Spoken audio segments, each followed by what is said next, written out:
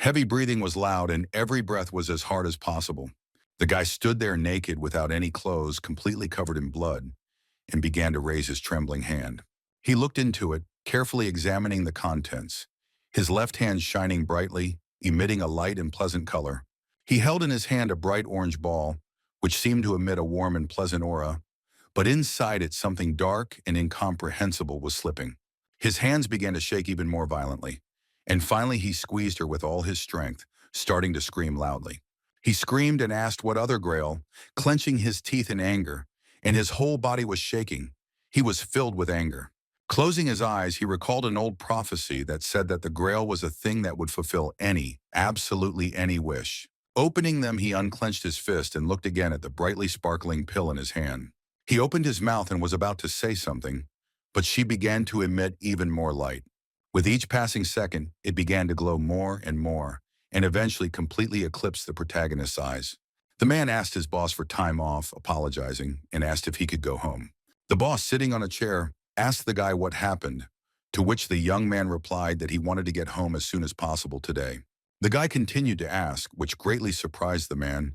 He let him go, saying that this does not happen to him often, sending him off to rest. In response, the black-haired man bowed, saying words of gratitude, and began to walk toward the door. The entire staff began to discuss the guy's expression. Many even said that, judging by his face, he looked like he had lived 100 years. Everyone added their opinion, starting to create a noise in the room. Suddenly, a loud shout from the boss was heard, ordering everyone to shut their mouths and do their work, and not discuss their colleague. Finally adding that if they no longer had work, they might as well go home, since there was no need to whisper about others behind their backs. One of the men sitting nearby clarified that they had a corporate party today, so they were still at work. But the boss immediately refused. These words hurt the man. It seemed like tears started to flow down his face. He thought that their boss always thought only about Mr. Kim. At this time, our protagonist entered the store, where a woman happily greeted him, saying that he had not been there for a long time, and then asked if today was his wife's birthday, to which she received a positive answer. Afterwards, the guy went to the man to buy 150 grams of meat. The man happily began to put it on the plate, asking what kind of holiday it was for the guy today, since he was standing there with flowers. He answered that it was his beautiful wife's birthday. The man responded by saying that he was very jealous of him. When opening the doors, our main character quietly turned the key so as not to create unnecessary noise. And when he came in with bags, flowers, and a teddy bear, he shouted throughout the house that he was home. But there was silence in response. No one answered him, but this did not seem to bother him.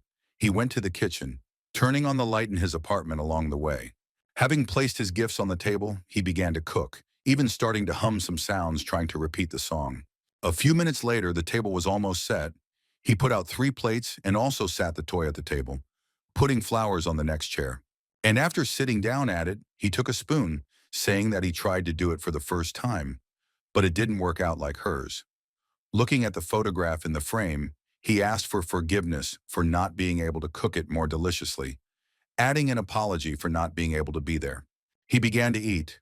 Sadness was visible on his face. He could barely hold back his tears, talking to himself. And then he went to the shower, still with the same sour face. The water was cold, but the main character did not pay attention to this. When he entered it, it seemed that he was in a completely different place. He was completely immersed in himself. Coming out of the shower, getting dressed and drying his hair, he walked over to the table where there was a yellow notebook and a pen, and he sat down at the table. And then turning it over to the middle, he began to look for a free sheet of paper, simultaneously reaching with his right hand toward the pen lying nearby. He began to write in his diary that he came home early today because he promised her. With his eyes closed, he continued writing, adding that he had said that on her birthday he would come home early and make seaweed soup himself. He wrote down with trembling hands whether the soup was tasty, as if asking a nearby photograph. And then his face suddenly worsened even more. He began to tremble, barely holding back his tears. He continued to write down that he did as it was written in the book, but it turned out bland. After all, he himself, alone, was able to eat only half. At this time, the news was on TV, which said that 12 murder victims had already been found, and the police were investigating this case. He also wrote in his notebook that he bought his wife her favorite flowers and for Mina the teddy bear she wanted. Continuing to write with trembling hands, he asked his daughter if she liked the toy he had bought especially for her. And then he suddenly lowered his head. It seemed like his soul had left his body. It fell down without any signs of life. He remembered the contented looks of his most beloved people in the world, asking them to give him an answer. He asked only to hear their voice. He mentally asked to hear the voice, because he didn't need anything else in this world except this. But suddenly his thoughts changed from contented and cheerful to sad and dying. There was no life visible in his eyes, and our main character still asked to see their faces. The beautiful and cheerful girls disappeared before his eyes, and in their place appeared bloody earth, and the guy himself was surrounded by darkness. He closed his eyes and tried not to cry, beginning to speak his thoughts out loud. And then tears slowly began to flow. He said that he missed them very much. The tears did not stop. They began to fall onto the notebook page where he had recently been writing, thinking about how much he missed them. He broke down and, with trembling hands, began to write that he was bored, filling page after page with this phrase. After some time, he stopped and relaxed, and it seemed to him that he felt much better. Looking at his notebook, he saw incomprehensible notes. The sheet of paper was all crumpled with wet drops of tears. Tears continued to flow down my cheeks, and as I looked at the piece of paper, I thought that it was really dirty. When suddenly his family was abruptly revealed, he began to ask in surprise what was happening, because he did not understand what it was. Looking at one point, he saw some kind of incomprehensible glow that began to fill the entire room. It seemed that something began to fly around the main character. A second later, the notebook began to shine even brighter, and the text that he had written began to rise into the air, surrounding the guy who screamed and asked what was happening. But a second later, the glow began to fade, going, as it seemed to him, back into the notebook, and eventually disappearing completely. Grabbing the yellow notebook, he began to frantically sort through it, looking through one page after another, not understanding what had happened. He couldn't believe that all the entries he had written in his personal diary had disappeared. It had become completely empty. Suddenly, on one of the pages, he stopped, because he saw a record that was the only one left from a huge number. He looked at her with his mouth open, not understanding what was happening. She scared him. There was only one word left written in the diary. It was the word again. It seemed to him that he had reread this word 1,000 times, each time turning the page, first forward, then back. And he, removing his hand, he noticed that it was not a word, but a whole sentence. It was written there. You can meet them again. His hands began to shake, and then below appeared his wife and daughter.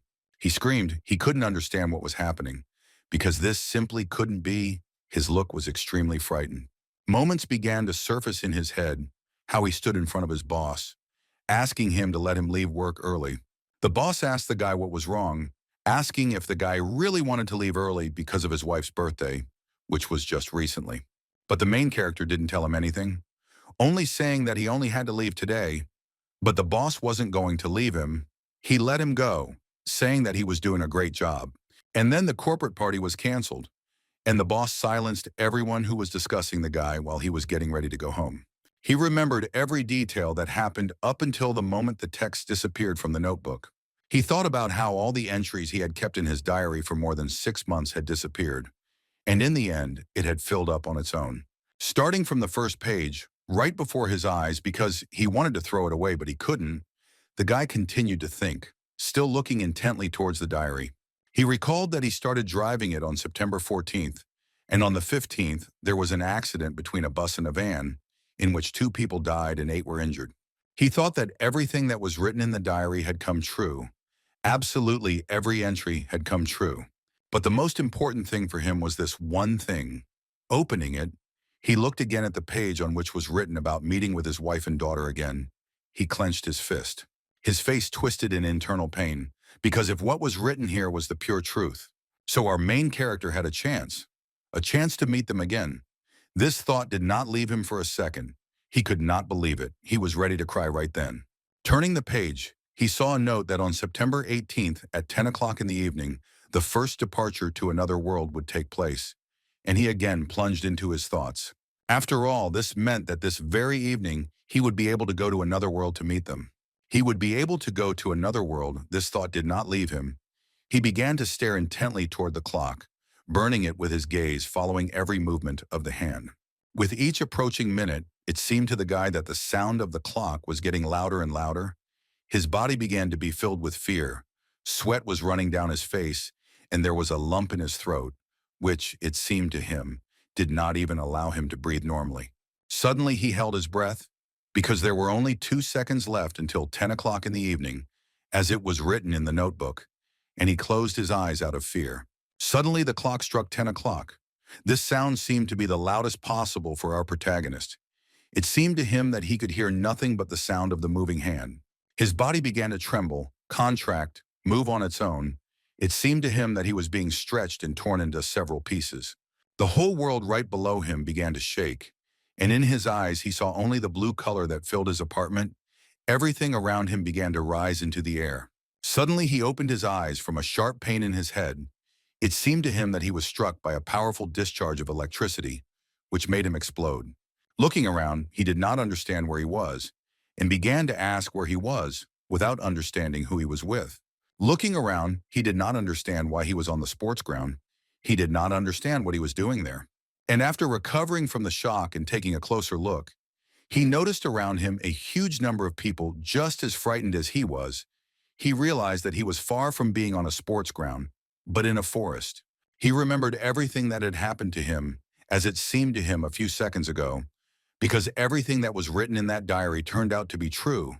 He was able to move to another world. After all, as it was written, exactly at 10 o'clock in the evening, he went to another world. But he was confused by the words about going to another world. But it was also said there that this was only the first departure. The people standing nearby were torn away from their discussions by a whistling system window, which said that from now on the training would begin. Everyone began to wonder whether they had really entered the game. He remembered what he had written, because in the diary it was written that he had ended up in another world and training had begun. The basis of this world was a game, and no one knew why everything was exactly like this.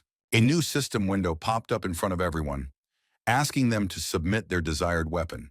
If they didn't choose within a minute, they would all be given an automatic weapon, namely a sword. Everyone stood there frightened. Holding and examining the sword, he thought that it would be much better if he could use the sword. But he remembered the record where it was said that many thought about a pistol, but for the inevitable reason they were not given one, and instead they were given it. But the protagonist's thoughts were interrupted when everyone in the area started shouting and asking why they were given a bow, as they had imagined something completely different. After all, they weren't given any arrows along with the bow, and at that moment the system notified them that zombies were approaching them, adding that the people needed to join forces and stop the attackers. Suddenly someone screamed that zombies were really approaching them right now. Everyone started screaming in fear. They couldn't believe it because they could die. At this time, the main character was the least frightened of all, because he also read about this in his diary, also remembering the entry that no one could move, seeing monsters for the first time in their lives. He fell into thought, asking himself if the diary was a record of the future, what this world was like. He had a million questions. But remembering his family, his joyful daughter and beautiful wife, clutching the sword in his hands, he understood that this world was still not his home. He began to grip his sword even tighter, thinking about the world where he lived a wonderful life with his family. It made him angry. And then, with a sharp movement, he swung it, recalling the recording that the most terrible encounter with monsters was a subconscious fear. He delivered a precise blow to the neck, causing him to scream in pain. Blood splashed in all directions. He thought that he did not want to fight with them. But as he continued to chop down monsters and become covered in blood, he understood that if there was even a tiny chance to meet them again, to meet his family, he will do everything to make it happen. The main character continued to think with a gloomy face. He remembered from the diary that to kill a zombie, you had to cut off its head. He began to be surrounded by system notifications congratulating him on receiving experience points for his first kill. He received an increase of 2 points in all stats. Some kind of blue aura began to ooze from his body, which he felt with his whole body. He understood that he had become much stronger, even though the number of points was meager. He understood that if his statistics were to increase through kills, then he needed to make as many of them as possible. And with these thoughts in mind, he rushed towards the zombies walking towards him, raising his sword. For each monster head he cut off, he was given 1 experience point, and he shouted at everyone to follow him. And he continued to deal crushing blows to the monsters, covering himself in their blood and gaining experience points. He couldn't stop. His physical strength had been increased by 1 point, and behind him screams began to be heard. These were screams of pain. The people standing behind were asking the monsters to stop, screaming in pain and covering themselves in their own blood. The screams continued, tormenting the protagonist. But he understood that now was not the time to think about others, because in order to meet his family, he needed to survive. And then rushing towards the monsters, he raised his sword again, shouting loudly and starting to chop down the monsters. After all, in order to survive, he needs to become much stronger than he is now. At this time, the system notified and congratulated him, because thanks to his constant movements, his agility had been increased by 1 point. Standing in front of a huge number of monster corpses and inhaling the smell of blood, the system notified him that he had killed 58 zombies, for which he received 100 experience points, and his weapon also became sharper. Exhaling heavily, he tried to catch his breath, listening to the system's congratulations, which also gave him 2 free points. He realized that he was very tired, and this was most likely due to endurance. And then, completely forgetting about his out-of-breath condition, his eyes almost popped out as information began to appear right in his head, causing it to burst at the seams. It was said that the basis of the world is a game, and all of the guy's characteristics were estimated by points, starting with strength and ending with mana. All of his characteristics were in the region of 14. Behind him, the confused cries continued, still tearfully asking where they were and why they were there. They didn't understand this, when suddenly the system finished them off by notifying them that those who weren't in the top 100 would be killed. The main character's name was Yun Jae. He remembered that the diary said that magic was an important statistic, but right now he needed dexterity or strength.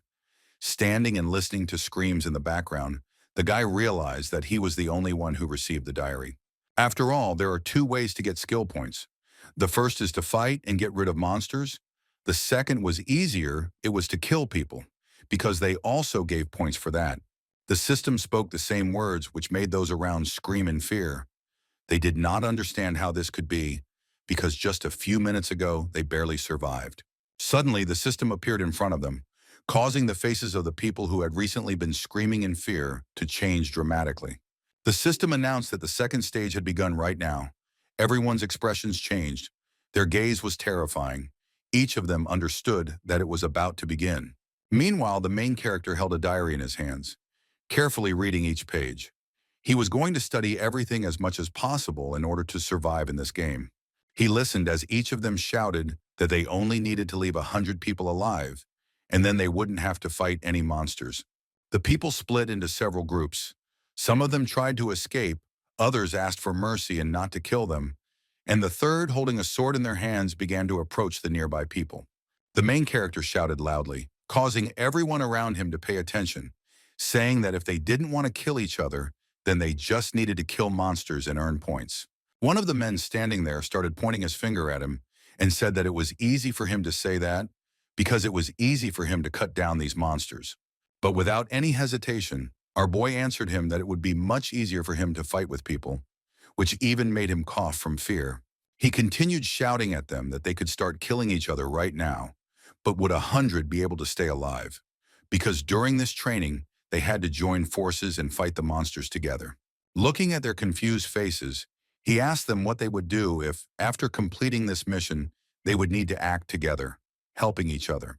He thought that, in fact, they would need a large number of people for the next mission, so he couldn't allow a huge number of deaths. And then he shouted loudly, asking everyone to think about whether it was beneficial for them to carry out a massacre now. As he started to leave, he continued to shout, asking them if it wouldn't be best to stay alive and become stronger. The girl then asked the guy where he was going, and he stopped abruptly, looked up at the sky. His body began to be illuminated by the bright rays of the sun. The bloody protagonist cast his gaze into the distance.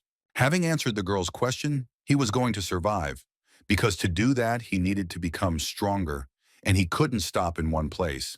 When suddenly someone cried out loudly asking him to wait, our protagonist stopped, doubting how best to act.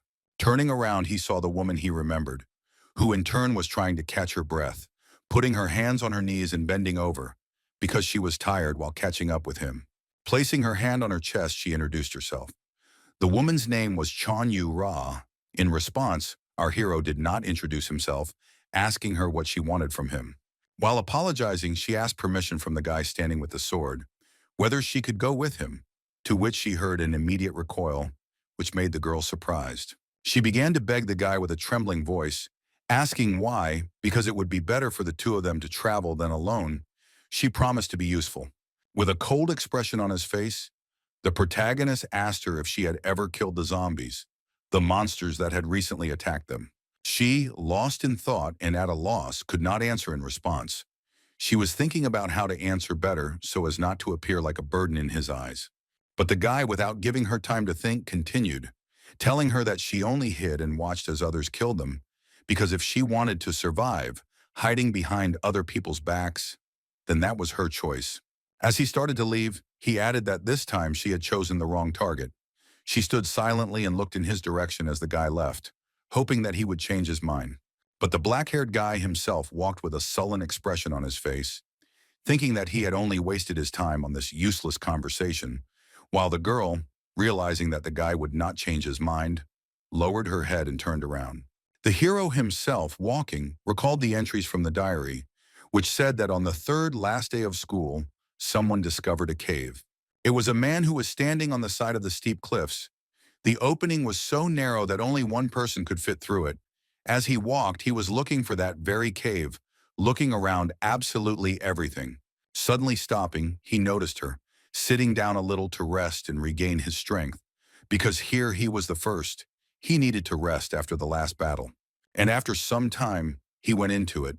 He continued to remember the records, which said that the monsters in this cave were much stronger than a simple zombie. If he had entered there on the first day, he would most likely have died.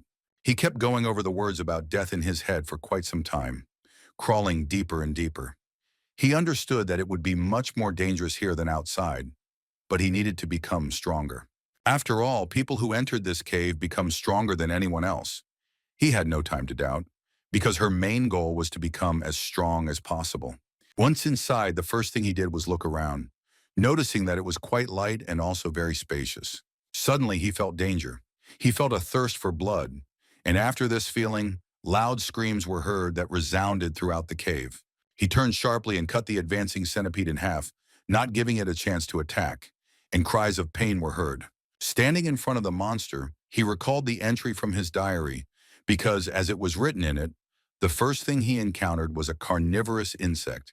Having thrust his sword into it several times, he remembered that the recording also said that the insect's shell was not strong, but the creature itself was quite tenacious.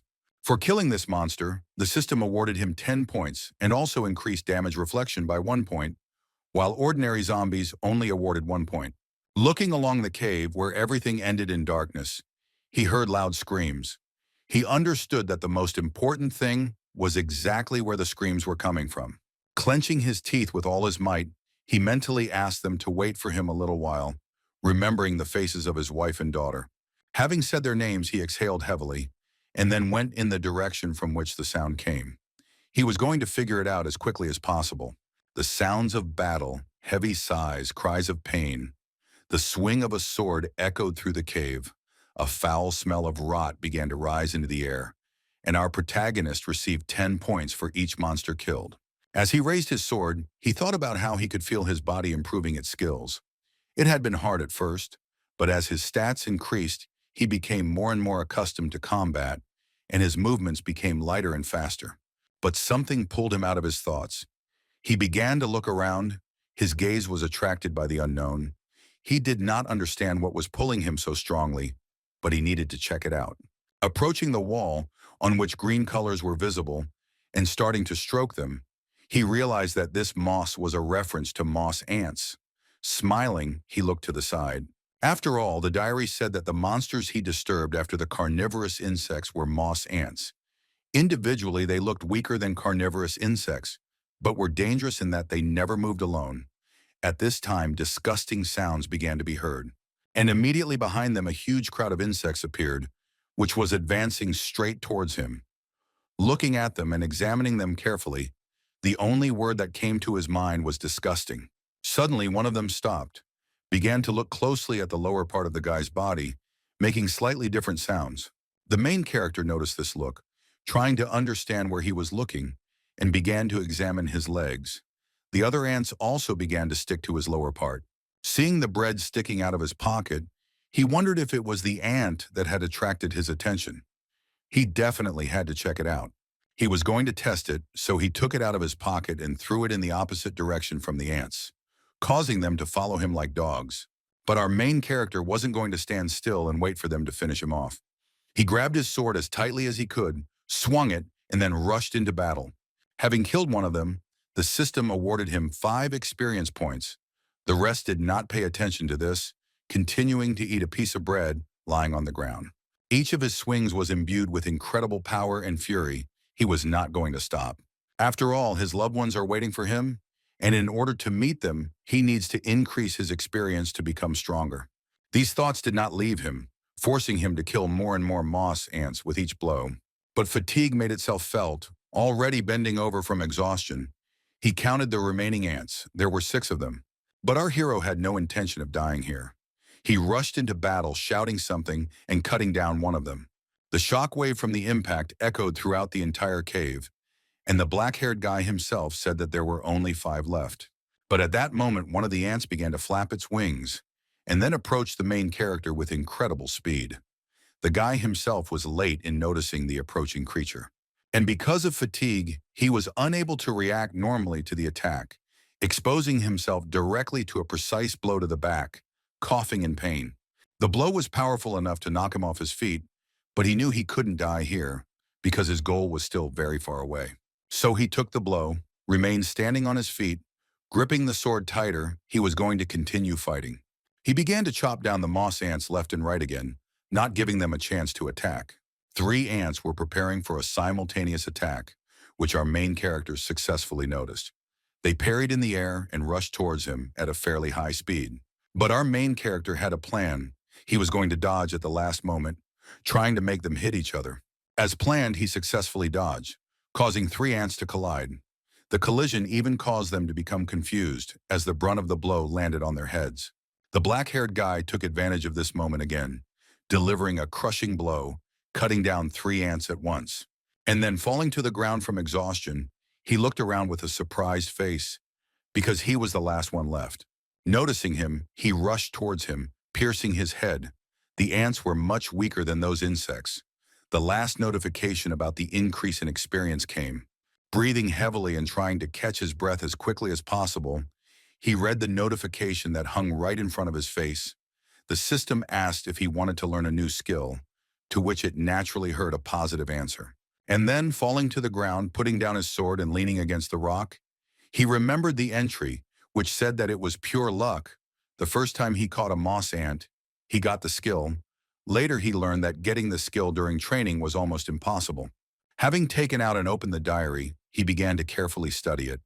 It was written in it that tomorrow other people would come to this cave, and the hero himself thought about the skill because he was lucky, because in the future it would be useful. Suddenly, he cried out in surprise, starting to bend the notebook in different directions, staring intently inside it. Trying to turn the page, he couldn't do it. He couldn't turn the page yet. This meant that it was still too early for him to know what would happen next. As he looked at it, he thought about the diary, trying to figure out what kind of diary it was, examining it from several sides, turning it right in front of his face. Looking to the side, he asked himself if it was really his future self who wrote it, and then he thought about whether it was true and whether it was even possible. The guy had a huge number of questions, and the most important question at the moment was what would happen on the page that he couldn't turn. And rereading the line, "Then I did not know about the Grail and what it was," he began to ask himself even more questions, because he could not even imagine what it was and what it was needed for at all. And then he completely immersed himself in his thoughts, trying to gain as much strength as possible. At this time, the enraged man looked at the top, thinking about how he could have ended up in only second place, because he did everything, absolutely everything, to end up in first place. Holding the crippled man in his arms, he asked who this Kim Yun-jae was, and the guy with the cap, lying in blood, begged for mercy, repeating this over and over again. His angry cries were interrupted by a female voice with a slight mockery which said, "Isn't it obvious after all, this is the same person?" And emerging from the shadows, she added that this was the man who stepped forward at the very beginning and began killing zombies. The muscular man immediately glanced in her direction, noticing the girl's figure. These words made the man even more angry, because he had to be the first to survive. His main goal was survival, no matter what the circumstances. He started asking the girl who this guy was, asking numerous questions. He was interested in what he was like, because he was going to deal with him personally. And she continued to speak, slandering the guy, while simultaneously trying to provoke as much anger as possible in the man sitting there. Her main goal was to take revenge on the guy who had turned her down in the beginning, forcing her to survive on her own. She was angry at him, and every word she said made the muscular man more and more angry. He began to replay in his head the moments from the very day they first found themselves in this world. He remembered the guy who was the first to start chopping down the dead left and right, without any fear on his face, while thinking that he knew where to aim. He was torn from these memories by a woman who hugged him by the arm and pressed him to her chest. She told the man that she knew where this boy went in the first place. This interested the boor. He immediately asked her where he was going, to which she extended her hand to the side and pointed her finger. She pointed to a man lying on the ground who was asking for help and mercy. The girl asked to give this guy to her, which made him scream even more in fear. The muscular man, looking in his direction, thought that he was sorry to give up his glasses, but he answered her with consent, adding that he could do with them whatever she wanted. The man himself, with broken fingers and completely covered in his own blood, continued to beg for help. And then the man from second place in the ranking hugged the girl, pressing her to himself, asking if she knew what he would ask of her in return. Leaning straight towards her face, he looked as if he was waiting for an answer from her, to which she turned away in disgust and replied that she understood everything perfectly well. After standing up and taking the sword, she began to approach the beaten guy lying on the ground, looking at him with an incomprehensible look. She raised the sword right above her head, about to strike him, but he began to beg even louder for help, screaming throughout the forest. And just a second later, a loud cry was heard. Birds flew into the sky, and the earth began to turn scarlet. Meanwhile, our main character, having regained his strength, continued to kill monsters, because tomorrow there will be other people in this cave. His entire body was covered in blood. His clothes were saturated with the smell of blood. His hands were shaking from fatigue. They were all covered in calluses from constantly swinging his weapon. Standing in front of a huge number of dead ants, he exhaled heavily, and the system congratulated him, because his physical defense had been increased by 1 unit. Wiping the sweat from his face, he thought that it hadn't even been 2 days since he started training. His mana was increasing quite slowly, but it was enough. Looking towards the ant, he continued to think, thinking that even though they were monsters, they had the same characteristic features as ordinary ants. And that meant one thing. Suddenly, a loud scream pulled him out of his thoughts.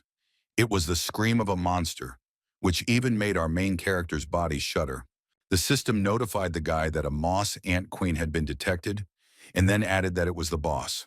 The guy looked around and smiled because that's what he thought. A few minutes later, he headed towards the terrifying screams, hiding behind a rock. But as soon as he saw the boss, his mouth opened in surprise. Seeing the huge monster, he couldn't believe that it was a boss. Because its size was simply colossal, he didn't understand how he was supposed to defeat it. She, in turn, did not notice the black-haired guy, making some incomprehensible sounds. She was gathering small ants around herself. The protagonist, looking around the corner, wondered what he should do, because he knew nothing about the queen, and besides, there were a lot of ordinary small moss ants here. The best option was to hunt them a little longer to pump up his own stats, and only then attack her. But this was prevented by the people who were supposed to arrive very soon. He absolutely could not let the boss go. Opening the statistics window, he looked at it, realizing that normal people had about 10, and he had twice as many. He wondered if he should try it right now. Having collected his thoughts and was about to rush into battle, he was distracted by the system, which began to sparkle, highlighting his name on the rating board with a bright light. She announced that Kim Yoon-jae had been crowned the best, rewarding the protagonist with a 3-day supply of food and increasing his health and strength by 2 points agility by 3, and mana by 1.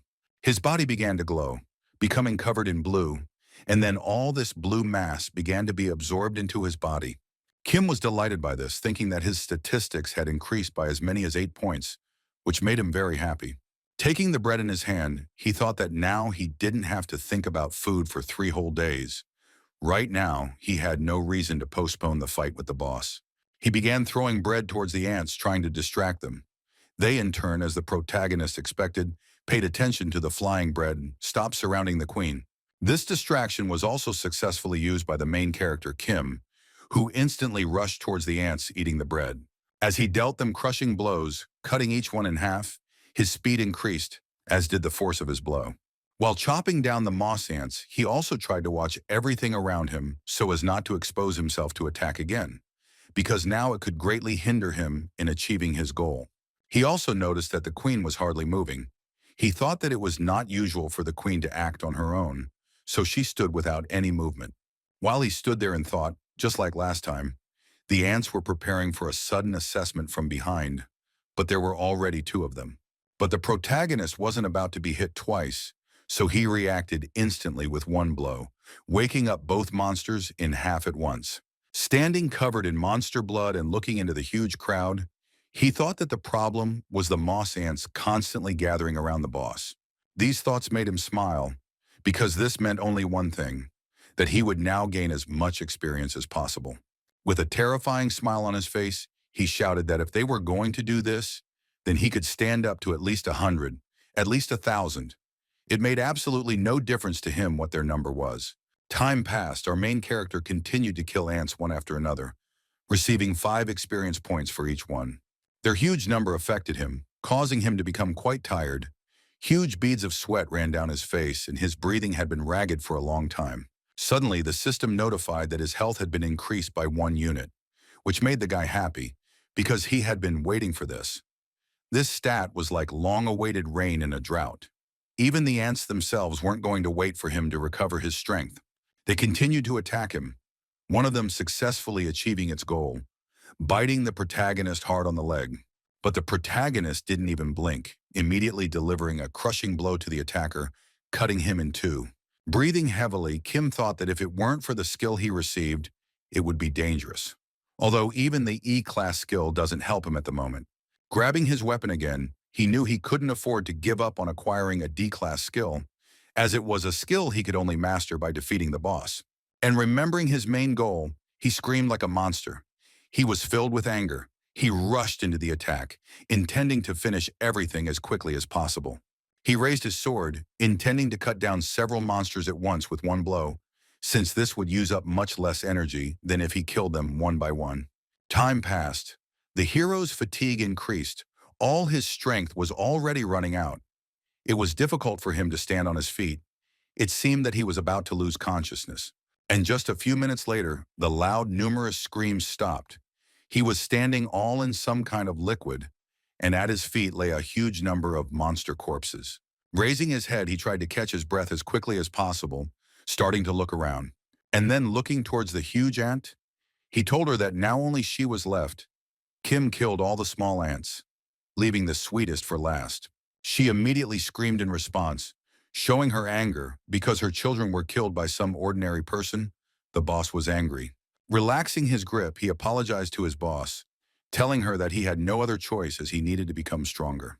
And then, having grabbed his weapon, he inhaled a large amount of air, holding his breath with a smile on his face. She looked in his direction, getting ready to attack, but the hero was not going to wait and give the monster a chance to act first. In that very second, he disappeared from the huge ant's field of vision. And just a second later, he appeared right above her head, thrusting his weapon right into her head, and a loud cry of pain echoed throughout the cave. Blood spattered across the surrounding area, and the boss's blood began to spread throughout the cave, raising a foul smell into the air. At this time, cries of battle were also heard in the cave. Some man was kicking the ants with his foot, making dissatisfied sounds. This man was the second in the ranking, who asked his companion why the road in this place was so confusing, to which she replied that now they were absolutely sure that someone had already come here, asking the man to be patient a little. He was angry, even though these monsters gave more experience points than the monsters outside the cave. But this amount was not comparable to catching people, so he felt sorry for him for the time. But he was also tormented by thoughts of Kim Yun-jae. Because he could deal with this huge number of monsters alone, he just needed to catch him, and there would be absolutely no more problems. He also understood that he had more experience points if he fought here alone, which meant that he was much stronger than the bodybuilder, but due to fighting alone, he should be very tired, which gave a chance to kill him and earn a lot of points. These thoughts pleased the man, causing him to smile evilly. His face showed all the horror that was happening in his head. He was going to catch our main character and kill him, taking all his points and becoming first in the ranking. Standing in front of the monster's enormous corpse, he looked at her, listening to the system, which congratulated him on defeating the boss. For this, he received 250 experience points. All stats were also increased by 1, and moss ants would no longer appear in the cave. To top it all off, he learned a new skill that made the protagonist scream with joy. It was an active skill that used mana to create a strong shell on the surface of the skin. Looking at the system window, he thought that if he used it in a dangerous situation, as it seemed to him, it could save his life. Besides, its power increases proportionally to mana. The higher the mana points, the more advanced the skill becomes. Smiling, he continued to think, thinking that this skill alone was already an achievement. But there was one huge but, which he said, exhaling. After all, this was not the whole reward, said our protagonist, thinking that the power of this world could be divided into 3 large groups. As he started walking toward the tunnel, he repeated 3 huge groups to himself. The first was glasses, the second was skills, and the third was items. Experience points were the basis. By increasing them, those in this world could become true superhumans. Skills are magic that such people control. Thanks to mana, they use superpowers that are beyond the control of the ordinary body. Well, the last thing were items. When owned, they give the opportunity not only to raise stats, but also to use new skills. Even as an ordinary person, one can gain superhuman strength through items, so they were extremely valuable. Looking out from around the corner, our main character thought, when suddenly he smiled sharply, because he saw what he was looking for. There was a chest in front of him, and inside there was a bright light that was trying to seep out. Looking at it, he smiled, because he was looking for it. Approaching it, he opened it, taking the contents. In the hand of our main character, some object was shining brightly. Emitting a bright blue light, he spoke loudly, "Check." The object began to shine even brighter. His face changed abruptly, and sweat ran down his face. He looked in his direction, either surprised or frightened, not immediately understanding what had happened. And then he laughed. It was a laugh of joy. He was glad about this award. The smile did not leave his face. Falling to the ground, breathing heavily, he continued to laugh, thinking that this was just an awesome reward, and now his main task was to restore his strength. At this time, the hostile company moved deeper and deeper into the cave. The girl said that, judging by the fact that there were more and more ant corpses, they were almost there. But their leader stopped abruptly, starting to peer into the distance in surprise. He didn't immediately understand what had happened, raising his hand in front of the others. All the people following him stopped. He ordered them to wait. He felt some very ominous aura that frightened him. The others did not understand what their commander was so afraid of. Having gone to look around, he approached the wall, gathering his courage to look out, because the aura that he felt was extremely terrifying. Looking out, he saw a huge number of corpses of small ants, but his attention was drawn to a dead huge ant. He could not believe his eyes. His face changed. He couldn't understand what happened here. Just as he was about to call the others, he was interrupted by a meeting. He saw our main character, who was also looking in his direction in surprise, and there was an awkward silence. The company sent a muscular man to him because he had been missing for quite a long time, while both ratings stood opposite each other, waiting for the first action. Looking towards the man and then seeing the rest of the company, he asked why they were here, since the time had not yet come for them to find the cave and come here. Suddenly, his gaze was drawn to a familiar face. It was the face of a girl who was peeking out from behind the huge body of a man with a sword. She stood with a smile on her face, looking towards the main character. And Kim at this time thought that it was most likely all because of this woman, suggesting that she might have been following him. Thinking back on his diary, he reasoned that he had acted differently, so the future in the diary had changed, and he couldn't just follow it. taking it on faith. At this time, a muscular man with long hair looked at the main character with anger, casting his gaze at the surrounding dead ants. All his thoughts were about one thing. He couldn't believe that this boy in front of him had dealt with all the monsters on his own. It just didn't fit in his head. And he was also infuriated by the fact that this guy didn't even look tired. He couldn't have imagined this. He thought the second in the ranking, looking at the first. He gripped his weapon and began to shake it nervously, becoming more and more filled with anger with each passing second, and those around him began to feel his anger. His face twisted and his teeth clenched. He mentally asked himself if he really had killed all those creatures and wasn't tired at all. If that was the case, it seemed like the one who increased his stats by killing monsters was more dangerous than others. While he was completely lost in his thoughts, our main character came up to him and told him that if he hadn't come for business, he needed to step away. These words pulled the man out of his thoughts, causing his face to show all the horror, but our hero was not afraid of it, not even an ounce, showing all his seriousness with his facial expression. And then exhaling heavily and lowering his face, he said heavily, "Okay, go where you were going." It was extremely difficult for him to squeeze these words out of himself, but he understood everything perfectly when their eyes met. Our hero walked past the standing group without even glancing at those around him, who in turn followed with their eyes the guy who was getting further and further away with each passing second. The girl screamed loudly at her boss, asking him why he just took and let him go, to which the man in a serious voice asked her if she was serious and didn't understand anything. He explained to her that he didn't yet know what this guy had gotten in this cave, but he was no longer the same ordinary person they had seen before. He grabbed his head with his hand and began to squeeze it, thinking that it was stupid to only collect experience points. He needed to kill monsters and increase his stats. These thoughts angered him. He was again in a rage. He was going to catch the main character in the near future and kill him. Cries of battle were heard in the forest. A man swinging his weapon shouted that he did not want to die while attacking, and he attacked an unarmed man who begged him for mercy because he did not intend to kill him. But before he could finish his pleas for salvation, he received a direct blow to the head, which caused him to die instantly. There was chaos all around. A real massacre began. Everyone tried to survive, but everyone had their own methods. Some attacked, some defended themselves, and some tried to hide. Suddenly, the system announced that there were 148 people left alive and congratulated them on completing the second stage. 100 would move on to the third stage. The ratings were calculated, and everyone screamed in horror after these words. Each of them began to beg to be taken. They asked for help, screaming at the top of their voices. But suddenly everyone fell silent. Hearing the terrifying sounds, their bodies began to tremble, and their faces became covered in sweat, which flowed down their faces, drop by drop. Seeing a huge number of red eyes in front of them, they could not believe what they saw. Each of them wondered how this could even be possible.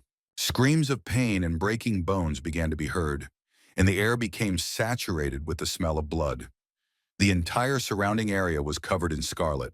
A few minutes later, our protagonist began to twitch his eyes. He was about to wake up. Opening his eyes slowly, he did not immediately understand where he was, because just recently he had left the cave, looking for a place to rest. And when he started to get up, he saw people around him. He wondered where he was. Looking at the frightened faces of the people, he thought that they were all strangers to him. They were also looking at everything around them, trying to figure out where they were. Our hero, remembering the meeting in the cave, thought that it was very good that these people were not here, because problems could have arisen. Suddenly, the system pulled everyone out of their thoughts, giving a notification that the third stage of training was about to begin. 3 doors of different colors, red, blue, and white, began to slowly appear in the huge room. The system explained that 10 people could enter through the red door, 5 through the blue one, and only 1 through the white one, at which time all the people began to look at them. They all wondered what the difference was between these doors, and the system itself continued, saying that each of them would step through the chosen door and continue their training. The system went silent for a few seconds. People began to discuss the notifications loudly and fearfully, but she didn't let them do so, starting to talk about the doors. The first was the scarlet one, which was intended for 10 people. Its level would be high, and there was no guarantee of safe survival. Moving on to the blue door, she explained that compared to the red door, it would be easier for 5 people to complete the training there. Everyone immediately glanced towards the white door because they all, absolutely everyone who was in this room, thought about the same thing. But the system did not give them the answer they expected. It informed them that as soon as they entered the white door, their training would be over. Everyone shouted in unison. Some guy exhaled heavily. He was going to take advantage of the moment because this was a chance to survive. He rushed with all his might, covered in blood, toward the door, intending to go in. The others started shouting for everyone to catch him and not let him do this. But he touched the handle and couldn't open it. He started shouting at the system, telling it that it wouldn't open. The system added that the order of door selection is determined based on the number of points. The person with the most points will be the first to choose the door, while the guy who recently tried to open the door screamed that this was unfair. The system spoke, asking Kim Yoon-jae to choose the door first. They immediately began to look at the guy, asking if this was really the same guy. Everyone shouted in unison that with such conditions, everything had long been obvious, because the guy would choose the white door, which would end his torment. And he, in turn, stood silently and looked towards the door, immersed in his own thoughts. He remembered how hard it was for him to win, one after another, and he was able to defeat an entire boss single-handedly. How happy I was with the experience points I received, the new skills and the increase in my personal statistics. As in every battle, I thought only about becoming stronger and meeting my loved ones. How he opened the chest with trembling hands, forcing a smile to shine on his face. How he walked, slightly shaking, into the unknown, remembering only one most important goal in his life. He continued walking without stopping, moving only forward. The people's dissatisfied cries continued. They were all furious about this, still shouting about the unfair choice, because it was obvious to them that the guy would choose the white door. And at this time, our main character still stood without any movement. His gaze showed all the determination he could muster. He made up his mind, swallowed his saliva, and looked around. And then in a cold, extremely calm voice, he said his choice. He was going to go through the scarlet door. Shouts of surprise erupted around him. No one could believe that he had chosen the most difficult doors. Everyone around him began to ask each other the same questions. They began to discuss among themselves that if the strongest man among them chose the scarlet door, it meant only one thing, that he thought that all 10 could survive. Joy appeared on their faces, because this meant that everyone would be able to survive thanks to Comrade Kim, and joyful cries rang out throughout the room. But the system wasn't going to give them any time, asking the next participant, Park Joo-ho, to choose a door, and without any pause, he immediately answered that he was choosing the white door, which surprised the others. And after they recovered from their surprise, they immediately started pointing in his direction, angrily asking him if he really didn't understand why Kim chose the scarlet door, calling him a selfish bastard. He, unable to withstand the pressure from the others, turned to them with a sullen face and asked why they thought so, asking if there was a guarantee that if he chose the scarlet door, they would do the same. And his last words about the most important thing being that he would survive, asking if he should give up such a perfect chance, silenced everyone around him. The next one behind him, lowering his head in shame, with an uncertain voice chose the blue door. The second one, pleased, watched as everyone else who followed also began to choose blue doors. These actions brought a smile to his face. The maroon-haired man turned to our protagonist, saying that he had made a rather stupid choice by going through the scarlet door, about to add something. But our hero interrupted him, asking him if he really thought he had made the right decision. He immediately asked him what he meant, to which the main character, turning in his direction, added that apparently he considered his choice to be the right one, since he made it. He made a sullen face and thought that our main character had started talking nonsense out of shame. And the black-haired guy with the sword continued, telling his interlocutor that choosing blue would have been much better than white. The doors began to open, and the system announced that one person would be in white, 5 in blue, and the rest would be automatically assigned to scarlet. Everyone had to enter the doors within 10 minutes. Disgruntled shouts began to be heard. One of the men was sweating from fear. His whole body was shaking. All his thoughts were only about the fact that if he went through the red door, he would definitely die. Looking towards the opening white door, he thought that he had to go through it at all costs. Only a couple of meters separated him. With each passing second, his gaze became more and more painful. He was about to do something that was against the rules. He rushed toward the door, intending to run through it, while the others stood still. It was the burgundy-haired man who started shouting and asking where he was going. But he didn't manage to run into it. He hit the barrier, which seemed transparent to him, with all his might. A man immediately attacked him, kicking him with all his might, calling him all sorts of names. He started swinging at him, asking him how he dared to do such a thing.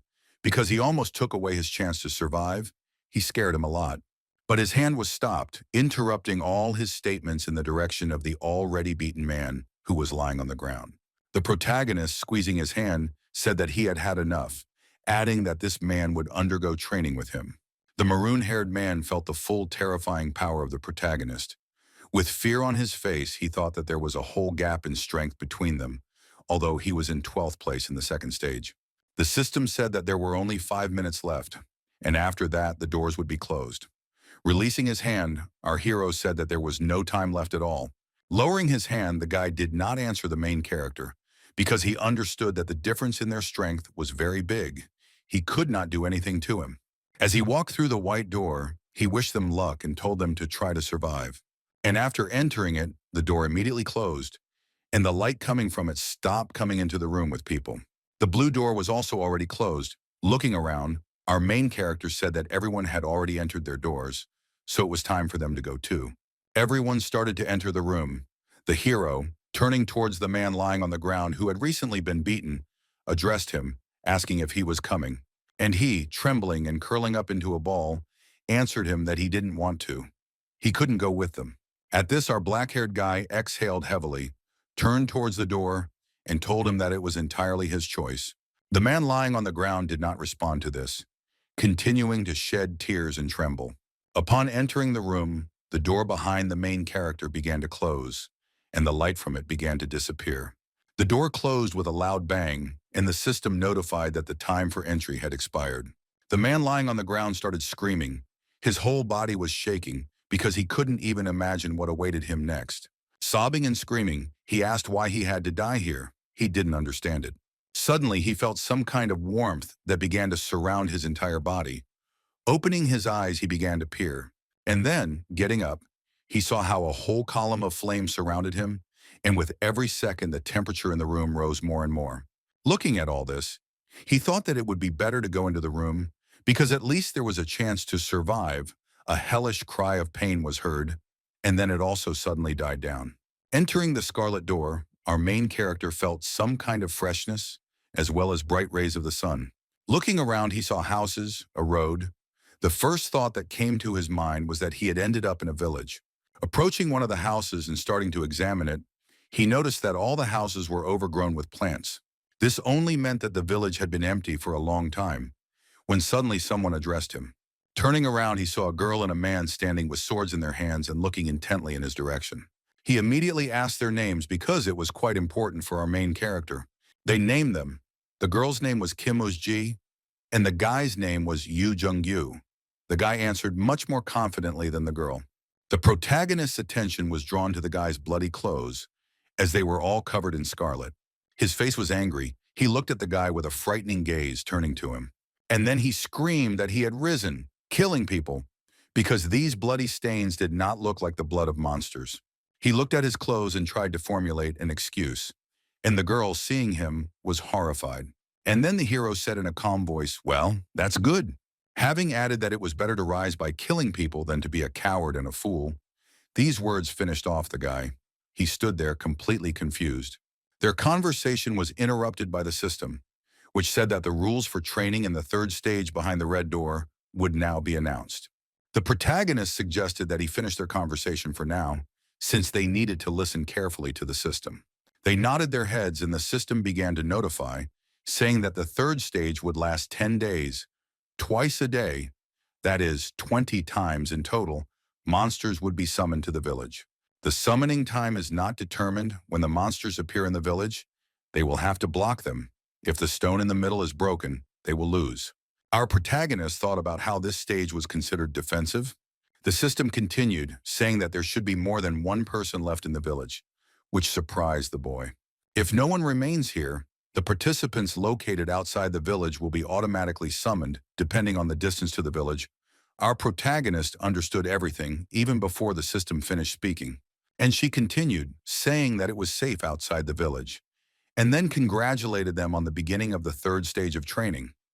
Our hero, gritting his teeth, lowered his head, thinking that, as it seemed to him, they would not see unity, because in such a situation, usually someone would run away. And then he went to the center of the village, suggesting to first go to the side of the stone. The rest of his companions for the next 10 days agreed. The main character walked with a frown, because this meant only one thing. These 10 days would be extremely difficult, but his task had not changed. They needed to survive. While walking, the main character thought about how best to build a dialogue with them, and then, thinking that there was no point in this, he stopped. Asking them directly whether they were going to fight or run away left both of them stunned. The girl, lowering her head, began to ask the hero if they would be able to survive if they fought, since they had been told that it was difficult even for 10 people, and there were only 3 of them. But the main character's words gave her optimism, because he answered her that he assumed that it was difficult for 10 people because of the rules. He explained that there should be more than one person left in the village, and that it was safe outside, asking them if they hadn't felt it. Adding his thoughts, he thought that even if all 10 people were to undergo training, more than one person would probably leave the village. If one leaves, the rest will gradually start to leave, and eventually you will have to go through training with a small number of participants. He apologized for his thoughts and thoughts about them, adding that it seemed to him that they were thinking about the same thing, and they immediately lowered their heads in shame.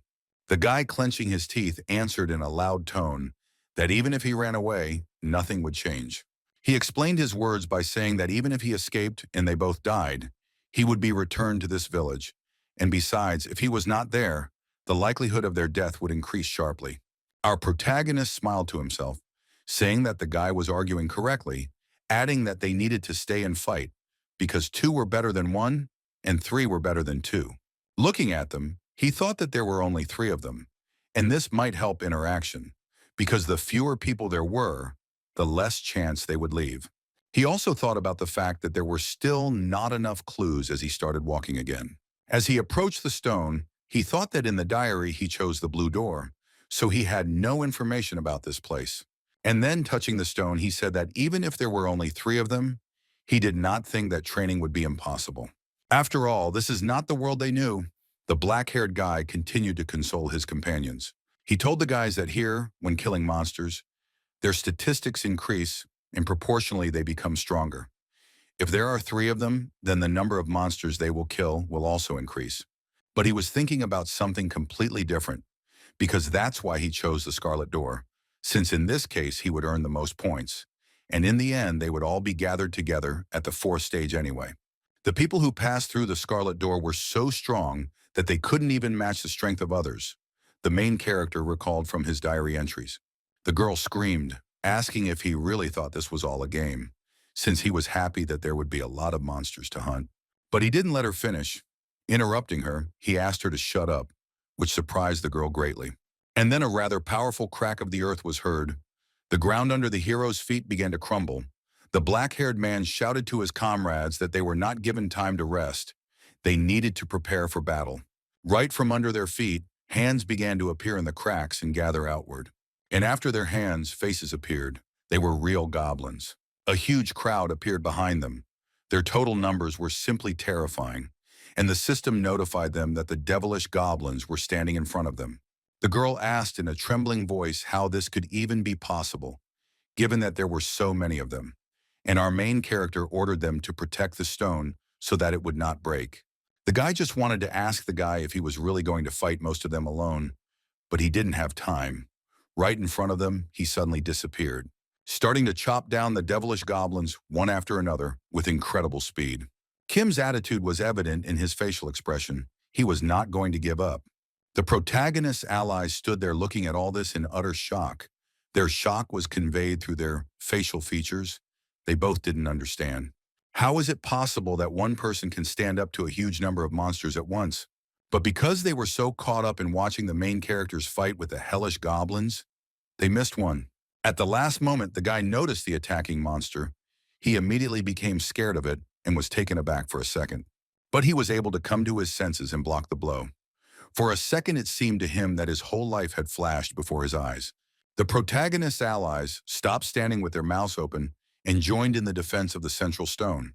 Looking at them and fighting at the same time, the main character thought only about whether they would be able to stand firm. And because of these thoughts, I almost missed the attack, managing to dodge at the very last moment. He was separated from life and death by just a few millimeters. A small cut remained on the protagonist's neck.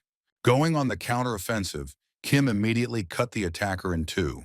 At that moment, the next one jumped on him right from behind, preparing to deliver a precise blow to the guy's body. The hero managed to notice the attacker, but he didn't have time. He needed to act quickly. At that very second, he activated the active skill strengthening, protecting his back. A moment after activation, the attack caught our hero, hitting him right on the back. The devil goblin looked at his broken weapon with confusion. He was very surprised by this, opened his mouth, and then screamed loudly, making terrible sounds. But at that very second, the monster's head flew off, and the guy breathed a sigh of relief, because now it was truly dangerous. He began to look around the area, trying to come up with at least some kind of plan that would improve their situation. Breathing heavily from fatigue, he looked towards his fighting comrades. And they barely fought back, covering each other. It was much harder for them to deal with the monsters, even though their numbers were not very large. Seeing this, the black-haired guy immediately rushed towards the guy and the girl, hurrying to help them. He shouted to them that he was running to help, thinking that everything turned out to be much more difficult than it seemed at first glance. Having fought back, the girl and the guy were sitting on the ground leaning against a rock. The girl was breathing heavily, and the guy was laughing hysterically. Kim, approaching them, immediately asked you if they were injured. The boy immediately pointed to the girl sitting next to him, saying that he was fine, but she had a wounded shoulder. The black-haired guy told her that they needed to stop the bleeding first, and then she would need time to rest. But he assured the terrified girl that because her stats were much higher than the others, they would heal quickly. The system notified the heroes that they had 19 more attacks to fight off, and the boy began to help wrap the girl's wound. Looking at his new comrades, the protagonist thought that if the situation worsened, he would have to do everything alone. After they finished treating the wound, they needed to rest and also have a snack to gain strength. Time passed, everyone was busy with their own business, waiting for the next attack. A cool breeze was blowing. The protagonist, who was sitting on the ground, was distracted from his thoughts by words of gratitude. Kim immediately asked the guy why he was thanking him, and the guy replied that it was for his help, because they had helped them a lot. And then he sat down next to him. These words of gratitude seemed strange to Kim, so he decided to clarify whether his interlocutor needed anything else, to which he heard an unconvincing refusal. There was an awkward silence as the black-haired guy looked towards the guy with his knees pressed together. Looking at his uncertain face, he felt that he was simply shy. Without waiting for the guy to make up his mind, Kim said that if he had something to say, then now was the time. And the boy's face immediately began to flow with sweat, and with a trembling voice, he began to talk about his words earlier. Starting to tremble and squeeze his knees, he said in a pitiful voice that he did not want to kill anyone. The main character didn't understand this, and after clarifying, the guy with tears in his eyes began to explain that he didn't want to do this, but he had no other choice, because the man was going to kill him. Kim was surprised by the guy's words and asked if he really remembered those words. And the brown-haired man, in response, with tears on his face, began to scream hysterically, asking how he could forget them, because he killed him, but not because he wanted to. In his explanations, he added that if he had not done this, he would have died himself, while the main character thought that he was still young, asking himself whether he had been too rude. He began to slap the wall of his crying interlocutor and tried to console him. Smiling and looking at the situation, the hero thought for a second that he was lucky enough to meet such a good guy. Suddenly, he switched to another thought, which alarmed him quite a lot. Starting to look around, he asked the guy where Kim Yoonji had gone. The guy immediately wiped away his tears, stood up, and went off to search. Having looked everywhere, he ran back to the stone, saying that she was nowhere to be found. The black-haired guy held his head and laughed, saying that if she really wasn't in the village, then she had definitely run away. Explaining this action, she was injured, because most likely she was too afraid that she would die because of this, adding that most likely she thinks that they will leave the attacks of monsters and will be able to survive. Sweat ran down the guy's face and he screamed that this couldn't be happening because 3 and 2 were like heaven and earth. And the main character explained that this is called self-justification, and this is not a situation in which one can think adequately. Having fallen to the ground, our hero sighed heavily, and his comrade, lowering his head, asked what they should do now, to which he received a questioning answer. If there were fewer of them, shouldn't the number of monsters also decrease? The protagonist suggested that he, at least for starters, just think optimistically and not hang his head. He didn't understand this, making a dissatisfied face and looking towards his partner. And he laughingly said that he told him right away that he couldn't protect this thing alone. Pointing his finger at the stone, the guy understood this perfectly well, saying that he wasn't going to run away. Suddenly, he fell silent and his expression changed, as if he were deep in thought. He wondered what would happen if the stone were to break, to which I received an immediate response that in that case the training would be failed, and in addition, they would die. These words did not ease the guy's condition one bit. He fell into an even deeper stupor.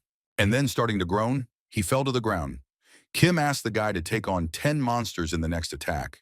Hearing this, he immediately began to deny it, asking how he alone could fight 10, to which he also received a question about how the main character could fight several dozen at once. After a short pause, the black-haired man told him to stall for time so that they could not reach the stone, and he, in turn, would help him. Night had fallen, which meant it was time for a new attack. A fierce battle was underway, and while fighting a huge number of goblins, the hero still managed to control the boy.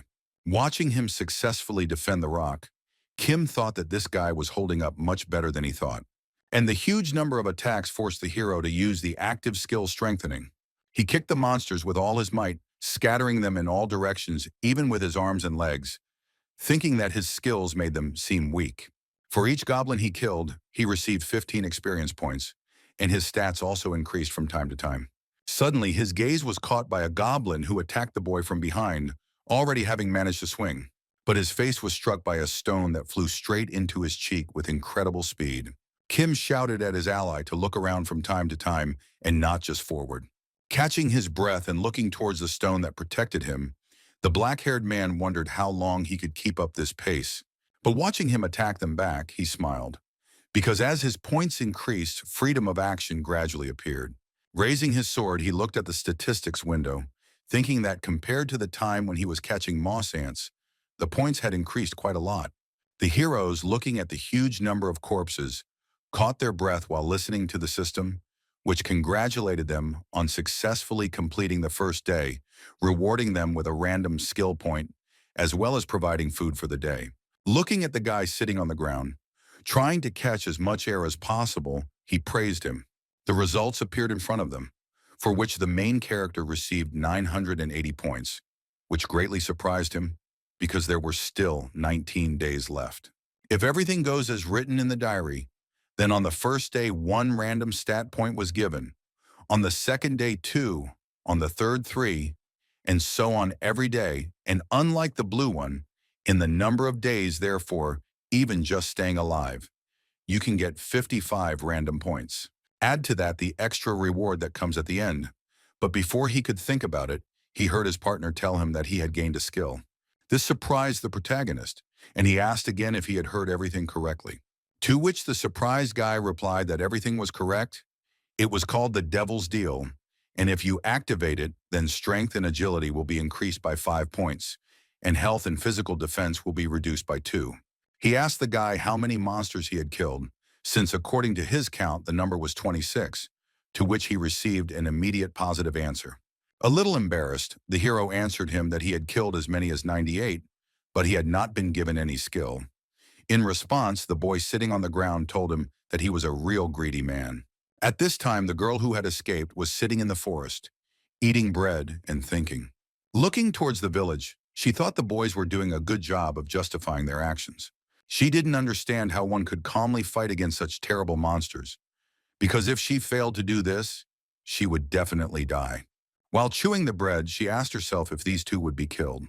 And then, suddenly starting to shake her head from side to side, she thought convincingly that this would not happen. After all, that man Kim is definitely very strong, who is not afraid to go into battle. They should be fine, the girl continued to think, reaching for the flask of water. Time passed and our heroes continued to defend the stone. The fourth day was no different from the first. After each battle, they were extremely tired. Lying on the ground, Zhang said that the further it went, the worse it got, gasping for breath. After hearing this, our main character agreed with this, because they had already been attacked by moving trees, huge rats, and orcs. After all, it was the first time in his life that he had seen such monsters. The black-haired man continued to think silently, looking at the wound on his comrade's leg. Grabbing a piece of his shirt, he tore a section off it as he crouched down. He told the guy lying on the ground that even though his clothes weren't very clean, it would still be better than prolonged bleeding, the main character said, starting to wrap his leg. In response, the boy thanked him with a satisfied expression on his face. And then, in a sad voice, he asked him whether he thought he could survive. Explaining this question by the fact that this is just training, and only the third stage, will there be anything after it? Will he be able to survive? To which the protagonist replied that he shouldn't ask stupid questions, because they definitely needed to survive in order to continue living, and then squeezed the guy's leg as hard as he could with part of his shirt. And he, laughing a little sadly, asked if he died, what would happen to his younger children, and then added that he should under no circumstances die. He began to think about them, wondering if they went to school, if they ate on time. His shoulders began to shake. He felt very sad, because they were probably missing him and crying because he had been gone for so long. Seeing how the guy was worried about his relatives, the main character became thoughtful. And he cried, telling Hen that he didn't want to die, because they were waiting for him at home. The hero looked at the crying boy who asked for a chance to return to his loved ones. Looking at him, he understood that he was the same. He wanted to bring back his loved ones. He also wants to live happily, as he was able to do before. He needed to survive. Gritting his teeth through them with maximum malice, he told the guy that he would not die. And then he shouted about it, adding that at least now, because he was not going to let him die. He began to beat his chest, guaranteeing this, saying that they had already managed to endure 4 days. There was very little left, the crying guy responded, calling his comrade a braggart, wiping away tears. And then he added that these words calmed him down a lot, because this was his chance for survival. There was an awkward silence. The faces of both heroes were sad, but each of them understood why they were suffering so much. They were told to rest a little and then continue these difficult battles again. The child lay in the crib and made heartwarming sounds. He saw someone, joyfully turned over and began to make joyful syllables. At that moment, a joyful female voice was heard asking her husband if he saw how she herself turned over. The woman was crying, saying that she hadn't had time to take a photo of it, and the happy man next to her was saying that it was all because she had to film it. These words cheered up the woman. She immediately began to ask the man if he filmed it. In response, the black-haired guy began to put the phone away, saying that it was especially for him. She, screaming that it was not at all fair, hit him on the shoulder with her fist. They started having a cute fight over the video. They were both happy, their faces were shining with joy. But their struggle was interrupted by a child's cry, which made them immediately run to her. The man, reaching out to the child, asked what their princess didn't like, and the woman, leaving, replied that it was because she wanted to be fed. The black-haired boy immediately took his child in his arms, saying that now they would feed her. Looking at her, he could not enjoy her face, asking the child who she took after for being so beautiful.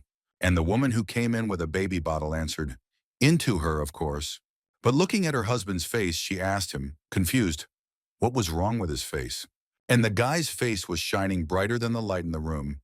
He was asking her what was wrong with his face.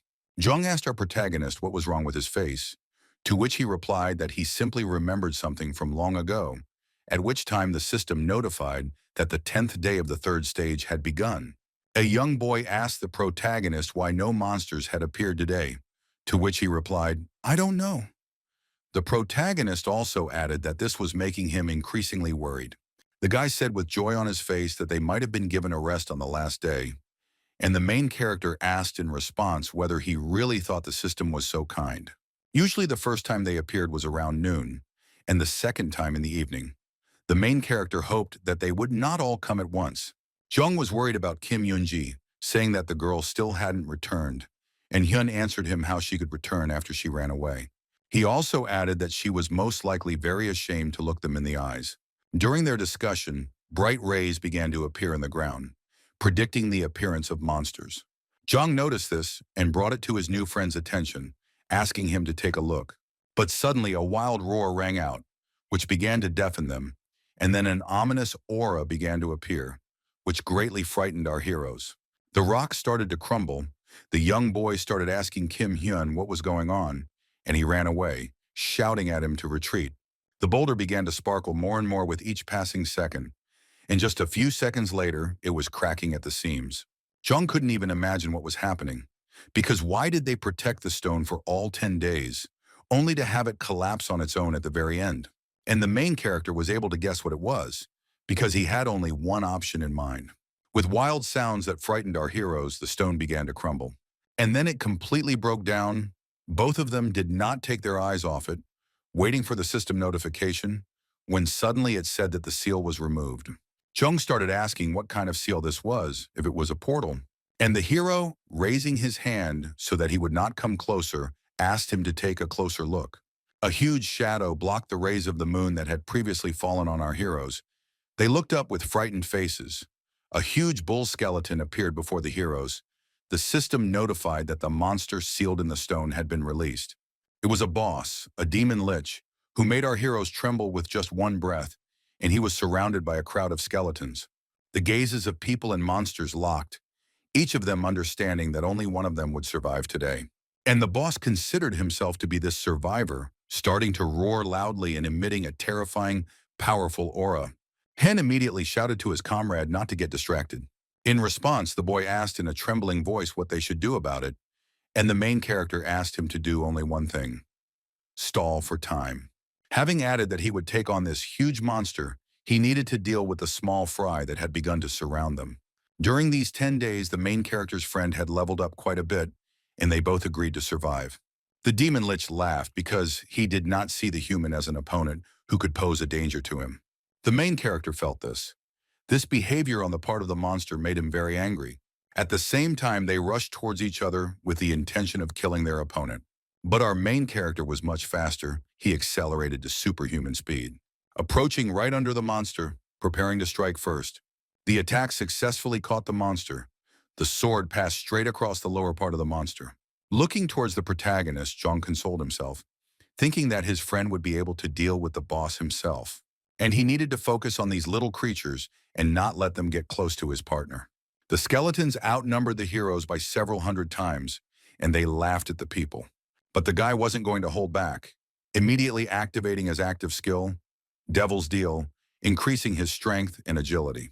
The monster managed to throw the main character back, but he managed to regroup and thrust his sword into the ground. But because the attack was so powerful, it flew quite a long distance. The monster screamed angrily, but the hero had no intention of retreating, closing in on him again with incredible speed. He struck a precise blow at it, beginning to cut through the flesh, from under which rivers of blood seemed to begin to flow. The protagonist, standing on his back, did not understand why he was running towards the building. Suddenly, it dawned on him that this bull was going to throw him off his back in this way. But it seemed it was already too late, because the building was right in front of them. And just a second later, there was a loud explosion, and a column of dust rose into the air. The dust began to clear, and the building was completely destroyed. Our main character was all battered. His breathing was ragged, and his body ached. Trying to get up, he thought that this monster was about to kick the bucket. But the animal's cheerful, completely painless cry made him start looking around. Sitting on the ground and running his eyes, he searched for this huge monster, thinking over his plan of action. Kim Hyun gritted his teeth in anger because he really hoped that he could defeat him. And then he saw something that shocked him the most. He couldn't believe his eyes. After all, the wound on his body began to sparkle, emitting a light color, and the blood stopped flowing.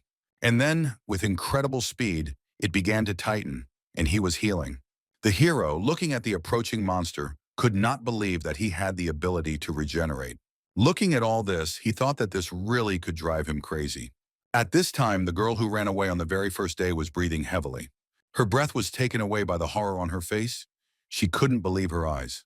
She looked at the guy running towards the monster, who attacked him without a shred of fear. Her comrade, who just a few days ago could barely cope with one goblin, is now calmly killing a huge number of them. Biting her nail until it bled, she wondered how they had become so strong, since she had come here because she was worried about their deaths. She didn't understand what was best for her to do, because she couldn't just go back, but they might decide to take revenge on her for her escape. Blood began to ooze from her finger, and the nervous girl continued to chew on it, thinking that they might want to finish them off. Her face began to move nervously. At some point, she bit it off completely, wondering what she should do. At this time, the black-haired guy, watching how each wound of the monster was healing, gradually began to think that this monster in front of him was immortal. The monster was slowly approaching the guy at this time, and the black-haired man, looking towards the boss, was thinking that he must have a weakness in any case. The monster attacked him with incredible speed, and Kim Hyun noticed the attack from the side at the last moment. And also at the last moment he was able to dodge, thinking that now it was very dangerous. He swung his sword and rushed towards him, thinking that simply knowing about his regeneration would not help. He split the boss's attack limb in two, sending one of them flying into the air. The limb began to fill with blood, falling to the ground while the guy looked at it. She began to shine, and some disgusting tissue began to ooze from her insides. With a dissatisfied face, the guy began to move away little by little, asking himself if he really had an endless recovery. Leaning firmly on his legs, he was about to attack again, because now was not the time to give up. Thinking that all he could do was continue the fight, he rushed towards the monster. The boss lich had no intention of staying put and waiting for the attack, rushing towards the main character. None of them were going to give up. Everyone needed a victory. Flying over the monster's head, the black-haired guy swung, raising his sword above his head. With incredible speed, he delivered a precise blow to his skull, trying to wake him up in two. In the very center of the forehead, some kind of red light appeared, and inside it, a stone sparkled. Naturally, our main guy noticed this, which interested him quite a lot. When suddenly someone shouted at him to be careful, he glanced to the side. And just a moment later, Zhong appeared in front of him, followed by a powerful explosion. The main character, covering his face, saw in front of him a huge column of smoke from the explosion. But as soon as it began to dissipate, it began to show the silhouette of the protagonist's friend, who was all beaten up and barely breathing, saying that he felt very bad. Taking a closer look, the main character noticed a skeleton with a green cloak in the crowd. He could not even imagine that there was a magician among them. The black-haired guy was just about to reach out to the guy in order to wrap him around. But he was not allowed to do so by the attack, which passed tightly over our main character, not allowing him to do anything. Zhang immediately cast a frightened glance at the main character, who was flying into the air. And he felt the full force of the boss, taking a precise blow to his body. His whole face twisted, pain pierced every part of his body, making him writhe in pain. But the boss was not going to let the guy recover, rushing towards him again. But our hero immediately activated the fortification, protecting his body from another powerful attack. But even this didn't help him. Some kind of liquid came out of his mouth, and because the fortification could not withstand the attack, he flew straight into the building, crashing into the wall and breaking it. Our hero seemed to be crushed. His body seemed to be torn into small pieces, and his breathing was ragged. He did not have enough air. All his thoughts were only about the new skill, the Berserker skill, which he received by chance on the 5th day. Without it, he would have had big problems, our hero continued to think, trying to free himself. And after fully coming to his senses, he grabbed the bull by the horns, thinking that this was his chance. After all, that very sparkling stone, as it seemed to him, was the vulnerable point of this monster. With a cry for himself to die as quickly as possible, he raised his entire curved sword straight above his head, preparing to attack. And then he struck it straight at it, breaking it into 2 pieces. The skeletons that had cornered Zhang began to disintegrate into small pieces. There was a puzzled look on his face. He didn't immediately understand what had happened, but then it suddenly dawned on him. And at that moment, the system notified that the demon lich had been killed, and it congratulated the heroes on their victory. The boy holding his crippled body could not believe it, because it meant only one thing. With joyful cries, he rushed towards the guy, intending to congratulate him on his victory. But when he ran up to the boss's skeleton, he didn't see Kim Hyun. He started calling him. But the guy didn't respond. The brown-haired guy lowered his gaze, starting to scream loudly that this couldn't be happening. Tears started to appear on his face. Suddenly, a familiar voice was heard asking why he was crying again. This voice brought the guy back to a good state. And the main character himself, crawling out from under the huge bones, said that it was too early for him to die. Noticing the guy, Zhang immediately rushed towards Hyun, starting shouting to ask if everything was okay with him, to which he immediately received a positive response. He continued to laugh joyfully. Suddenly, he stopped abruptly, and tears began to drip from his face one after another. He asked with a trembling voice if they had really survived, if it was really all over. And in response, he heard a heartbreaking answer, probably. The boy immediately clenched his teeth, began to tremble, and clenched his fists. Our main character at that moment couldn't believe his eyes. Just a little more, and it seemed like his eyes would fall out. And the guy jumped up with joy, starting to shout about their long-awaited victory. Suddenly his mood changed and his face changed. It seemed that his soul was leaving his body. Behind him stood the same girl who ran away on the very first day. And the guy's body was pierced through from the back. Scarlet blood began to fall to the ground. The main character immediately shouted his name loudly, but the guy himself, looking towards his comrade, heard absolutely nothing. The girl immediately took out her weapon. Zhang was unable to keep his balance and fell to the ground. The hero was going to reach them as quickly as possible. And the woman who had recently killed a man could not believe that she had been able to do it, because she had just stabbed a man. But from her surprise at her abilities, she was pulled out by a cry asking why she did it. The questioner was Kim Hyun, who was shouting furiously at her. She responded with a trembling voice that they would have dealt with her. It was her self-defense. The guy lying on the ground was covered in blood, and the girl herself was screaming that they were going to kill her, just like they killed other people. She screamed hysterically that she would survive, she would live, she was not going to die in such a place. She looked at the main character with a crazy look, hysterically screaming something incomprehensible. She screamed that by finishing them off, she would be able to get experience points, and that she was very lucky that their bodies were very badly wounded. She slowly approached the main character lying on the ground, dragging her sword along the ground. And approaching him, still with the same look, she knocked him over by the head, wishing him a quick death. There was a sway that raised quite a strong wind. The girl didn't understand what had happened, because she hadn't yet launched the attack, but her hand had become light. Taking a glance, she saw a huge amount of blood spatter, and then she screamed in pain, bursting into tears, and grabbed her hand.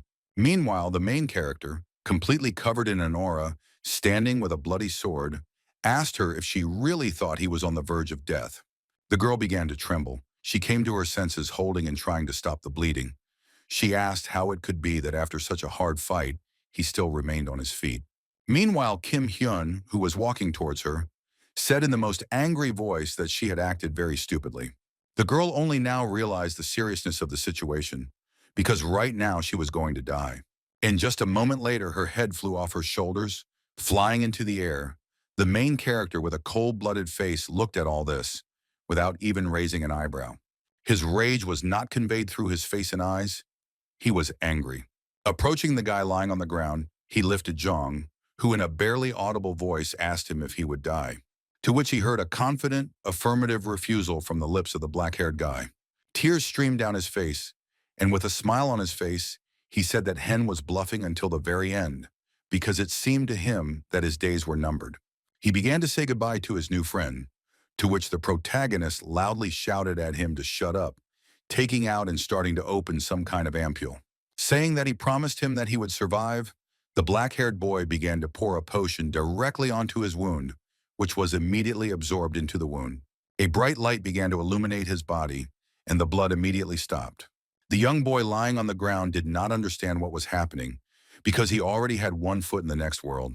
At this time, the protagonist was holding a low-level elixir. It was an excellent medicine, although weak in effect. The hero himself at this time recalled that he received it after defeating the Queen Ant. In a dangerous situation, it could become his spare life.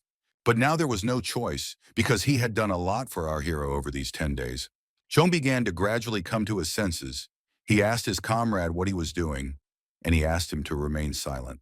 Gradually, the wound almost healed. The boy immediately began to joke about it, saying that it was high time to use it, for which he received a hit on the head. And then, having completely come to his senses, he stood up and said, "Did I really survive?" And Kim Hyun responded by saying that he had promised him, and promises must be kept. Looking at his comrade, the protagonist thought that if he said that he didn't feel sorry for using him, then it would be a lie. But I started to remember everything they had gone through together, how they met, how the guy poured out his soul, cried, not at all embarrassed to show his true feelings, how he covered the hesitant protagonist with his body, taking the full brunt of the blow. And after that, he didn't even turn in his direction so that he could praise him, because he did all this on reflex, covering for him. At that moment, a smile appeared on his face. He thought that he just needed to make it so that he would no longer be of use to him. At that moment, Zhang pounced on the guy and started hugging him. Hun didn't understand what the guy was doing. Sometime later, the heroes were standing near the buildings. A young boy, looking towards his comrade, asked if everything was okay with him, asking if he felt any strange feeling when you killed a person. Our hero asked him if the same thing had happened to him, to which he received the answer that with Zhang it was much worse, because he was nauseous for a very long time. Closing his eyes, the protagonist tried to concentrate, normalizing his state, and having started to stretch his back, he replied that the sensations were indeed very lousy. Suddenly, the system interrupted their conversation, saying that from that moment on, the third stage of training had been successfully completed. She congratulated them, saying that they would receive an additional reward for killing the demon lich. Naturally, the additional reward really interested our guy. Meanwhile, Zhang began to reason that if they were given an additional reward for the kill, then they could simply hold out for 30 minutes and then they would complete the mission, to which Hyun agreed with him. The system awarded the main character almost 41,000 points and also gave 10 points of random stats. He looked down and thought that it was a good thing that he was able to kill him because thanks to this, he became much stronger. The system also notified that our hero had received the shackles of Jahar, 218, and they immediately began to appear on his hand. Looking at his reward, the hero wondered if it was an additional reward and what the number at the end of the name meant. He was going to use a check on them to see their statistics, but he was distracted by the system, which again interrupted his thoughts. She informed them that a door had appeared and that they could now move to the location of the next training by passing through the door that had appeared at the location of the stone. They looked at it with their mouths open. They couldn't believe that they had managed to wait for this moment. And then we immediately look at each other, thinking about one thing. They thought it was time to go back and started walking towards the door. When they came out, the light blinded them too much, and they were immediately unable to see anything. But what caught their attention was the surprise of the man on the left, who was the first to notice them. Kim Hyun immediately turned to him, saying that they hadn't seen each other for a long time, to which he heard that they had just broken up. He couldn't understand what long time meant. This surprised Zhang, asking how this could be, to which the protagonist thought. The protagonist thought that everything was correct, because no matter which door you go through, the fourth stage will start for everyone at the same time. The boy stood there, looking in surprise at our heroes, and Hen continued to think, thinking that while they were getting stronger for 10 days, he had done nothing. And so he can only regret it. And after that, the other doors also began to open, and people began to come out of their doors because the fourth stage would begin very soon. People began to emerge from the newly appeared door, attracting the attention of our main character. The same two characters who not long ago wanted to kill our main character in the moss cave with ants came out hugging. Looking at them, he wondered if only two could have survived. Our main character was immersed in his thoughts, thinking that it seemed to him that they also came out of the scarlet door. And there were two options, our protagonist thought, starting to peer at their bloody clothes. Either they cleaned it up together, or they killed their comrades. As soon as all the doors closed, the system began its announcement. 56 people survived, going to explain to them about the fourth stage. The fourth stage of training is the rivalry between camps. From this moment, all the players located here will be united into one group. As a team, they will compete with other participants located in another training location. The camp that kills the most monsters and gets the most team points will be determined as the winner. After listening carefully to every word, the guy who came out of the white door thought that this stage would be much more difficult than the others. After a short pause, the system added that the fourth stage was considered the final one. As soon as those around heard this, they shouted in unison with joy. But they didn't shout joyfully for long, because she also added that for the losers, it would all end in death. A white door began to appear, and the system explained that team points would be awarded to them if they attacked the monsters behind that door. Following it, a black door appeared, where, as the system announced, you can increase your personal stats, as well as receive individual points. It also said that every day at midnight, various items will be given out in this very place. This intrigued absolutely everyone, as it was a rare occurrence. By giving a command, one could return to the save location. Even after losing a team competition, the 10 players with the highest individual scores would be able to complete the final training, the system concluded. The red-haired guy thought that even if he lost, he still had a chance to get into the top 10 in individual points. He was 12th among 148 people, which meant that among 56, it's much easier to get into the top 10, especially since they give out items there. He didn't need to go through the white door, but he was surprised by one fact that immediately knocked him out of his thoughts at that very second. His gaze was riveted on the two heroes. Our main character and his new friend walked towards the white door. He wondered if they were pretending to be kind on purpose. Looking at the heroes with a terrifying smile, he thought that they were real simpletons and idiots. This fact made him laugh a lot. After some time, all the survivors and those who had completed the previous stage entered their doors. The new test began successfully, and the system wished all players good luck. A loud human scream was heard from one of the doors. One of the players was quickly running away from someone. He was running away from two one-eyed monsters who were holding weapons in their hands, because the level of these monsters was too high compared to the monsters in the second stage. While he could still try to fight against one, he had no chance against two or more at once. He needed to find shelter as quickly as possible in order to survive. Suddenly, his gaze darted to the side, straight at these monsters, because they screamed in pain and blood began to ooze from their bodies. Still looking in their direction, he continued to run away. Fear still made his body tremble, because if these two monsters were dealt with, there was a monster there that was much stronger than them. But when he took a closer look, his mouth opened in surprise. He couldn't believe his eyes because there were two people standing right in front of him. These people were our main character and his comrade. The guys dealt with two strong monsters in an instant, dealing just one blow each. The red-haired man still stood there in shock, still so surprised that he couldn't move or take his eyes off them, because the brown-haired man was much weaker than him before the third stage. The departing protagonist laughed, because behind the white door there was a long corridor, and then a forest. His comrade assumed that this was only the beginning, therefore the monsters were quite weak. The protagonist suggested that those who had passed the previous stage using the white door would be too much for these monsters, which caused the face of the recently escaped man to break out in sweat from fear.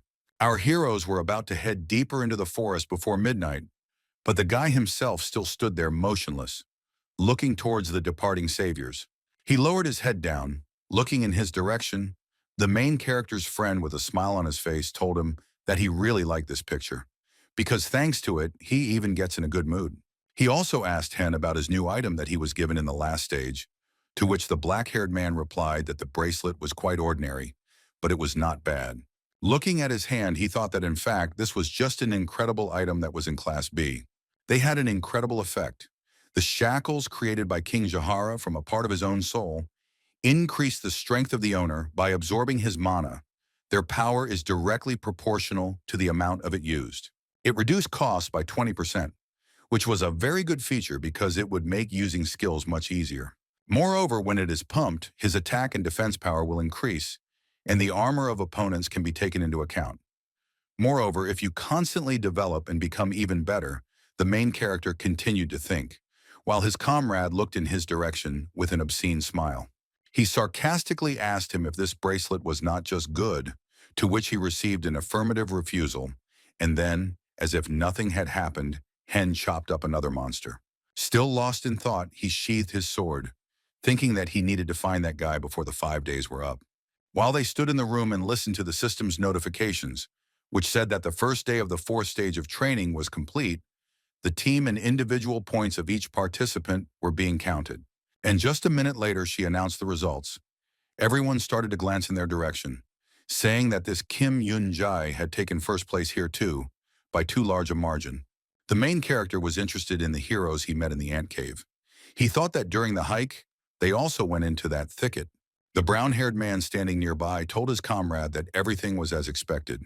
No one but them had earned team points, to which he heard the answer that that was for now. And then the system announced that the opponent's command points were equal to 28,000, which made everyone scream in surprise. They couldn't believe it. She continued, saying that now a reward would be given depending on individual points. She counted the individual points of our main character, and then awarded him one random number.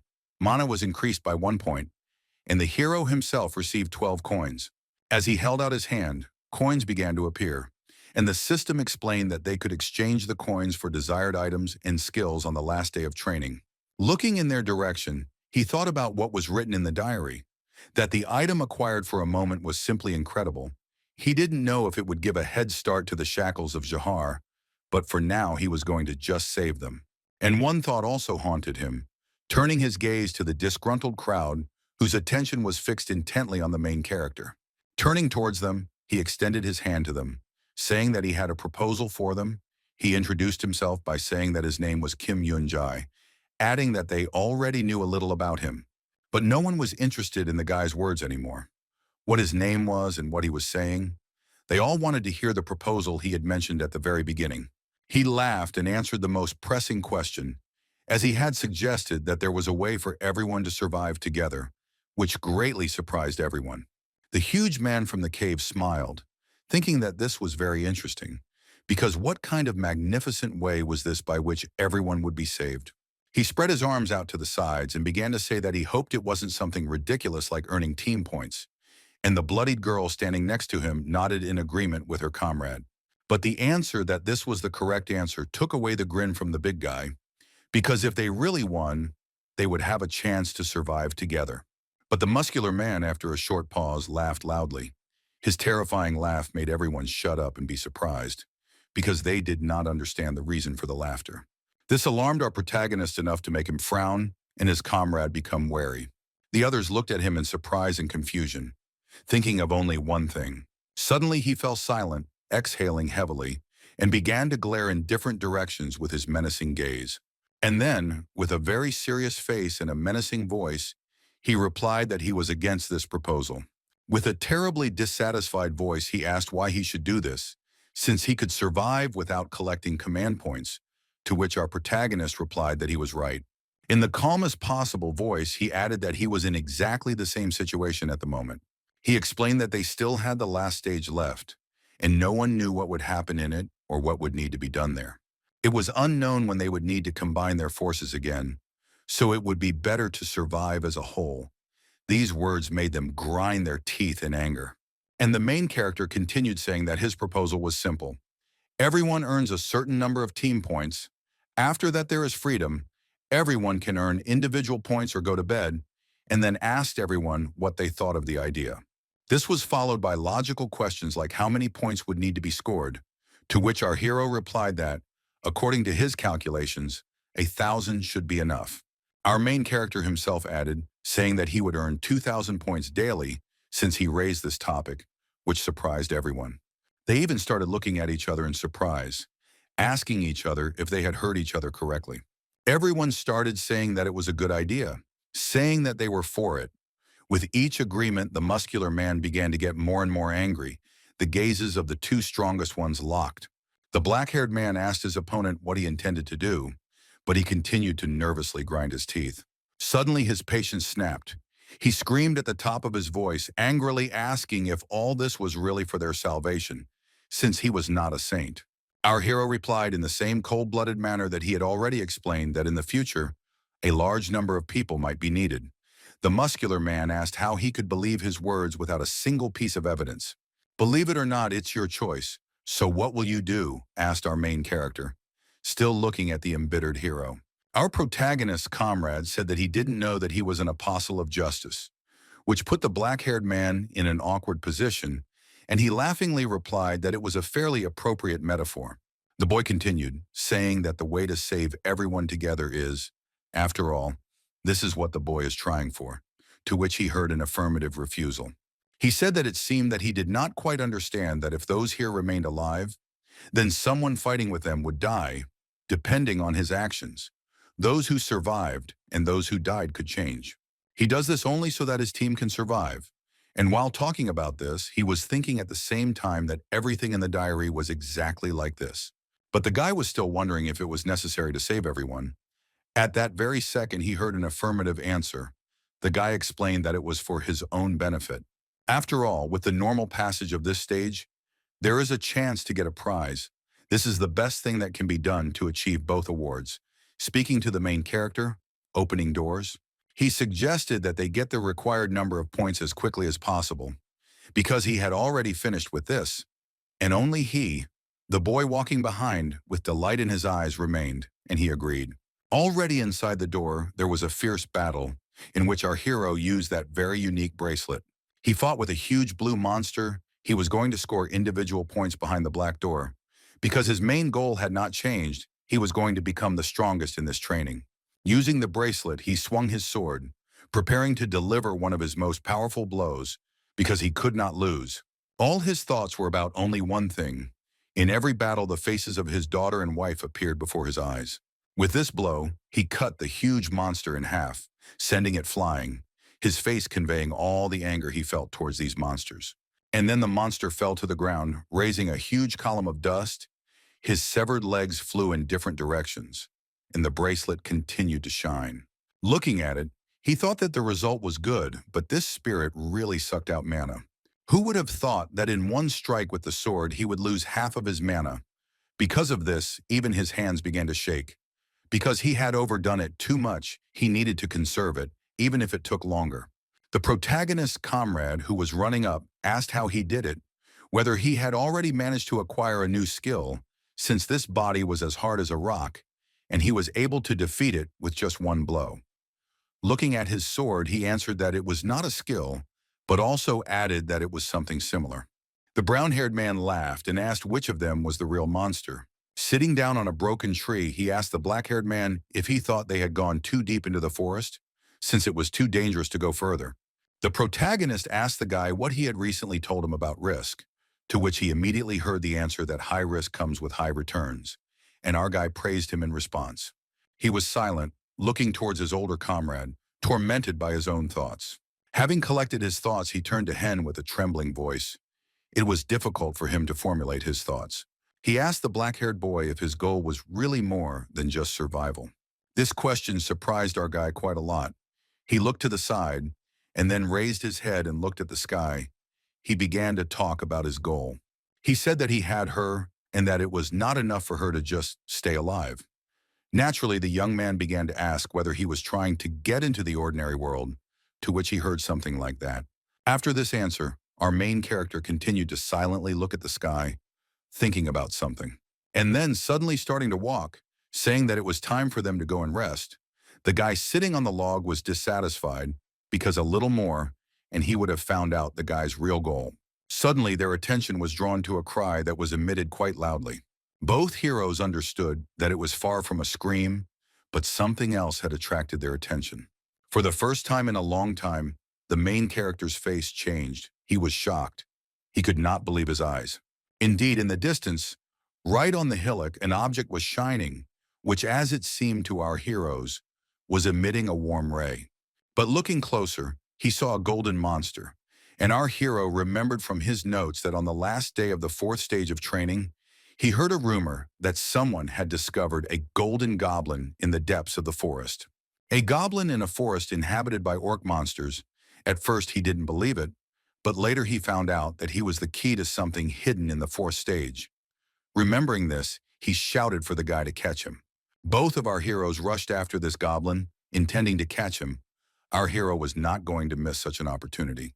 At this time, the rest of the people had already gathered at the meeting place, discussing how everything had become much more complicated lately, as many unexpected things had happened. One of the guys said that there was nothing to worry about if they won the team competition, but there would be difficulties if they lost. Only 10 people will pass, which means that one of us 7 will die, because the rest of those strong guys will definitely be able to survive. Another boy supported him, saying that this was the pure truth that was worth accepting. Suddenly, their conversation was interrupted by a loud and rude voice, which said that they had an interesting topic of conversation, and then laughed loudly. They began to stand up, taking out their weapons. Looking at the shadow by the tree, they asked who he was and what he was doing here. The moon began to illuminate the man's body with its rays, and the same big guy who asked not to react so violently to his appearance began to show. After all, he and his girlfriend didn't come to fight. With satisfied faces, they began to approach the guys, and all their clothes were even more bloody. A muscular man with a sullen face looked in their direction, showing his superiority with his whole appearance. The men standing in front of him asked him what he wanted, asking him not to come closer, because if he did, they would take it as a challenge to fight. But in response, they heard the same sullen laughter. The man told them that he had come to them with an offer. This interested the crowd of men, and they began to ask him what proposal he was telling them about. Raising his hands up, he told them that it could not but be beneficial for them and would allow them all to enter the top 10. With a sullen expression on his face, he asked if these words interested them. At this time, our heroes, unaware of what was happening, continued to catch up with the Golden Goblin. The hero was getting pretty tired of catching up with him. The monster's speed and agility far exceeded theirs, the humans.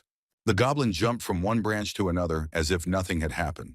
Looking at the people catching up, a smile never left his face. It was the smile of a winner. He was pleased with himself. Both guys stopped, breathing heavily. They tried to catch their breath as quickly as possible, and the main character's comrade begged the guy to leave him and finish the pursuit. The main character got angry and started calling the monster names. Every breath was quite heavy. Having hit the tree with his fist with all his strength, he thought about how to catch up with it.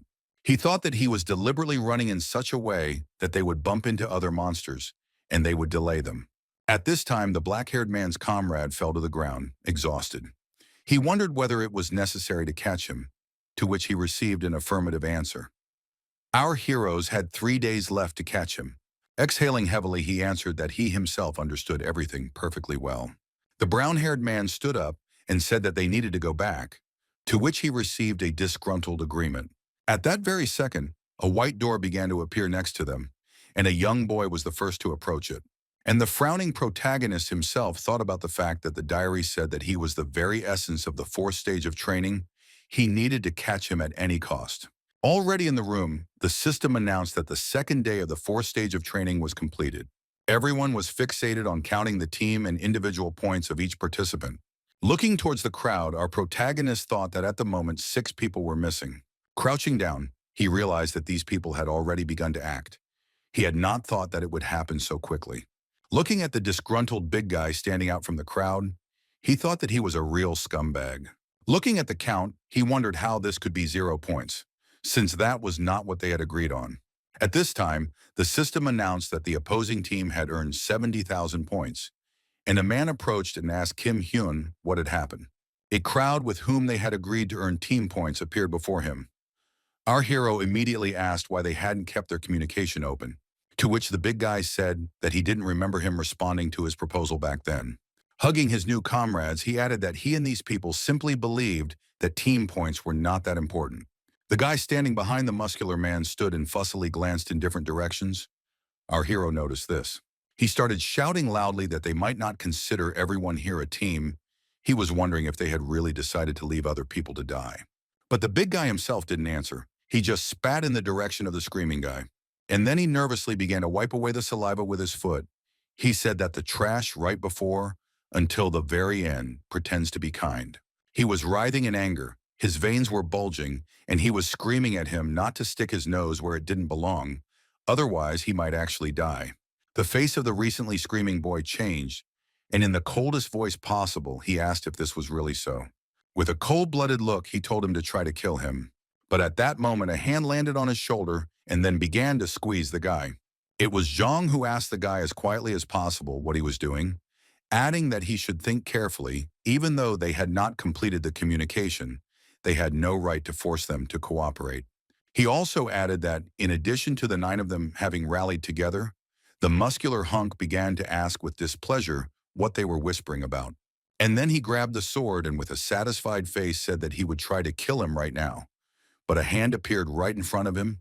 The boy standing next to him said that it was enough. He asked his new comrade if he was really going to engage in massacre, since they were the first to break their word, so they should leave them. He also added that they would score the promised group points on the last day, asking for understanding, as individual points were more important to them. Kim Hyun silently listened to every word the guy said without interrupting him. And then he also silently turned around and began to walk away without saying anything. The crowd watched in silence as the 2 heroes, who were taking the leading positions in the rankings, left. The muscular man asked the man standing next to him with displeasure what he was doing, because he had said that they needed to get rid of him so that they could survive, and the man completely agreed with him. Looking at the backs of the departing heroes, he added that they needed to think carefully, because they would not get any benefit from this in the future. The man with the scar on his face did not understand these thoughts, as well as the words in general, and asked again what he meant. He in turn explained in response that it didn't matter whether they were only collecting individual points or not. They promised to save everyone and declared war. He knows how to influence people. It's definitely not a battle of 9 against 2, the boy added. The surprised man stood and listened to everything with his mouth open, asking if he really did it on purpose. And the guy next to him said that the black-haired guy was much smarter than he actually seemed. The big guy with the scar asked his new friend what he suggested to do in such a case. A smile began to appear on the man's face. After a short pause, he replied that he was gradually making his way up to victory and survival. After all, it is not necessary to start with them, looking towards the confused comrades who supported him. After some time, our heroes sat down to rest, discussing, because Zhang was interested in why he was going to fight them, to which he heard the confident that in the end they would have to fight anyway. Therefore, if a battle cannot be avoided, sometimes it is better to carry it out as early as possible, so that the opponent does not become stronger. The protagonist continued to think out loud. The boy, turning again to the main character, said that this was too much, as it seemed to him. After all, he had already said that they could not force them to help them, to which Kim Hyun replied that he understood this perfectly well. He looked coldly at the crowd, adding that they wouldn't care if they just quietly continued to accumulate individual points. Zhang didn't understand what his comrade meant, and Hen himself thought that everything was as written in the diary.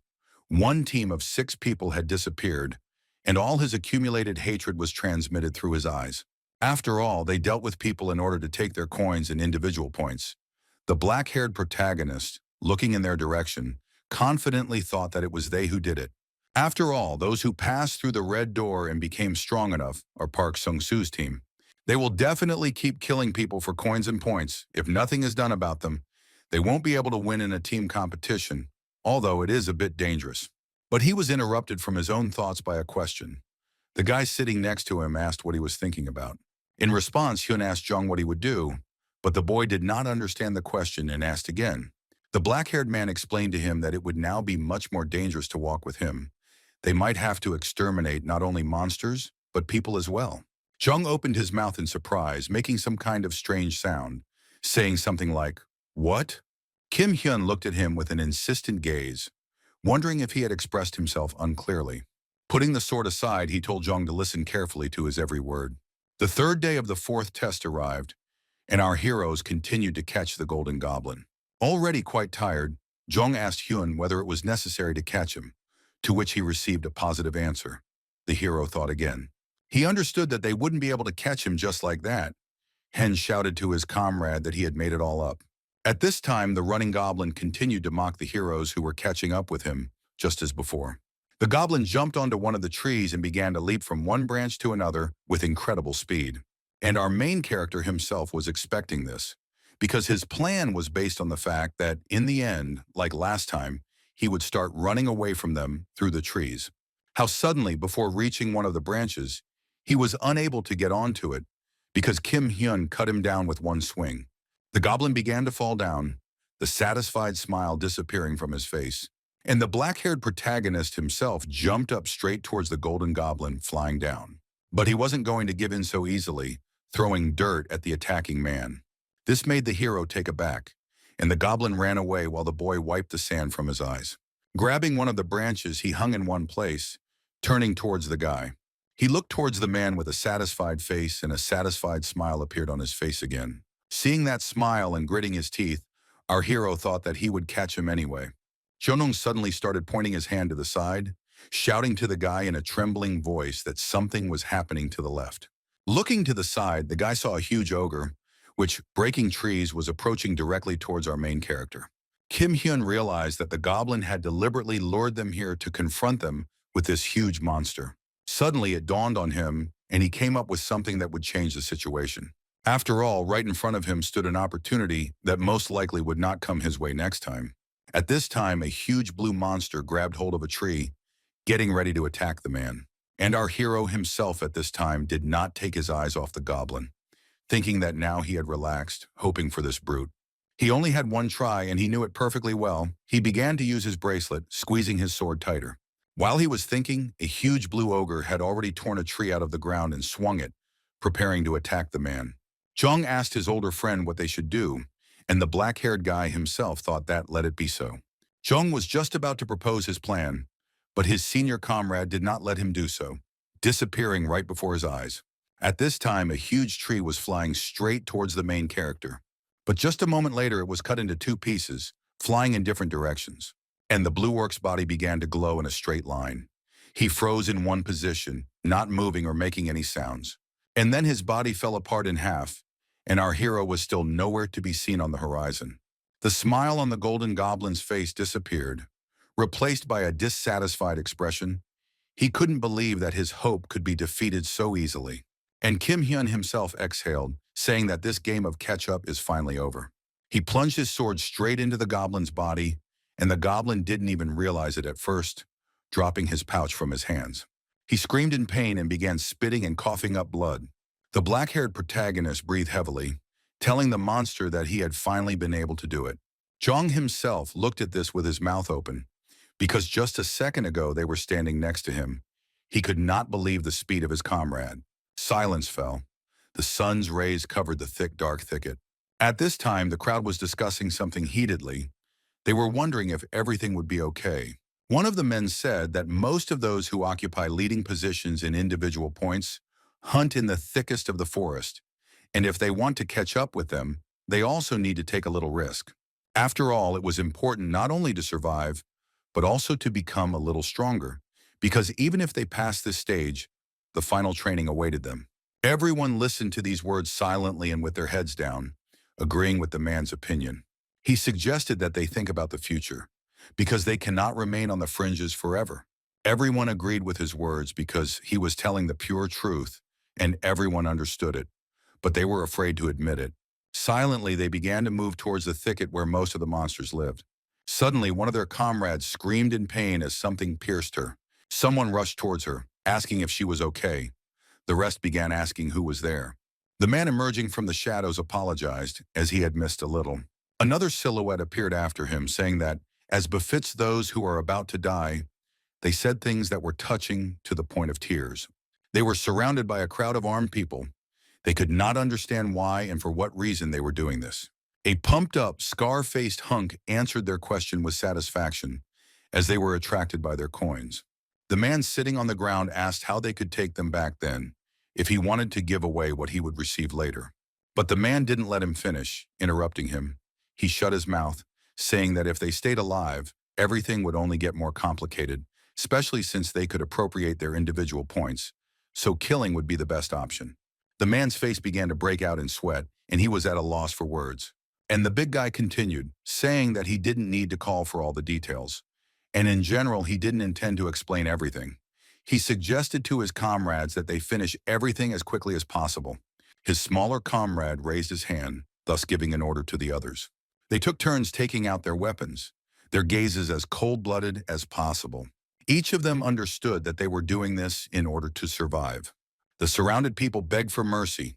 They could not understand why they were doing this, because if they all united, they could survive. The muscular guy who approached her replied that this was all because it could be done that way. His look spoke for itself. He liked killing. He was crazy. After all, why was it necessary to suffer and fight with strong monsters if you could kill weak people under the same conditions? These words morally killed every person sitting on the ground. But at that very second, a plaintive cry came from behind the pumped-up man, which he paid attention to.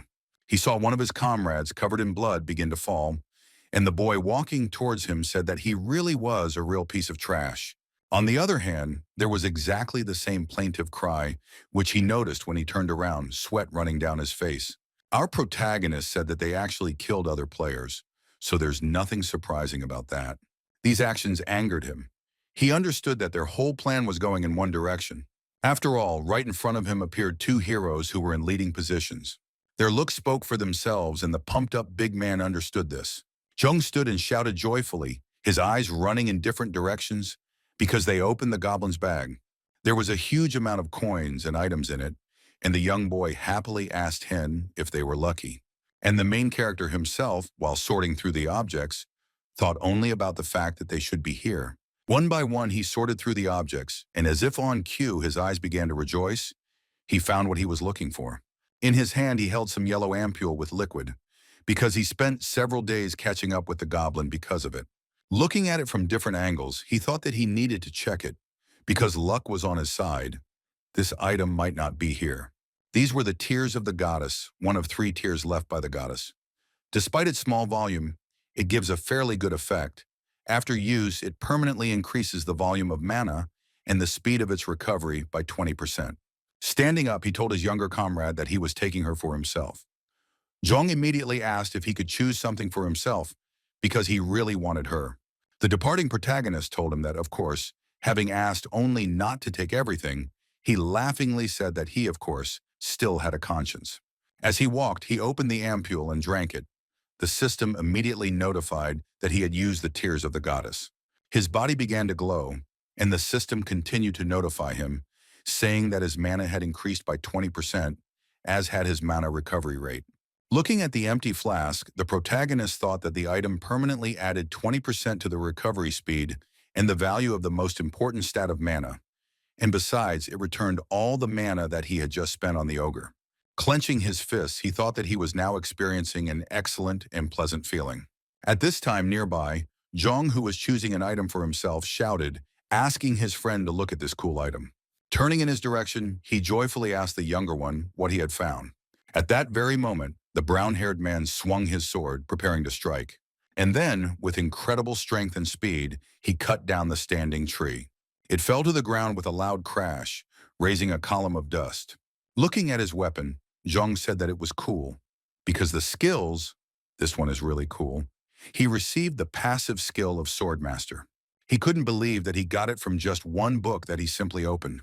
And the main character himself responded that he was right in his reasoning, because stats are stats, but skills and items are also important, which is why he wanted to catch the Golden Goblin. In addition to the goddess's tears, he also chose a sword that killed warriors, which enhanced cutting abilities, as well as a ring of mana conservation, which allowed him to use the mana concentrated in it as his own. Zhong happily said that, if he thought about it, it seemed to him that his older comrade knew a lot about this world. He explained this by citing the example of how he chose the scarlet door instead of the white one, or how the Golden Goblin was caught, although he himself did not understand at first why he did this, since every deed of his older comrade led to a good result. He joyfully shouted that it seemed like Hen could see the future, while the main character himself thought that it was only because he had a diary. Turning around and starting to leave, the black-haired protagonist told him to stop talking nonsense. It was time for them to go, because they now had more work to do. Kim Hyun began to distance himself, moving away as if there was still some business left to attend to. Zhong didn't understand this, looking questioningly at his comrade. After some time, he was glaring angrily in different directions, shouting that they were real bastards. In response to this, the man standing next to the muscular hunk said that all their actions were justified because this was a world in which one could only survive in this way. Zhong continued to call them names, asking since when killing a person became something self-evident, and he replied that a coward who could not even do that would have a hard time surviving here. These words made our hero even more angry. He clenched his teeth in anger. The wounded and frightened people who were trapped began to run away, screaming to be spared. The pumped-up big guy raised his sword and shouted at them, asking where they were going. He was about to catch up with them, but stopped because one of the guys blocked his way. This guy was our main character, who was going to solve everything here and now. The man with the scar on his face asked what he was counting on, interrupting and starting to laugh at the black-haired man, saying that he had several lives in reserve. But in response, he heard calm words about how, even though he only had one life, he really did have something to hope for. Behind him, someone attacked the woman. She screamed in pain and her body began to bleed. And the black-haired protagonist answered in a cold-blooded voice that these were abilities. The pumped-up man shuddered because he didn't even have time to notice this attack. He realized that he was stuck. Turning to his subordinates, he asked them why they were still standing. He gave the order to kill him. They stood silently, looking down, and were silent. There was fear in their eyes. Gritting his teeth, the man with the scar on his face called them cowardly bastards. But he wasn't going to wait for the black-haired man to attack first. He went first, rushing with incredible speed towards the main character. And then he delivered a powerful blow with all his might. But Kim Hyun took the attack, instantly reacting to it. Due to the strain on his body, veins began to appear on the muscular man's face, and with each passing second they swelled more and more. At this time, the main character himself stood relaxed, thinking that he really was better than Jung-yu. But he was unlucky with his height, our main character thought as he started using his unique bracelet. At that very moment, the pumped-up man began to feel that he was losing his superiority. Both swords began to tremble, but our protagonist gradually began to lift the attacker's sword. The big guy's body started to tremble. He couldn't believe that he could push him away despite his superior strength. And just a couple of seconds later, he threw the attacker back with incredible force, sending him into the air. The attacker's comrades weren't about to let him lose so easily. They immediately jumped in and set out to kill the main character as quickly as possible. These actions made the black-haired man smile because the prey itself was coming into his hands. He easily cut down one of the attackers, intending to attack the woman. But Zhang got ahead of her, repelling her attack. He was not going to stand aside. These actions surprised the woman, and Zhang asked her if she had forgotten about him. But she angrily shouted in response that he should get out of there as quickly as possible. At this time, the main character dealt with people one after another. The man who had recently been making loud speeches could not believe his eyes. He stood without any movements, wondering what was happening. His face changed more and more with each passing second. Sweat began to appear on his face, and his body began to tremble. The man with the scar on his face was breathing heavily, asking himself what kind of nonsense was going on. He was filled with anger. It made him grit his teeth because this simply could not happen. With these words, he grabbed his weapon as tightly as possible and rushed towards the main character. But our main character, with the same cold-blooded face, told him not to talk nonsense. And then he delivered a powerful kick straight to the body of the pumped-up man, sending him flying again.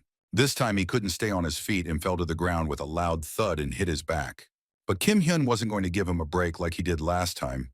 This time he was going to kill him. With a powerful and swift blow, he chopped off one of the man's hands. He didn't even immediately realize it. But just a second later, pain pierced his entire body, and it seemed like his eyes would fly out of his body. He squealed in pain, starting to scream throughout the thicket, and the black-haired guy himself stood right above him, still with the same cold-blooded face. He asked the kneeling man what he wanted to tell him, and he was breathing heavily, trying to come to his senses.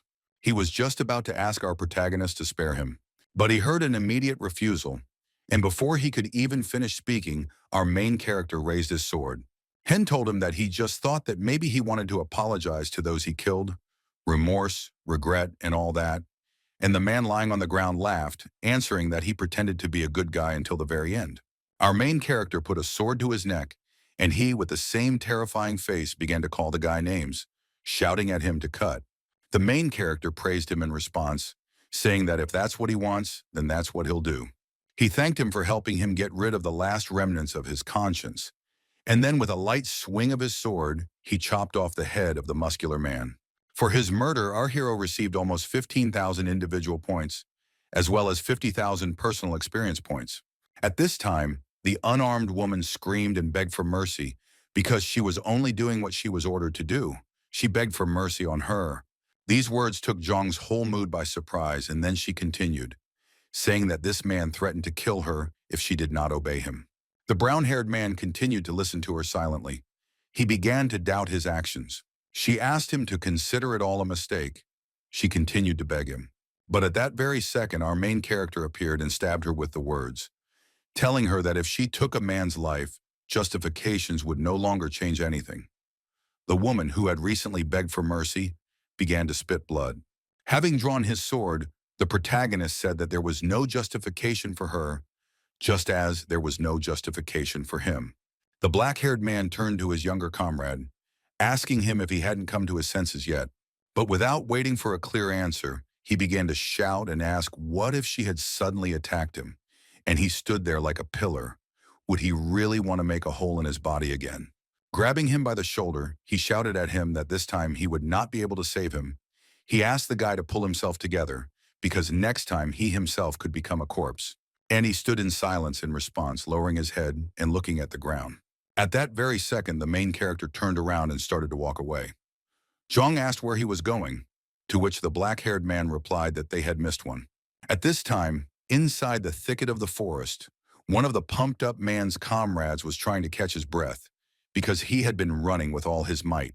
He thought that he wouldn't give up so easily. He just needed to gather his strength. With an angry face clenching his teeth, he thought that he would definitely rip out their guts, make them pray for mercy and whine about how they did not want to die. But he was pulled out of his thoughts by a cracking sound behind him, which was getting louder and louder with each passing second. Right in front of him, a huge blue ogre appeared, approaching him with the intent to kill. Looking in his direction, he thought about what he could do, because it would be difficult for the whole team to defeat him, and now he was alone. He turned around, getting ready to run away, because at the moment he saw no other option. But he was suddenly distracted by this option, his eyes filled with surprise. After all, the monster that had recently frightened him so much had split into two equal parts. He turned in the other direction, and at that very second a huge body fell to the ground, drenching the earth with blood. He saw a man approaching. The guy was slowly approaching him, swinging his sword from side to side. And the guy's eyes were filled with horror. He understood that he would not be able to win.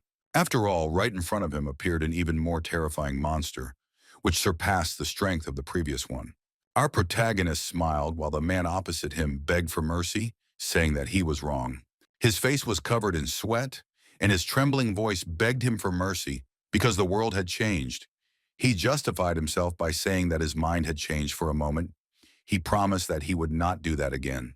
But he wasn't going to listen to this nonsense to the end. With one wave, he woke the man up without even raising an eyebrow.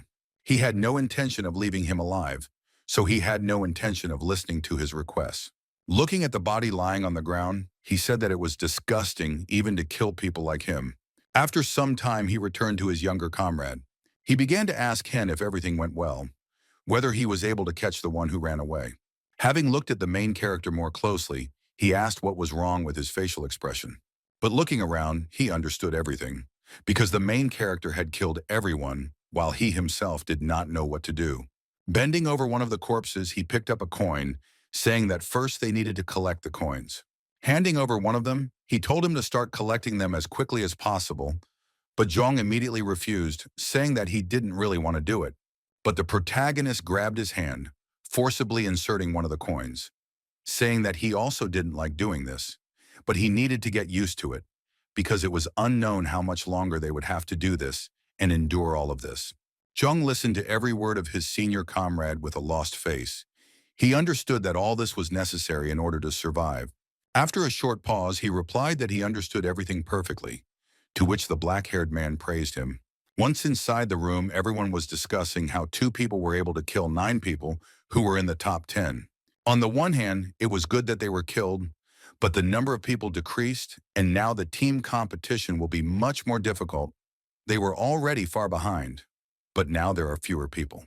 At that very second, the system announced that the enemy team's command points were 30,000 higher, which completely killed the team's fighting spirit. But their own torments interrupted the words of the protagonist. He said that such a difference could be quickly reduced. The gap was much smaller than he expected. They stood there and couldn't understand how this could even happen, because the difference in points was too great. One of the women asked in a trembling voice what kind of method it was that would allow them to survive. And the black-haired guy explained, saying that everything was simple, because they just needed to continue doing what they were doing before. He hit his comrade on the back. He didn't expect it and even screamed in surprise. With this movement, he pointed at his comrade, shouting to everyone that they would definitely come up with something. Sometime later, our heroes continued to kill monsters. Zhang turned to the main character and asked what he meant when he said that the 2 of them would do everything together, since he still didn't understand it. And he explained that they would hunt here all day, otherwise they would lose without it. Looking at his older comrade entering the door, he asked what he could understand about who Hen really was, and he replied that it was enough to think about it. They needed to quickly go to the next room. It seemed to Zhang that they had been hunting for more than 10 hours. The black-haired man asked if it was hard for him. He replied that no, and the main character responded that they needed to move on, because if they lost by a small margin, they would deeply regret it later. After these words, the brown-haired man headed toward the door, because it was true he would greatly regret it. Sometime later, the last day of the 4th stage arrived. Our heroes leaned against the wall, trying to catch their breath, because they had worked hard in the last few days. Sitting on the ground, Zhong asked what he thought would come out of all this, to which he was told that all that was left was to wait for the results. Everyone in the area started praying, asking the system not to make a mistake. Some of them had already resigned themselves to death, while others hoped that even if they lost, they would be able to survive. Everyone was immersed in their own thoughts while the system calculated the rating. Arguments even began between them, because everyone had their own opinion about everything that was happening, and confusion began. The main character himself, looking at all this, thought that he had done everything he could, first place in individual points, caught the Golden Goblin, and he even got rid of Park Sung-soo's team. Now all that's left is to win the team competition so that all his plans can come true. The system began to speak, congratulating everyone on the completion of the last day of the fourth stage of training.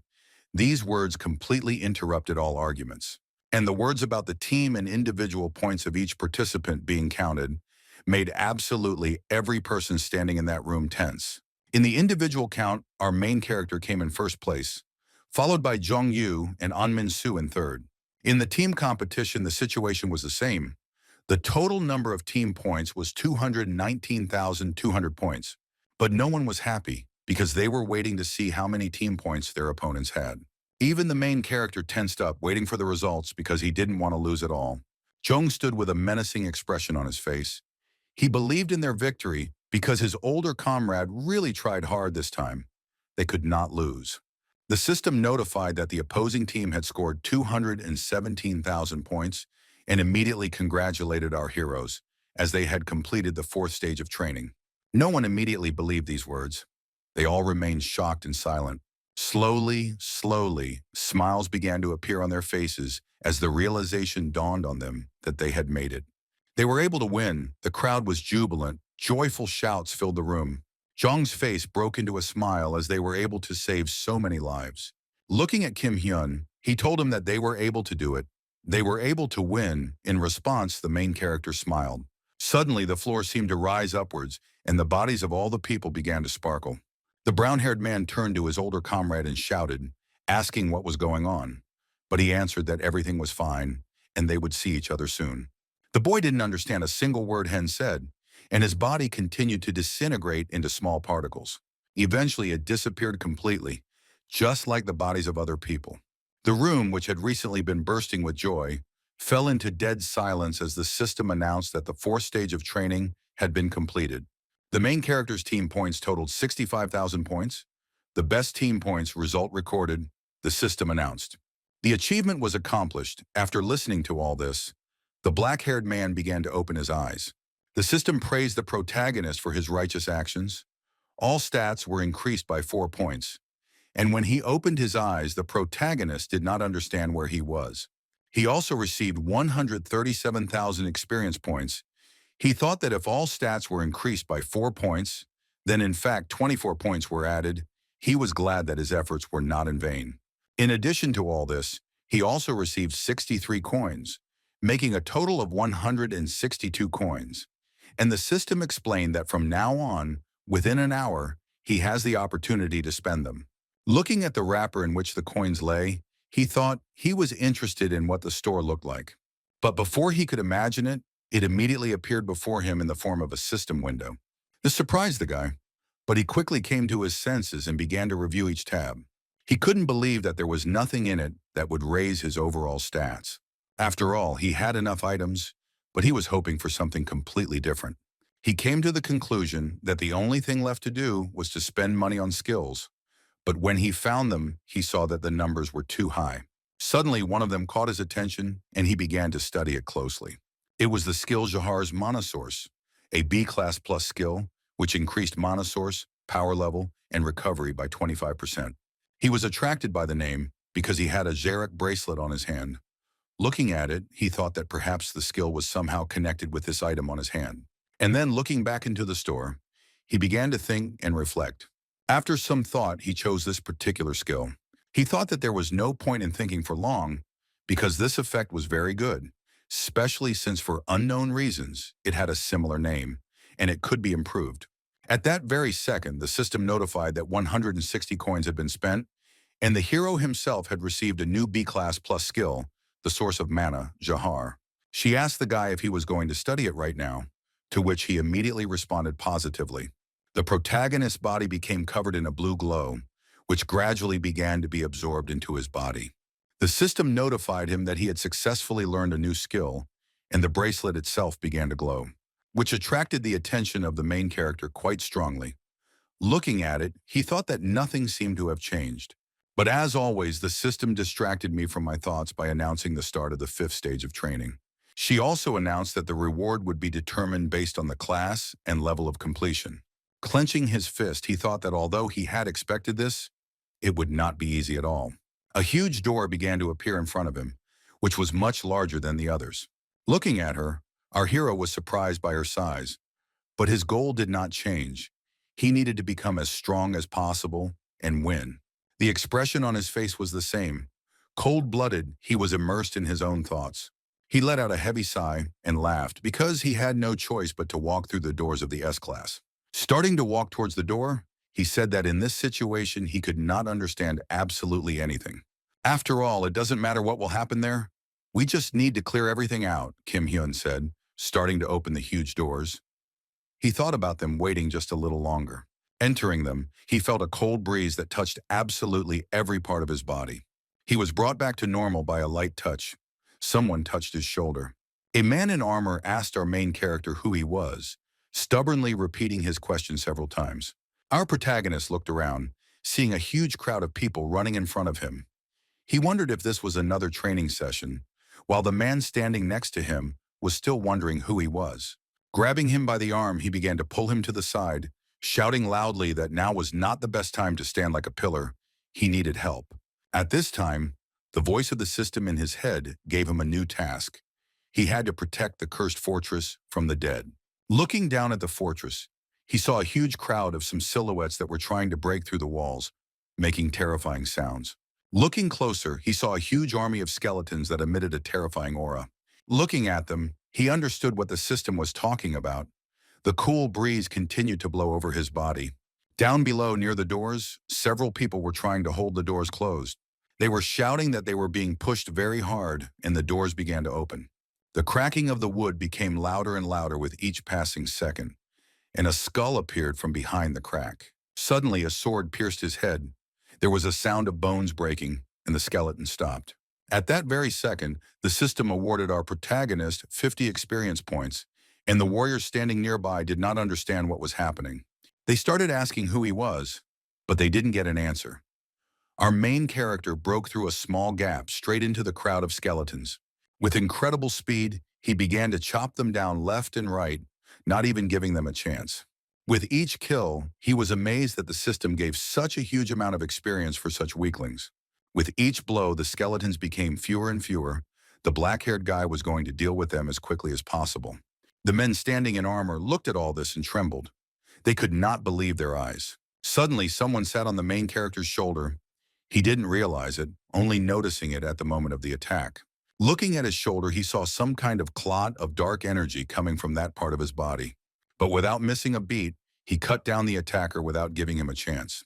From the place he touched, dark energy was still emanating. Looking at it, our hero wondered if the bodies of these monsters were really made of poison. Casting his gaze towards the crowd, the black-haired boy thought, he was sure of that, but they were definitely slower and weaker than he expected. After all, if you were careful, everything would go quite easily in that case.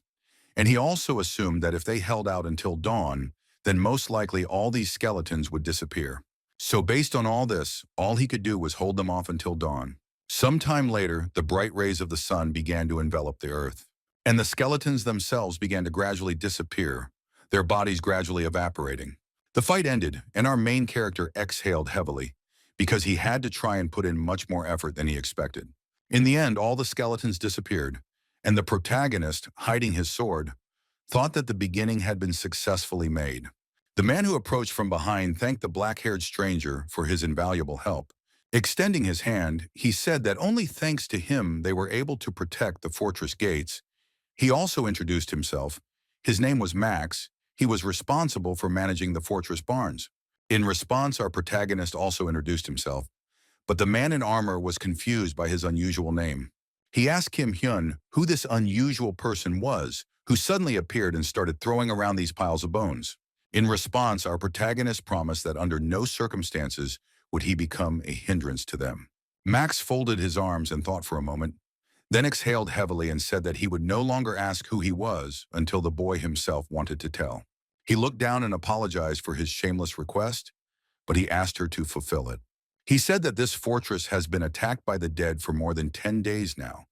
Even if they are killed, after a while they come back to life again. This goes on every day, and there is no sign of an end. Naturally, the protagonist had questions. He asked what they were, because he did not understand how they continued to appear, and he, lowering his head even more, answered that they only knew that they came at sunset and disappeared with the onset of day. But where these living corpses came from and who they were, no one knew. Clutching his head, he nervously began to say that there was still hope, because if they held out for another 10 days, help would arrive here. The problem was whether they would be able to hold out until then. At this time, our protagonist thought that this was very strange, because it did not look like an S-class difficulty level. Standing against those skeletons for 10 days was too easy a task, which was not at all suitable for this difficulty class. Almost the same level of difficulty as in the C class described in the diary, our protagonist thought, but he couldn't shake the thought that he was leaving something out. The man in armor himself continued, begging for help to hold out until then, because he would greatly help them in defending themselves from these monsters. Naturally, the main character agreed. Hearing this, Max jumped with joy, shouting that he would not remain in debt. Standing up, he said that just before this, he would leave for a short while. And then he began to walk toward the door. Naturally, the man did not understand what was happening. Night was falling, it was starting to rain, the weather was getting worse, and dead people were starting to appear in the distance. There was a scream that called everyone to the wall because the skeletons were already approaching. Max, standing on the fortress and looking towards the approaching crowd, thought about where our main character had gone. Clenching all his muscles, he thought that most likely he had run away, because it was too selfish to rely on him. He exhaled heavily because he had no choice but to fight again with his own strength. After that, he immediately began to give out orders, dividing the people into those who would go down and those who would remain to defend the gate. But his orders were interrupted by his comrade, who pointed his finger somewhere into the distance, asking his commander to look there. He shouted and showed that someone was already fighting the dead, and successfully. That someone was our main character, who started destroying monsters left and right. With a cold face, he thought only about how he needed to hold out for a few days. And then with incredible speed, he rushed toward the door, shouting for it to be closed. All the men standing below began to close the doors, and a loud thud was heard. Helping the rest of the crowd, our hero tried to catch his breath and rest as quickly as possible. And Max himself, running up, out of breath, asked what the hell he was doing. The black-haired guy, not letting him finish, shouted loudly what he had found. He found the reason why these creatures appear. The chief of this fortress looked towards the main character with a puzzled face. A group of summoning the dead was hiding in a forest wasteland. I should have gotten rid of them as soon as I found them, but because of the rain, this didn't work out. At this time, Max, walking behind the main character, said that he probably found the reason for their appearance, which was already a huge achievement. He explained that he needed to finish this all before nightfall, so he took the best warriors of the fortress with him. They would definitely help our main character. The protagonist himself thought that this was S-class training, and it was unknown what lay ahead, so he was not sure that he would be able to take care of these people as well. He intended to focus for now on successfully completing the final stage of his training. A crowd of people in cloaks were talking about how lucky he was to escape last time, adding that it would have been better if he had pretended not to know anything. After all, in this case, he is simply hastening his death, while our hero himself silently listened to them. The people in cloaks shouted that they would not be able to stop them while the sun was high. They were free to command as much as they wanted. But however, when the topic came, the dead would kill everyone. Having listened carefully to every word they said, our main character thought, and then, gritting his teeth, our protagonist asked them if that was really the case, since he had no intention of giving up.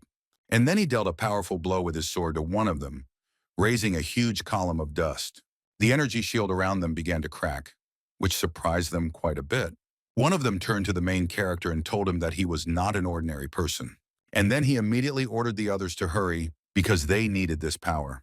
Energy began to fill the entire space inside the center of the shield. And our main character, seeing this, immediately gave the order to all the people who were walking with him to attack them. They began to try to break through the shield, each of them realizing that this was their chance for survival. Our black-haired hero also dealt powerful blows to the shield, thinking about what these magicians were doing, because they would not be able to summon the dead. But he had a very bad feeling about this and needed to sort it out as quickly as possible, so he started using the bracelet. And after that, he delivered a powerful direct blow to the shield, breaking it. The people in armor took advantage of this and began to break through inside. They were going to finish everything here and now. But every man in the cloak began to laugh loudly, because they turned out to be much faster than these little people. A powerful surge of energy stopped them, causing them to almost fall. They were unable to move. And our main character, having understood everything, shouted at them to retreat, his face covered in cold sweat. After these words, there was a pitch-black silence that eclipsed everything around. And then came a powerful blow that rose straight into the air. A powerful column of energy rose straight into the sky. The people inside the center of the impact were left speechless by the powerful surge of energy. Their bodies began to gradually disappear. The energy was too great. Our main character also found himself in the center of the attack, realizing why this was an S-class mission. He felt every grain of this terrifying energy. It even frightened our hero. Right in front of him, some huge monster began to rise up and asked the guy standing there what kind of tricks this was. After all, the sun is still above, and they called it, the monster continued to say. It was dissatisfied. It asked why they had called it so early, to which the standing man in the cloak, with a trembling voice, tried to formulate some kind of proposal. But in the end, one of them was able to formulate it, saying that it was all because of one guy, pointing his finger at our main character. He immediately grabbed the man in the cloak with his huge, creepy hand and began squeezing him. He asked with displeasure whether he had really been called so early because of an insignificant mortal, and he, still with a trembling voice, answered that it was just like that, trying to apologize. But before he could finish speaking, his body was compressed, blood spilled in all directions, and a terrible black energy began to emit from his body. Everyone standing around tensed up because his power and terrifying aura were felt by absolutely everyone. And the monster itself screamed terribly, starting to make some strange animal sounds. And looking closely at the man at whom the finger was pointed, he laughed, saying that this little man contained mana within himself. Looking at this huge monster, our main character shouted loudly that he would take on the remaining magicians. But there was no answer. Behind him, all his comrades had lost hope of victory. The monster, laughing at this time, asked if the man was really going to resist him.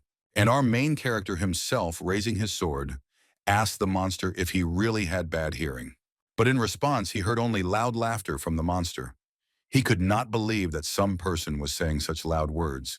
But Kim Hyun himself, looking at this huge monster, understood that the enemy was most likely the toughest of all those with whom he had fought before.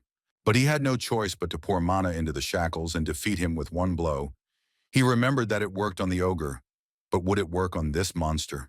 But he was distracted from his thoughts by a powerful aura that began to gather around the monster.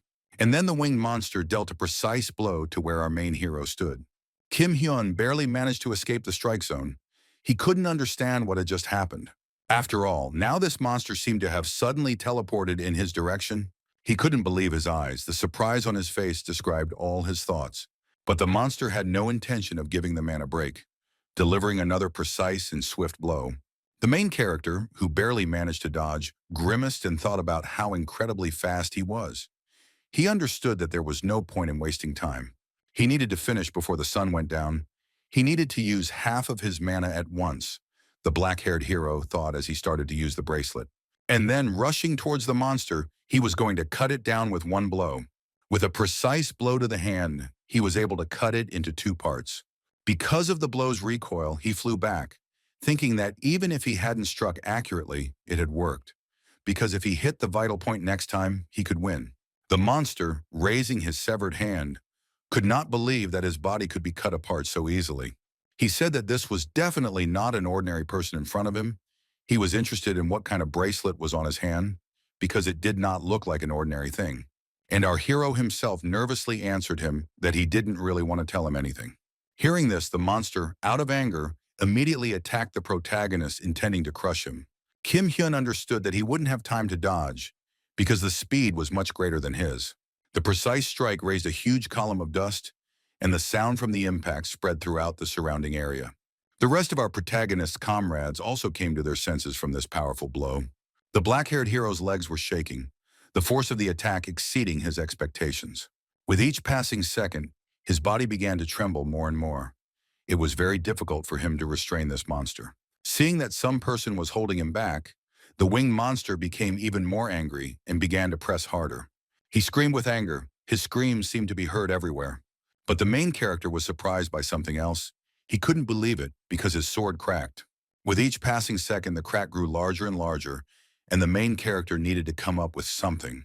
He tried to shift the blow and succeeded. He was able to escape from the powerful pressure. Part of the sword flew to the side, it was broken in half, and the monster shut up. Looking towards his sword, he thought about how the blade had shattered into pieces, probably due to the damage it had accumulated from fighting the undead. Looking at his belt, he thought that he was very lucky that he took a spare one, because the previous one didn't hold up. But from his thoughts, he was pulled by the words that this time his life would definitely end. Because right behind him, a huge dark monster appeared. The protagonist was surprised by his speed again. He couldn't even keep track of how he moved right behind his back. At the last moment, he was able to react to the animal's attack, trying to block the powerful blow again. But this time, everything turned out much worse than the previous one. He was thrown several meters to the side by a powerful blow. Trying to get up as quickly as possible, he thought about how this winged one had once again moved behind him in an instant. Now he was sure that it was the ability to teleport. The monster stood right in front of him and addressed him, saying that he was going to tear his flesh apart and chew it up thoroughly and turn his soul into his subordinate. He was going to show him eternal torment. And the main character himself continued to watch him, reasoning that apparently he cannot use his ability on a permanent basis. He was waiting for this moment. With these thoughts, he rushed towards the monster, intending to deliver a precise blow. Starting to climb towards the attacker's head, he was about to deliver one precise blow. But naturally, the dead man was not going to simply wait for the attack, intending to strike first. This time, the protagonist easily dodged it, still continuing to observe the monster's every action. And then he delivered a precise blow to his leg, intending to cut him down. Afterwards, he immediately jumped back from her, continuing to observe the actions. He needed to understand how his opponent acted and moved. He used the bracelet again to increase the power of his punches. He couldn't give up. Thanks to this, his speed increased incredibly, and he rushed towards the monster. In the blink of an eye, he found himself right above the animal's head. All the black-haired guy's thoughts were that he had to win. Taking a closer look, he realized that he had to aim straight for the throat, otherwise he wouldn't have another chance. Having accumulated and concentrated all his mana on the tip of his weapon, he was about to deliver a precise blow. He didn't succeed in striking with one blow, but he wasn't going to stop. Following the first blow, he immediately struck another and then another. But the last blow missed the dark animal. It appeared right behind him, saying that he no longer felt the breath of mana from his body. He swung and shouted that it would all be over now, but the black-haired hero only laughed in response. But this time, our protagonist used the ring of mana conservation, preparing to strike again. Turning with the same incredible speed towards the attacker, he delivered a precise blow to the neck. The blow severed the neck, sending the dark monster's head flying into the air. His body began to gradually disintegrate into small particles, which evaporated into the air. A smile appeared on the protagonist's face, and he shouted that he finally made it. But his joy quickly passed, as the monster's huge body began to fall straight towards him. The main character was taken aback for a second out of fear, screaming awkwardly. Lying under one of the monster's wings, he tried to get out, breathing heavily because he was very lucky. His death was very close this time, our hero thought, starting to crawl out from under the body of his defeated enemy. At that moment, his comrades approached him with anxious cries, asking him if everything was okay. Max shouted with delight that it was truly incredible. Because he was able to deal with such a strong monster, they would never have been able to resist him. Rising and getting to his feet, the protagonist replied that he was lucky to have been able to defeat him, since apparently he was summoned in an imperfect form, and he was also receiving damage from the sun. Their dialogue was interrupted by loud laughter, which asked the black-haired little man not to put on airs. The monster continued, saying that if he had a different shell, he would never give in to someone like him. In response, our hero was surprised that he was still alive. And the monster continued to laugh, asking the unusual person to think about the fact that they are just ordinary puppets. Because what would be the price for the suddenly acquired power? Kim Hyun swung his sword and shouted at him to shut up and finally die. The monster's last words were that they would definitely meet again. Immediately after that, the system notified that the completion percentage had reached 100%. The S-class training was completed, for which he received 200,000 experience points. Max turned to the main character and told him that it was finally all over, because if it weren't for our main character, they could have had big problems. Hen asked him if they knew anything. He replied that it was the god of death, a demon who fed on living and dead people. Looking down, the protagonist thought that after completing their training, they would have to fight with people like him. The man in armor continued, offering to return since he had helped them out a lot, and, as he had promised, he owed them a big debt. Our hero refused, saying that it was time for him to go. In response, Max began to say something about a reward, but the main character interrupted him by extending his hand. In response, Max replied that the next time they met, he would definitely repay him. As he began to move away, he thought that on this note, the training had come to an end. Our black-haired guy approached the huge stone door. He was completely immersed in his thoughts. After all, they could have found themselves behind the door, starting to remember the smiling faces of their family. Behind these doors was a path that would give him a chance to meet them again. Only thanks to these thoughts, he was able to get this far.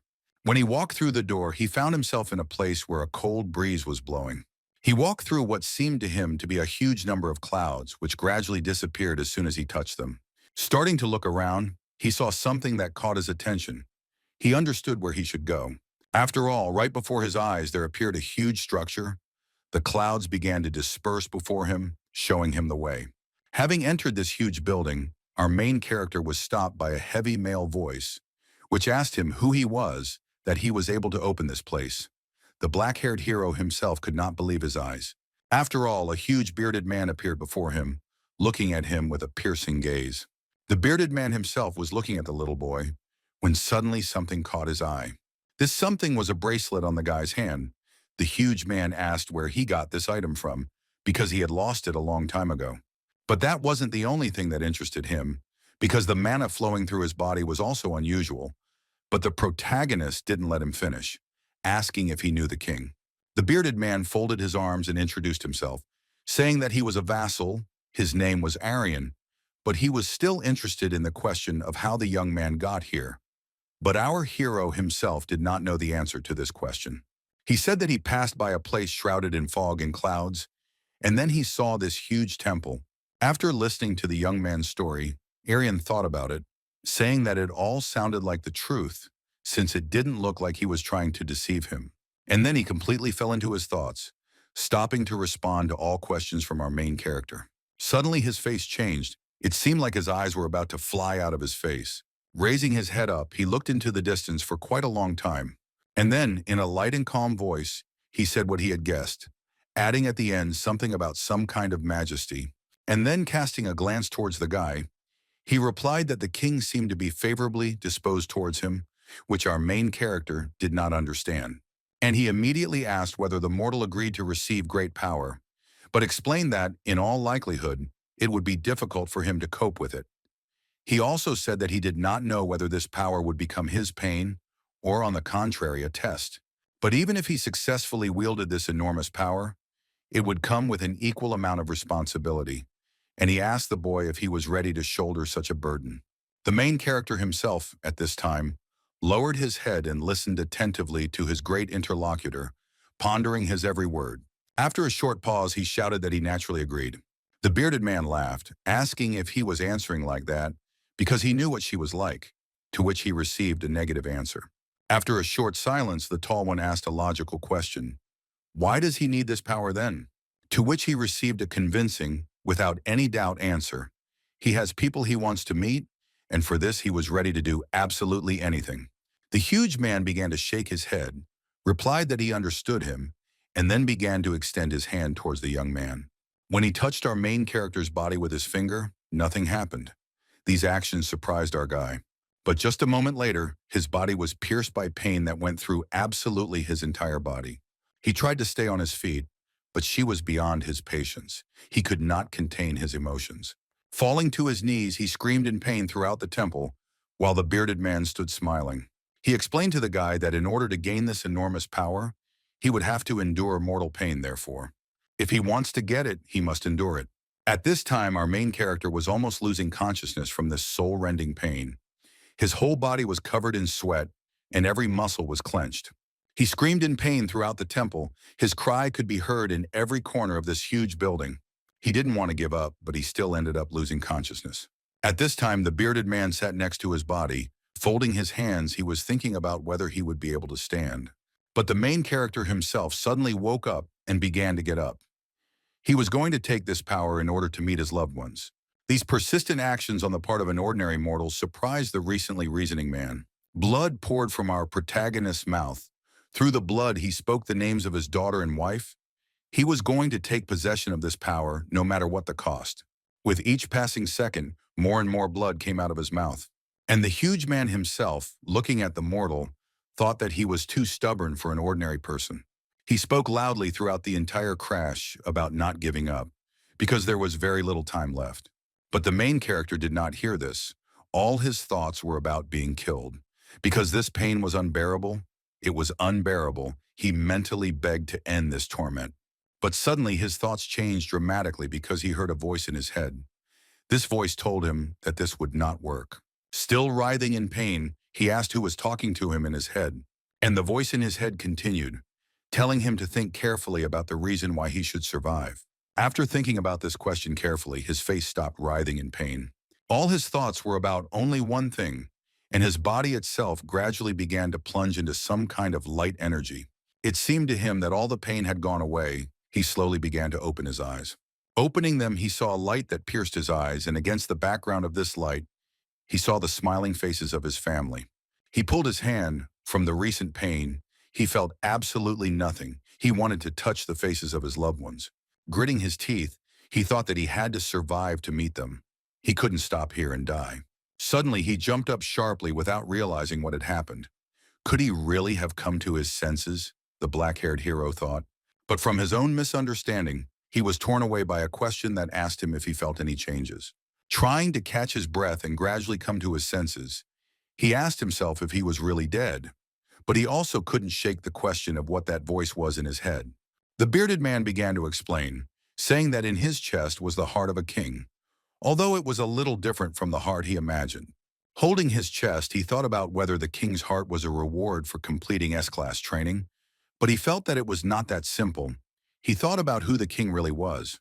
Looking towards the bearded man, he asked him if he could ask him something. He in turn replied that he would answer him if he could, giggling along the way. Our main character was interested in what a king is.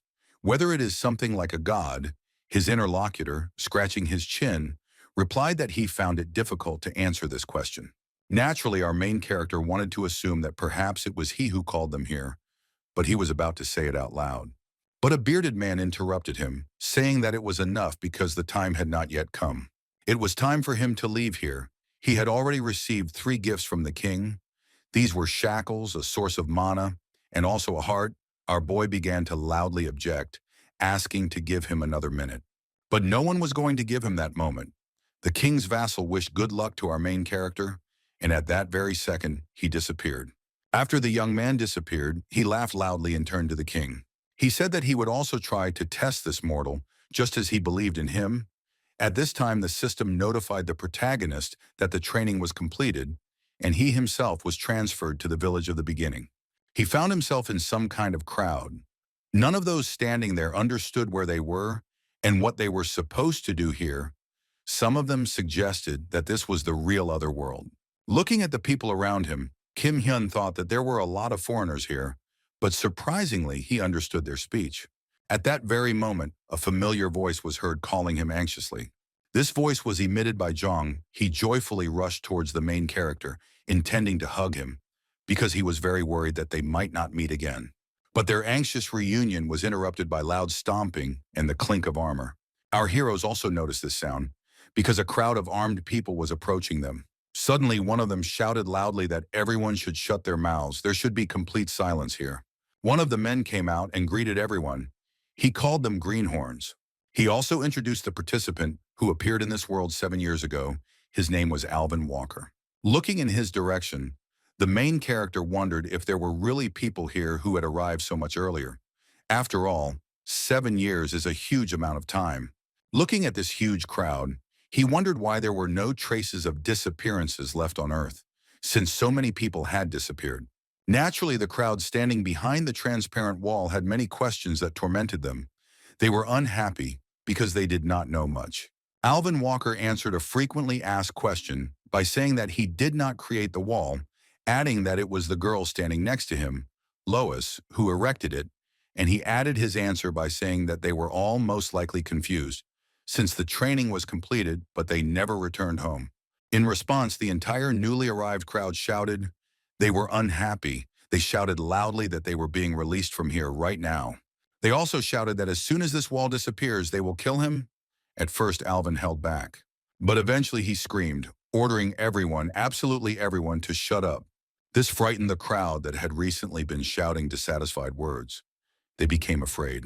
And Alvin, taking hold of his sword, continued to shout discontentedly about how they didn't even realize what they had done here for them, what kind of nonsense they were talking. But his cry was interrupted by Lois, who asked her comrade to calm down. Placing his hand on the wall, he explained that it was made specifically for their protection, as this place was so dangerous that they would look back on their training as a funny joke. It was installed specifically to prevent anyone here without experience from going anywhere further, because it was very dangerous there, Alvin continued to say, as everyone else looked at each other in fear. Turning sharply and starting to leave, he said that he would tell them everything else on the way, unless, of course, they wanted to attack him.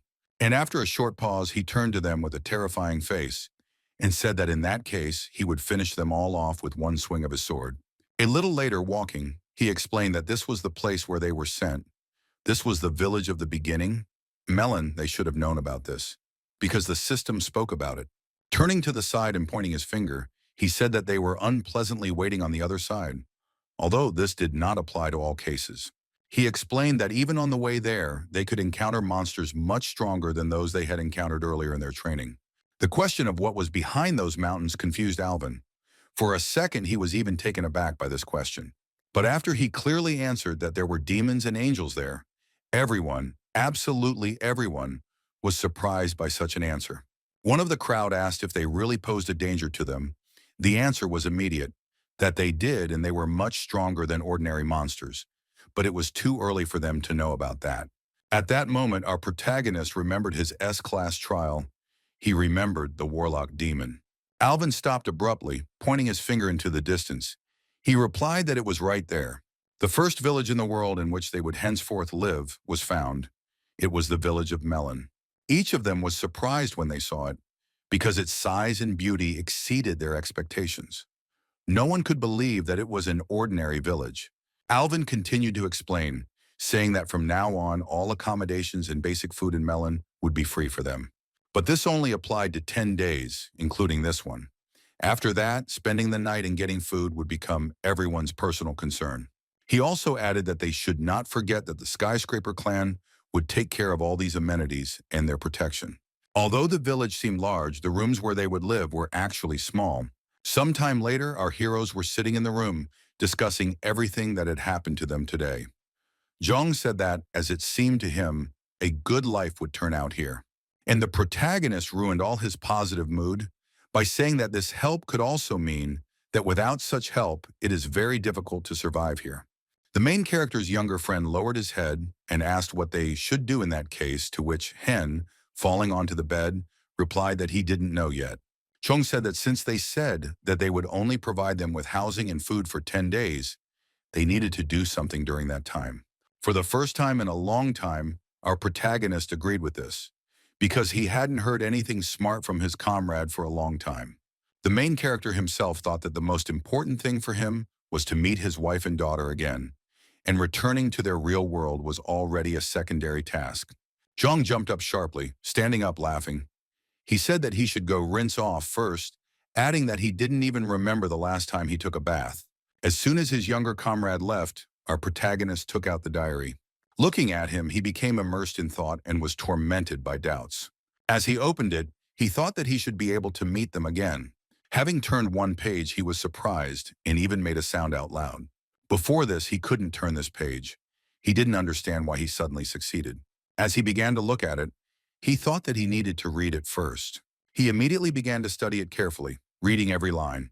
But his mood changed dramatically. This was evident from his facial expression. The sun's rays began to gradually enter the room, and my hands began to tremble. He shouted words of surprise out loud. He could not contain his emotions. He couldn't believe that this bastard had been here all along. Thanks to this, he was able to find out for sure. But out of surprise, he was pulled out by Zhong, who was shouting that he had washed himself, and now it was time for our main character to take a bath. Closing the diary, he cried out that he was already on his way, continuing to think. It was late at night when his friend had fallen asleep. He lit a candle and opened the diary again. Lying and looking inside it, he thought that he had roughly understood everything about how he would need to act now. But he was very sorry that there was no information about angels and demons here.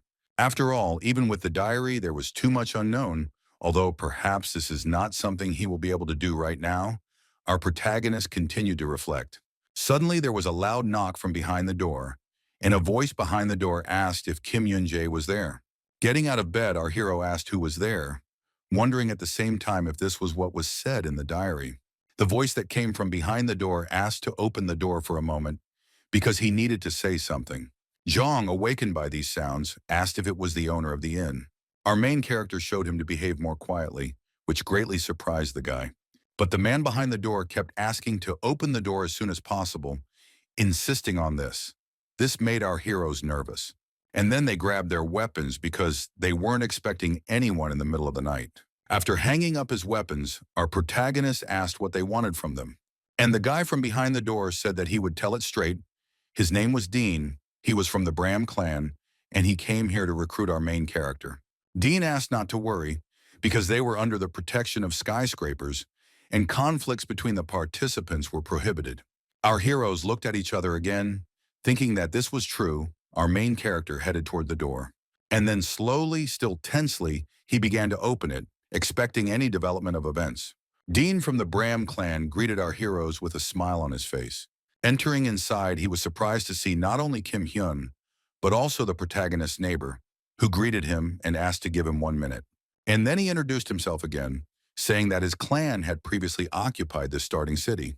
In response, the main character introduced himself and also introduced his younger comrade. The black-haired guy was interested in the question of how he found out about him. And Dean, with a smile on his face, said that the rumor had been circulating for a long time that he had distinguished himself in training, and the work of a large clan is to search for especially gifted people. The smiling guy continued. He said that the head of the clan is waiting outside, of course, if our heroes don't mind, but they can discuss the offer to join them with him. Jung cried out in surprise, wondering if it was really right now.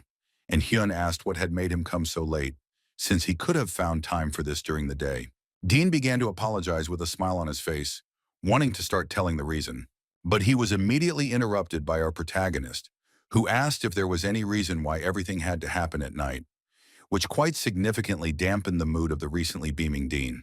And our hero continued to say that he didn't know what the Bram clan was like, but it was better for them to go back, because if necessary, they would find them themselves.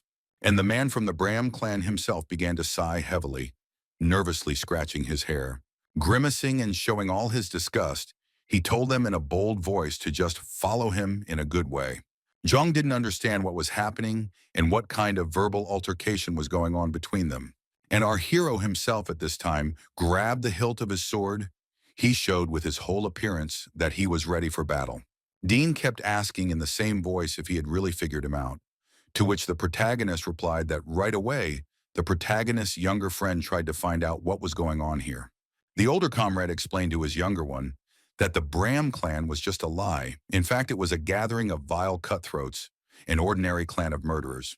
At this time, he was thinking that if he hadn't read about this clan in the diary, he would have followed him, because they are scum, luring unknown newcomers and killing them for items.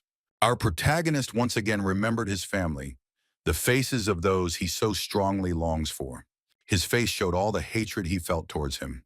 He thought that there was no forgiveness for people like him, because a bunch of such bastards would make up a huge clan. At this time, Dean himself, with a smile on his face, said that he couldn't even fathom it as he understood it. But even if so, he would prefer not to drag it out. He offered to give them all his items, and in that case, he wouldn't kill them. At this time, our main character pulled out his sword, and with all the accumulated hatred, he shouted for him to get out of here. The smile disappeared from the Bram clan member's face, and in a low tone he said that it was truly a pity. With a vile expression on his face, he began shouting insults at our heroes. At that very second, he evaporated from the place where he stood, and a cool breeze rose. In an instant, he found himself behind our main character, who was still looking at the place where Dean had recently stood. And then there was a powerful clash of weapons, and a loud sound was heard. Our protagonist reacted to Dean's attack, managing to block his blow. After this attack, our hero's enemy disappeared again, preparing to strike again. In the same blink of an eye, he approached Zhang, but he somehow dodged at the last moment. Our main character took advantage of this and quickly approached the attacker in order to attack him. But the attack did not reach Dean. With the same incredible speed, he disappeared again. The power from the protagonist's attack rushed forward, cutting through the wall and creating a loud sound. Dean sighed heavily, sliding across the floor, as he also barely managed to dodge. He couldn't believe that someone who had just recently been trained could move so fast. A bead of sweat ran down his face. He thought about the fact that this wasn't just a newbie who stood out in front of him. This was much more tiring than he could have imagined, but he needed to get this all over with as quickly as possible. Otherwise, the Skyscraper clan would arrive here, which would lead to bad consequences, and after that, his body began to gradually evaporate, as if his body was turning into smoke. Jung screamed in fear that this guy had suddenly disappeared, and his older comrade watched closely, looking around. At this moment, a smile appeared on Dean's face, but now it was a smug smile that showed his superiority. He bent down and thought about how they didn't know where he was, because ordinary players couldn't see him when he blended into the darkness. And these greenhorns certainly won't be able to do this, our hero's opponent continued to think. Grabbing and raising his sword, he said that they would die without even suspecting why, and then laughed. Looking towards the black-haired guy, he thought about what about him, since he looked the most dangerous. But our main character's face didn't change. He was immersed in his own thoughts because he had already thought everything through long ago. A second later, Dean appeared, Kim Hyun's sword stuck inside his body. The man with the sword in his chest coughed heavily, asking himself how this could have happened.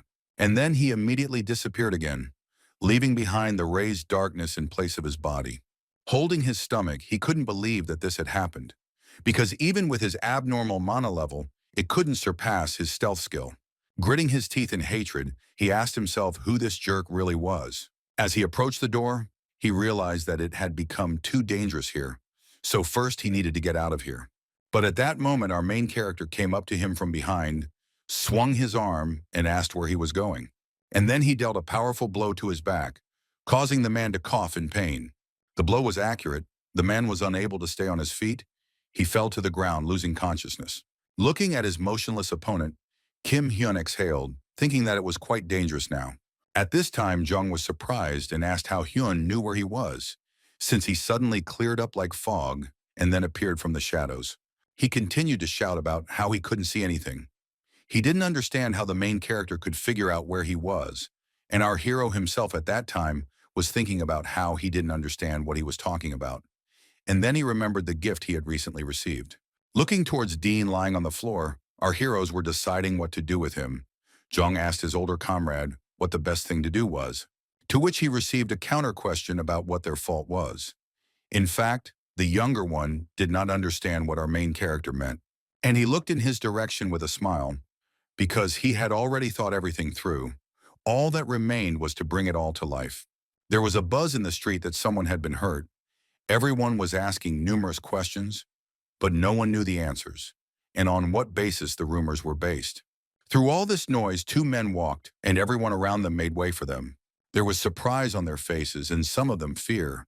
Everyone was shocked to see them. That someone was the Skyscraper clan. Alvin and his comrade were purposefully going to challenge our heroes. When he entered, he asked the man standing behind the counter where the brats were, to which he was told that they were on the second floor. He thanked the man with an incomprehensible expression, and then went with his friend toward the stairs. At this time, Jung could not find a place for himself, pacing from side to side, while Kim Hyun himself, sitting on the bed, was waiting for guests. Elvin, entering our hero's room, told us that Dylan Alador, who has been in the game for 2 years, is a famous bandit who attacks recently arrived newcomers and is a member of a clan of assassins. He asked our heroes if his death was really their doing, thinking that newbies wouldn't be able to kill a seasoned player. To which our protagonist, with an unperturbed expression, replied that everything was exactly like that, while asking what problems there might be. At this time, Alvin thought that after a long time, as he thought, a really big shot had arrived. After a short pause and a heavy sigh, he replied that there were no problems. He opened a notebook, looked into it, and then began to read out loud that there was a reward of 30 gold coins for the capture of Dean Alador.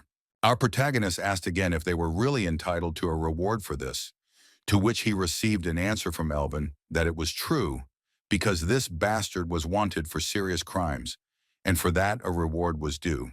The face of our protagonist's younger comrade lit up upon hearing this, and with the same look, he threw it in the direction of his comrade.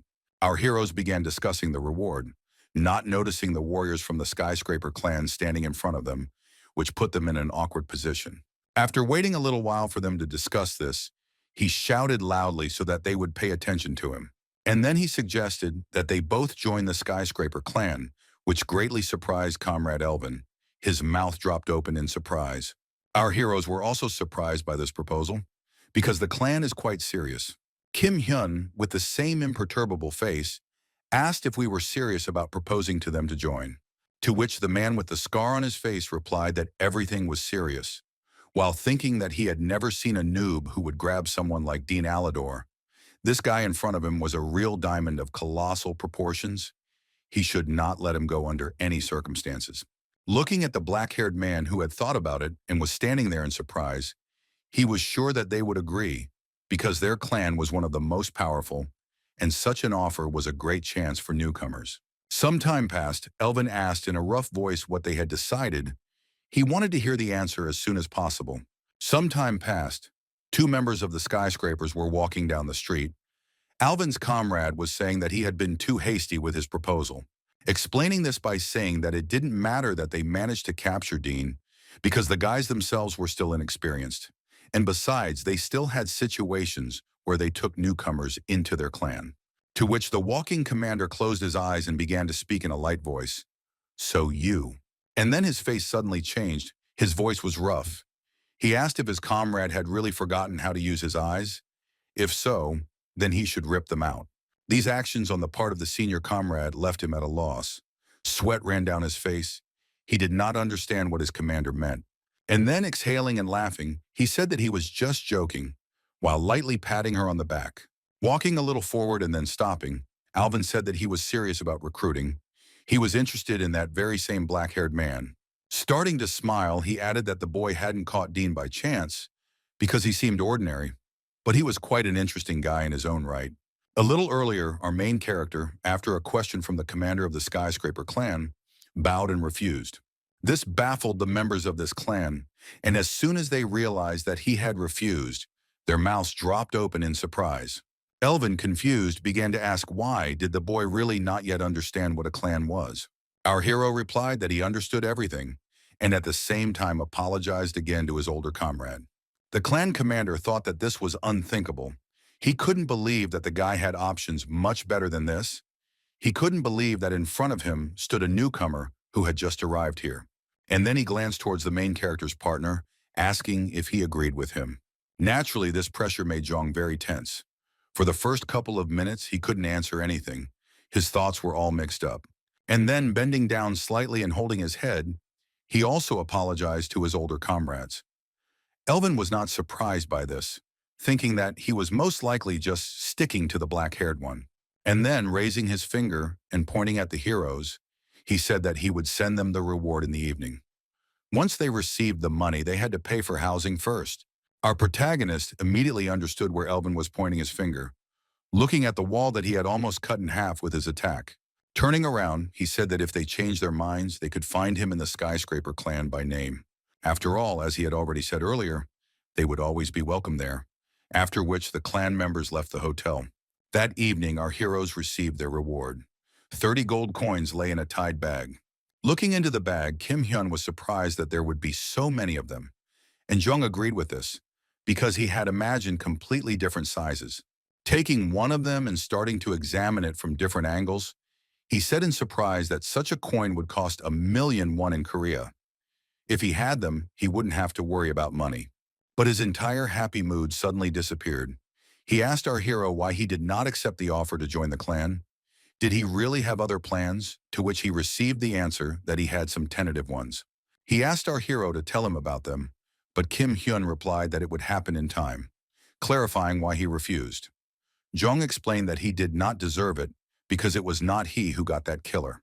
With a smile on his face, the black-haired guy asked his friend not to worry because he had one idea, but he didn't know if it would be better than joining the skyscraper clan. Jong immediately asked in surprise what the idea was, to which our protagonist replied that it was a meeting with the Supreme Mage. He said that they were heading to him right now.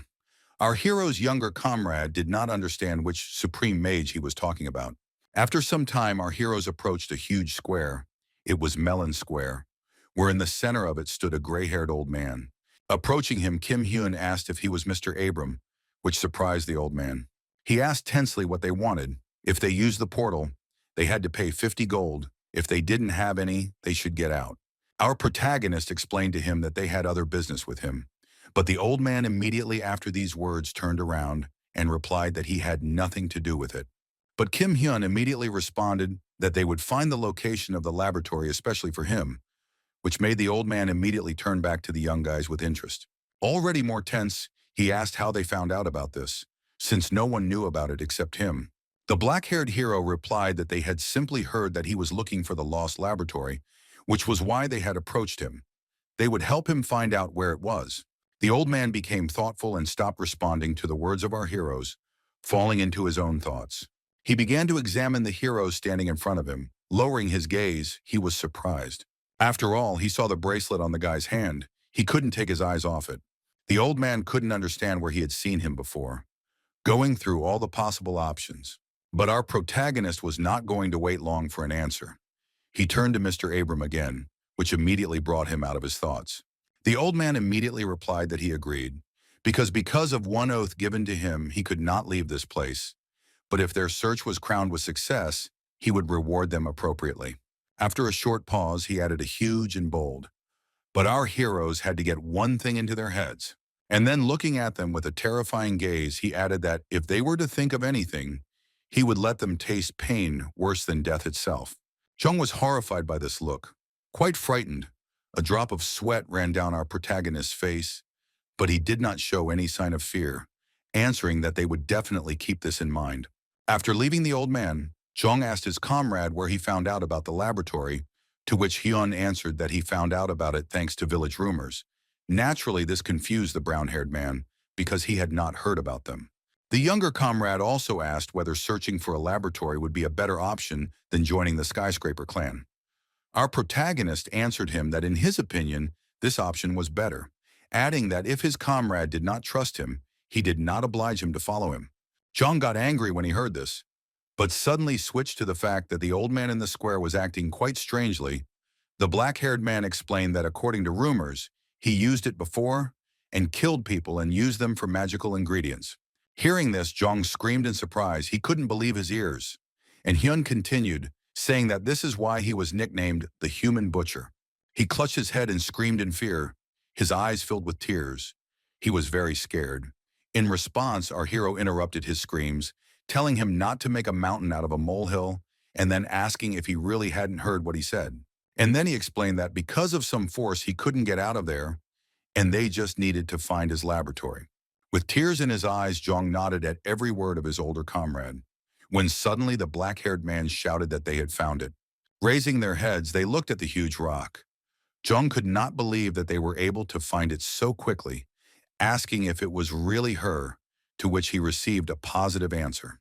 Taking hold of one of the protruding rocks, our protagonist said that it was time to demonstrate his rock climbing skills. At this time, our protagonist was thinking that, according to the diary, the opening of the Abram laboratory location had caused quite a stir in Melon. Since nothing like this had ever happened here before, and the discovery itself was located right in the rock, not far from the village, the discovery of this gaming area was not even significant. The main focus was on her main reward, a collection of experimental materials that had been studied for years by the supreme mage Abram. The skyscraper clan concluded that its effect must be colossal. Since the height of its level is immeasurable, our protagonist continued to think as he climbed into the cave. Upon entering, the system notified our heroes that they had discovered Abram's lost laboratory. Zhang, looking around, said that it was very creepy here. Our heroes had to explore this location and return to Abram. Having told his partner to keep his ears open and be ready to engage in combat immediately, and then thinking he was interested in a top-notch reward, he had to find it first. He was extremely sorry to refuse the offer to join the Skyscraper clan, but by contacting them, it would become much more difficult to seize this trophy. As he went deeper into the cave, Jung told his comrade that it didn't look like she was there, but Kim Hyun insisted that she should be there. While walking, the main character's younger friend asked how it happened that Abram himself could not find his own laboratory, since it was located quite close. The black-haired hero replied that it was all because he had lost his memories. Naturally, Jong had even more questions. One of them was why he lost his memory, but our protagonist did not give an answer to this question. After thinking for a while, the brown-haired man cried out, saying that perhaps it was all because of his oath that he told them about. Kim Hyun, continuing to look around, answered that he didn't know. Perhaps it was so, because it was also possible that he lost his memory due to some powerful spell, and because of this he became the guardian of the portal. Jong continued asking if he wanted to find this place. Why not make the search large-scale? Why should he keep everything a secret? But our protagonist did not answer his comrade. The younger one suggested that some treasure was hidden in the laboratory. But suddenly our main character raised his hand, shouting at Jong to stop. He saw something in front of him. This made Jong scared. He couldn't believe his eyes. Kim Hyun, in response, did not look away, but directed his gaze straight ahead. They saw in front of them a huge number of corpses, bones, and remains of people that lay right in front of them. Jung was disgusted to see this. He asked in a trembling voice if this was really the work of that same old man, to which our main character replied that, apparently, it was so. The young boy's frightened face turned to aggression. He could not imagine that anyone was capable of such atrocities. After all, to do something like that, you have to be a real psychopath, Jong added, still angrily speaking. Suddenly, a sharp cracking of bones began to be heard, and an incomprehensible roar arose that spread throughout the entire cave. What followed was something unimaginable. The skeletons that had recently been lying motionless began to rise one after another. Behind them, the rest of the ghoul-like bodies began to rise, making zombie-like sounds. Our main character, looking at all this, said, "Now it is clear why it was so quiet and why it is called a location." Taking a fighting stance, he shouted to his comrade to get ready for battle. Hearing this, our main hero's younger comrade immediately prepared for battle. At this time, the dead, with terrifying sounds, rushed towards our heroes. Their aura spoke for itself. They wanted to kill the people who disturbed their peace. But our heroes weren't going to just stand there and wait for them to attack them. They were going to fight too. They were going to finish it quickly. The deathly silence of the cave gave way to the sounds of battle. Now in every corner there were terrible sounds of battle.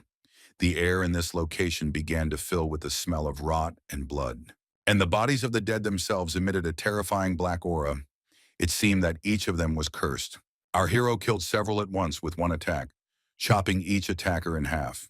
But their numbers were incredibly numerous. This battle reminded our main character of the last stage of training. One of the ghouls waited for a moment and rushed to attack, right from behind our main character, intending to bite him. Our hero didn't notice this. The monster sank its teeth into the protagonist's shoulder, as it seemed to him. But at the last moment, the hardening skill was activated, which protected the attack site, preventing it from biting through the boy's body. There were no options other than using that same bracelet. Kim Hyun immediately activated it, and then, in an instant, he cut the attacker into several pieces, sending him flying. As soon as Jong noticed his comrade being attacked from behind, he immediately rushed towards him with an anxious cry of questioning whether everything was all right. After some time, all the opponents were defeated. Their bodies began to crumble. Jong, looking around, said that everything went much better than he thought.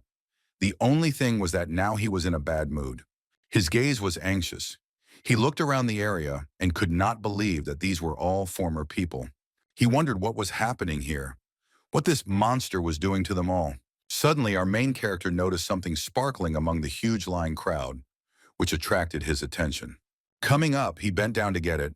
He felt something incomprehensible. Having taken it out, he began to turn it over, examining it carefully. And then it dawned on him. He said, "This is it." But his comrade immediately interrupted him, asking what it was and why it was in his body. The object in our hero's hand began to sparkle. The black-haired hero replied that it was an impulse. It was the Chimera's Mana Stone, the Mana Stone used by the Archmage to create the Chimera, which contains an impressive amount of mana, the energy of which is what makes the Chimera move. Looking towards the younger one, the protagonist told him that he didn't know if it was right or not, but they had better take this item with them. Zhang nodded his head, showing that he agreed with this decision. Our heroes continued to explore the cave. Several days passed. Zhang, sitting on the ground, asked how many days they had been there, to which Kim Hyun replied that it had been about a week. While eating and resting, he asked the younger one if he had rested. And he, glancing back at the mountain of chimera corpses, replied that this was not the place to rest. Our hero replied that in that case, they were coming in. Approaching the huge, beautiful door, Zhang warmed up, saying that he really hoped that this was the last one. Our protagonist asked him to be attentive and look around. At this time, looking at the door, he thought that this is where the reward for the first one to find this place was located. His attention was also drawn to the chain that wrapped around the doors. These doors were locked with magic. Zhang took out his sword and was about to cut it down using his swordmaster skill. The precise blow to the chain sent a powerful echo throughout the cave, causing the stones to tremble. With a satisfied face, he said that, surprisingly, he succeeded, and Hen responded in a raised voice that he should open them faster. Taking hold of the doors, they began to push them with all their might. It turned out to be a little more difficult than they thought. The doors gradually but very slowly began to open, making a loud creaking sound. Our heroes continued to push her with all their might, and with each passing second the creaking became louder and louder. A fairly large gap appeared, and then the door continued to open on its own. Looking inside, our heroes were very surprised, because they did not expect to see such a thing. They saw a room of enormous proportions, in the middle of which stood a huge capsule with liquid and someone inside, and huge bookshelves. It seemed to them that there was some person inside the capsule, and they began to peer into it. The man inside was with his eyes closed, air bubbles enveloping his entire body. At this time, in the Skyscraper Clan building, a junior member brought a report on the status of Abram's location to his commander. He took a stack of papers and began to slam them on the table, straightening the sheets, and then began to read. After a while, Alvin exhaled heavily, closing his eyes. He told the comrade who brought the report that these were not the right papers, but he could not believe what he heard, because he could not have made a mistake. And then Alvin continued, saying that there was no word here about the key to solving Abram's location. They were constantly searching, but there was zero news. This couldn't be happening. While his subordinate listened silently. He angrily threw the papers on the table and shouted at him to go and bring him the correct report, and he could throw this one in the trash. A drop of blood ran down the subordinate's face from excitement. He was about to start making excuses. But he was interrupted by an angry commander who said loudly, 2 months, they have been looking for this location for 2 whole months already. And then he got even more angry, starting to shout that even if these were just false rumors, what difference did it make if the Skyscraper Clan, consisting exclusively of the elite, had never been of any use? He continued to shout, asking what they could do on their own, since they weren't even capable of catching basic murderers themselves, while his subordinate listened to his commander's shouts with his head down. And he, raising his hand and pointing to the door, added that he should get out and find out at least something. The pumped-up man, still with his head down, answered, "Yes, sir."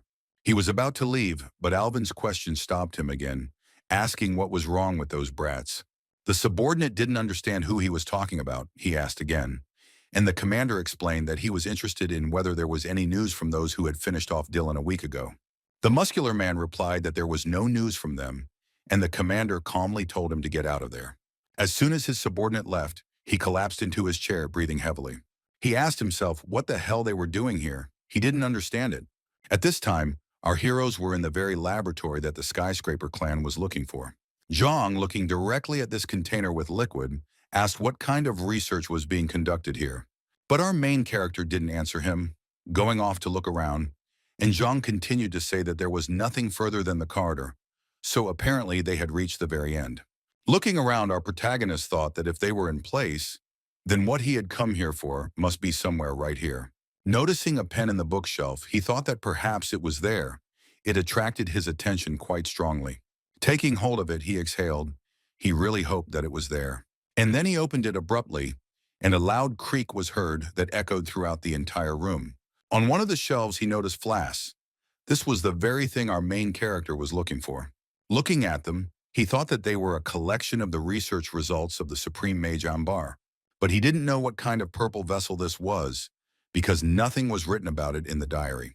Taking the flasks in his hands, he was going to take everything. The goal had been successfully achieved, so they did not need to linger here any longer. But he was distracted by his friend, who loudly asked him to look here, because it seemed to him that the man inside had begun to move. The main character immediately began to approach him with alarm, asking if this was true, and the young boy replied that it was only slightly, but he opened his eyelids. He was sure of it. Raising their gaze to the face of the man floating inside, they heard only the rising air and the bursting of bubbles. But they did not take their eyes off his face. Only our main character was about to look away. As the man inside opened his eyes slightly for a second, air bubbles came out of his mouth. And then they immediately closed, and the bubbles stopped coming out. Our main character spoke in surprise, wondering if he was really alive. Jong asked him what they were going to do. Kim Hyun, after a short pause, replied that since this was a person, it would be wrong to leave him like that. He grabbed his sword. He was going to break the glass, although he was tormented by thoughts that it was better not to do this. Some time passed. Our heroes returned to the city to the old man, which surprised him quite a lot when he saw these guys again. He began to insult them, giggling along the way about how he knew they wouldn't succeed. But our protagonist interrupted all his taunts by saying that they had found his laboratory. Hearing this, the supreme magician Abram could not believe his ears. He was speechless with surprise. And then he shouted loudly, asking if they had really found it, adding that this couldn't be possible, but the guys continued to insist that they had found it. But then Jung joined in, looking menacingly at the old man. Having said that, first they wanted to hear what kind of research he was doing there, because they discovered monstrous things there. The Supreme Mage didn't answer right away, but after thinking for a moment, he asked what they had found in his laboratory. Our heroes were quite embarrassed when they heard this question. They fell into a stupor. But our protagonist immediately took the initiative, asking anxiously if the old man himself really didn't remember what was there. The Supreme Mage replied that everything was exactly like that. He didn't remember what was in it. He only remembered that it was there and that he was doing research there. But he didn't remember specific things. Zhang asked, both worriedly and angrily, since he couldn't remember anything, why he had looked for her then. And Abram answered that everything was because he was sure of only one thing. She belonged to him, and that was the reason for the search. All of Zhang's ardor died down, and Kim Hyun, standing next to him, replied that there was no arguing about that. Our protagonist asked if the old man would be able to find this place if they told him about the location. Since he was attached to this place where they were now, Abram answered that he could leave it for a short time. Our main character, exhaling, answered in agreement, and began to explain to the old man where she was. He described in detail where the cave was, but was less detailed about where it was located inside the cave itself, thinking that searching inside would take him much longer. The old man listened attentively to the instructions on how to get to his cave. He started to smile and then suddenly began to laugh loudly, holding his head. He shouted that he remembered exactly, although he forgot that he had hidden it right under everyone's nose. And then he took out 2 scrolls, which he handed to our heroes. He replied that this was a reward for help, adding that he did not know if they knew how to handle it, but he could not offer them anything else. Our hero thanked him. Taking it in his hand, he was going to look at the characteristics of the scroll. The system explained that this was a teleportation scroll that allowed one to move to a desired village, where they had never been before, but after use, it would disappear. Our protagonist was happy because he was now holding 50 gold coins in his hands. In addition, he also received a ring. It was a B class. The ring granted the desired property, spending mana in accordance with the properties. It could also accumulate mana in itself. Looking at it, the black-haired boy thought that if you look only at the class, then this ring is on the same level as the shackles of Jahar. They received wonderful rewards that they could not even imagine. Our main character was as happy as Jong, who was screaming with joy. The old man laughed and began to disappear, saying that on this note he was leaving the young guys. He told them that they would definitely meet again. Zhong asked in surprise if this was really instant teleportation. Eventually, the old man disappeared completely, and in his place, some dark particles began to evaporate into the air. Kim Hyun said that he wouldn't be too upset if their next meeting didn't take place, and Zhong asked if anything bad would happen since they let him leave so easily. Taking something out of his pocket, the protagonist replied that time will tell, because in the end, we are talking about a man who has lost his memory. Having taken out some kind of elixir, he added that they had already taken the most important thing from there. The young guy asked what it was that they had taken from the laboratory. And our boy, with a smile on his face, shaking the flask, replied that perhaps this was the reason why the old man was looking for his laboratory. At this time, the old man, with a hysterical look, peered into the laboratory and, just as hysterically, spoke about how he had finally found it. During this time, our heroes rested. Zhong said that he was worried because he did not know what to do for the next 10 days, but in the end, everything turned out just fine. After all, they received unique items, money, and apartments much better than they had before, and it was all thanks to their older comrade. In response, our protagonist replied that it was their common merit. Falling onto the bed, Zhong joyfully shouted that now was the best money, because he thought that he would die during these 2 weeks in the location. Kim Hyun began to rustle through his pockets and replied that he had something while they were resting. This alarmed Zhong, who shouted out what else could be there. Our hero threw him a red and blue vessel. He was surprised, because these were the same ones from the laboratory.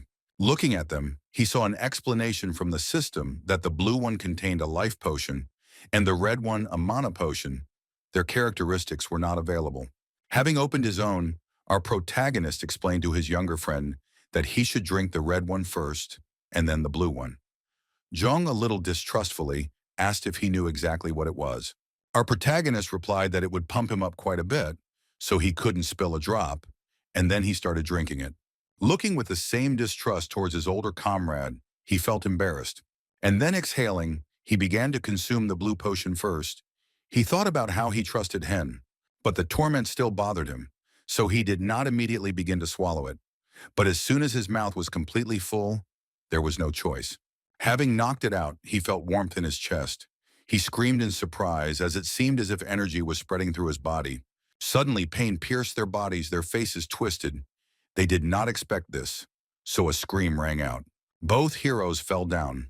Their bodies seemed to be pierced by pain. Twisting, it seemed to them that they were being torn apart. They screamed throughout the room. All of the main character's stats began to increase, and writhing in pain, he wondered if it was worth drinking it all at once. Trying to catch his breath, he continued to think about the fact that he took these potions because they were supposed to raise the body's level, but they seemed to be burning it from the inside. His whole body began to sweat, and his teeth clenched in pain. He was going to endure it. After all, compared to the last time in the temple, it was much more bearable than then. The pain was much less. Clenching his fist, he was going to endure her. He couldn't just give up here. His body began to tremble, but it was no longer because of pain, but because of the anger that filled our main character. At this time, Zhong continued to scream in pain.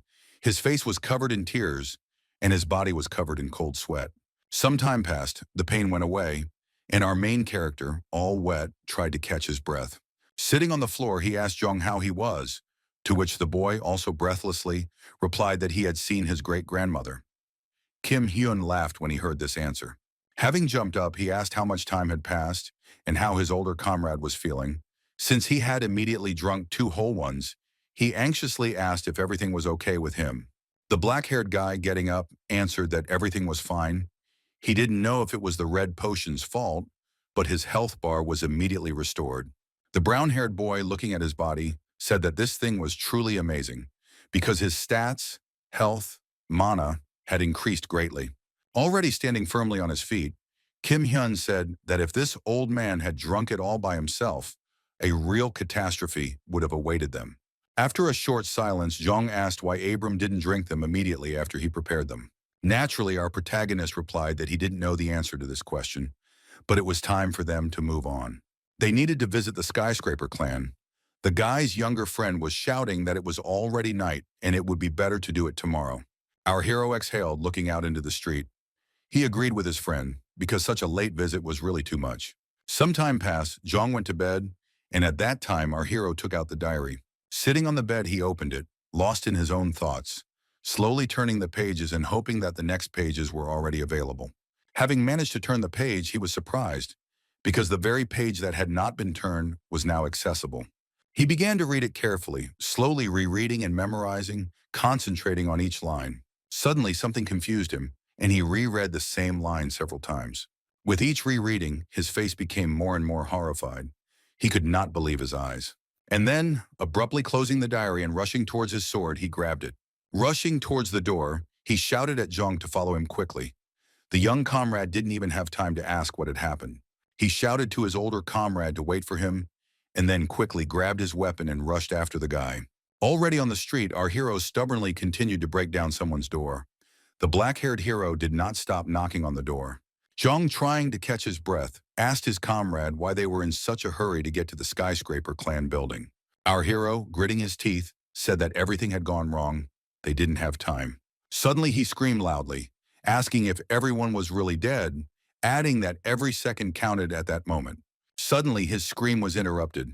The door opened and a man inside the building asked what had happened to them. Why were they breaking in so hard?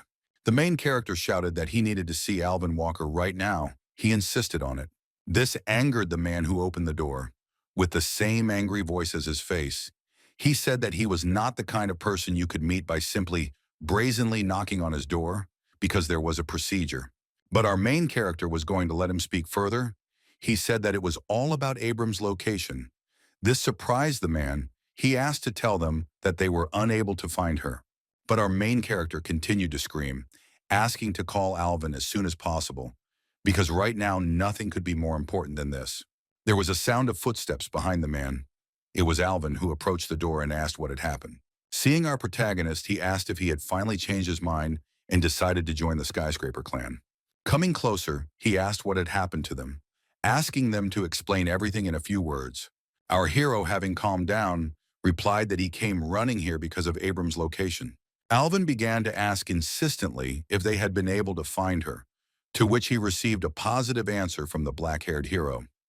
Our guy was going to explain to him why he had come running here, but the man began to beam, joyfully shouting that the boy was something, laughing along the way.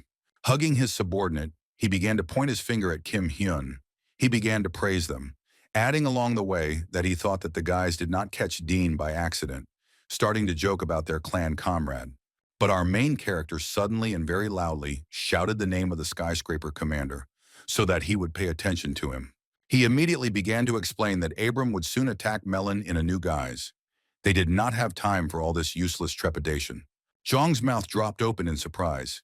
He couldn't even imagine such a turn of events, while our hero stood there with the most serious expression on his face. Both representatives of the skyscraper clan stood silently, thinking about the guy's words. They couldn't believe it. The first to come to his senses was the muscular man who asked what he was talking about. Suddenly, a voice came from behind them saying, "Here they are," and our heroes immediately turned to look at it. After watching, everyone was surprised to see this picture. No one expected that everything would happen so quickly. Zhang cried out loudly and in surprise, could it really be that same old man, the supreme mage Abram? Zhang couldn't believe his eyes. He screamed at the top of his voice in surprise. And then he turned sharply towards his older comrade, still shouting in surprise that this was the same guy from the lab. Kim Hyun responded by saying that they should have destroyed everything there back then. Our protagonist remembered that when they first noticed him, they couldn't even imagine that this was a new body for the Supreme Mage, because if they had known, they would have finished everything much earlier. Something started approaching our main character at an incredibly high speed. At the last moment, he was able to dodge. It was an attack. A huge fragment crashed into the wall, making a loud sound. The black-haired hero tried to catch his breath when Alvin looked at the wall and then asked the man who he was and why he was attacking. The long-haired man replied that he was not at all interested in him. He came here for those two, pointing his finger at our heroes. In response, our protagonist said that if he came for those potions, then they had already drunk them, and Abram, laughing, began to take out his blade and said that he would make more of those. He came here to take the shackles and also added that if our hero resists, he will lose his hand. Naturally, the main character was confused upon hearing this, and he asked what he knew about them. In response, the long-haired man began waving his hand, saying that he knew much more than he did. And then, shouting for him to give them back immediately, he attacked him, sending several dozen stones toward the guy. Our hero reacted instantly to this attack, starting to reflect every stone with incredible speed. But their number was enormous, and our hero thought for a second that he might miss a few. But suddenly they all shattered into small pieces and began to fall loudly to the ground. And before our heroes appeared an armed Alvin, who said that this all sounds like a bad joke, but it looks like he really is Abram, because when he realized that he was not in the village, he decided that he was no longer there. The skyscraper commander was interested in how he was able to remove his curse, and in addition, was able to find a new body. But there was no response from the supreme mage. He looked at our heroes with a disdainful gaze. Alvin chuckled slightly and let out a sigh, since he hadn't expected any kind of sensible answer from this decrepit old man anyway. And looking towards our heroes, he said in an angry voice that he would definitely talk to him again. But at that very second, our hero rushed towards the long-haired man. He was not going to give all the honors to Alvin. Alvin tried to catch up with Kim Hyun, shouting at him to stop, as he was not someone a newcomer who had just arrived here could handle. These actions amused the supreme mage. He thought that the boy already wanted to go to the next world. He began to concentrate, lightning in his hand. And then he sent his charge attack towards the main character running towards him, intending to kill him with one attack. Alvin, looking in the direction of the attack, realized that he would not have time. He shouted at the black-haired idiot. But our protagonist's mood was obvious. He also intended to finish everything as quickly as possible. He immediately began using his ring, absorbing the high mage's attack. And then he sent his own attack in his direction, putting in another grain of his mana to strengthen the attack. The attack struck Abram, leaving a wound on his cheek. He was taken aback, because he did not expect that he could be wounded. Raising his hand to show the ring, Kim Hyun asked the attacker if his gift was really good, since he had given it to him himself. Alvin let out a sigh of relief. A smile appeared on his face. He didn't expect the younger one to have such a strong trump card. Naturally, the supreme mage winced in anger, because he had done something wrong to himself. But at that moment, a junior member of the skyscraper clan approached him from behind. He was about to slam him into the ground. The powerful blow caused the earth to shatter in all directions, and a column of dust rose up, obscuring the entire attack zone for several seconds. Alvin's subordinate made a disgruntled sound, raising his head and looking up because, when the dust settled, Abram was nowhere to be seen. And the supreme mage himself at this time thought that without elixirs, this body was too weak. While in the air, he looked at his opponents, realizing that he had been too hasty and that he would not be able to cope with them now. But just a second later, his body found itself locked in some kind of magic cube. He never expected this. A girl approached and asked what was going on here. It was she who used magic. Alvin thanked Lois, explaining to her that the killer Abram had paid them a visit at night. Lois couldn't believe her commander's words because he didn't look like the old man at all, but the man in armor answered her that he would explain everything later. A huge crowd of people began to gather at the sounds of fighting and shouting, and Alvin, standing proudly with his head held high and raising his sword, introduced himself, saying that they were a clan of skyscrapers, adding that he should have thought about it before going against them. Gritting his teeth in anger, the supreme mage himself understood that he was dealing with small fry. But looking at Lois and Alvin, he thought that these two were quite dangerous for him in the current situation. He was about to retreat. His body gradually began to disappear. The commander of the skyscrapers himself did not understand what was happening. At the end, Abram laughed loudly, saying that they could enjoy their freedom for now, but very soon they would meet and it would end. After these words, his body completely disappeared, leaving a bright light inside the magic cube. Alvin looked towards the girl and told her that he was very disappointed in her, because she let him go so easily. Lois herself screamed and answered that Abram was in front of them. She could not do anything. And then he laughed, saying that since he had escaped, they just needed to catch him. But his face suddenly changed, and he looked towards our heroes, turning to them, saying that they needed to talk, because they knew what was going on here. He ordered them to follow him, adding that this was not a request, but an order. Once inside the clan building, our protagonist told everything. Jung couldn't believe that they had drunk elixirs made from hundreds of human lives, and our protagonist explained that this information could only make things worse. Alvin thought for a bit and said that their strength and magic were the result of those same elixirs. This was believable, but it was impossible to believe that they were newbies. Lois, interrupting her commander, asked if they had really drunk the potion that Abram had prepared for himself, to which she received a positive answer. Our black-haired guy explained to them that after changing his body, Abram planned to use them to become more powerful, because these potions could increase his strength and magic to an incredible level. To this, Alvin replied that he now understood why he had come for them. That explained everything. With an unperturbed expression, Kim Hyun replied that it was all true and he was right. He also said that for some unknown reason, Abram has a strong contempt for people, and he will still try to vent his anger and get the ingredients he needs. Lois anxiously shouted at this, asking our hero to stop with his story, since Abram was cursed and therefore guarded the portal in the village. She couldn't understand how he managed to escape and get into the laboratory. Our main character naturally didn't know the answer to this, thinking at that moment that even if he knew, he still wouldn't have said it. Alvin, standing up, asked if he would definitely try to make new potions, to which he received a convincing and confident positive answer from his interlocutor. The skyscraper commander began pointing a finger at our protagonist, saying that he should be ashamed to ask for help, knowing that he had gone and stolen the potions. But he agreed that the high mage would most likely soon return to Melon. And then he began to cough awkwardly, accidentally voicing his thoughts out loud about how Abram was still so weak thanks to the fact that they had stolen the potions. He abruptly extended his hand, thanking our main character for this. Naturally, our hero did not expect such actions. He immediately jumped up, extending his hand in response. But as soon as their hands were about to touch, Alvin immediately removed his, starting to make dissatisfied sounds. With the same dissatisfied face, he asked the guy how he knew all this, because a newbie couldn't know so much useful information. Awkwardly beginning to string together incomprehensible sentences, he thought that because he needed his help, he had told too much useful information. He couldn't understand what to answer. Was it really worth telling about the diary? Our hero thought anxiously. Suddenly, this awkward situation was interrupted by a man running and shouting and yelling at Commander Walker to follow him, as it was very important. Naturally, Alvin did not understand what was happening, asking what had happened and what was wrong with him. While the subordinate himself, standing all in sweat with a frightened look, tried to formulate a proposal, the commander shouted at him, ordering him to come to his senses as quickly as possible and report to him. Having come to his senses and exhaled, he shouted that a whole horde of monsters was approaching the city walls. Their numbers were simply enormous. In the city, the number of screams only increased with each passing minute. Everyone was in a panic. The people standing with swords could not believe their eyes, while the women ran away as fast as they could. Monsters began to fill the city. They attacked a man who was trying to overcome his fear.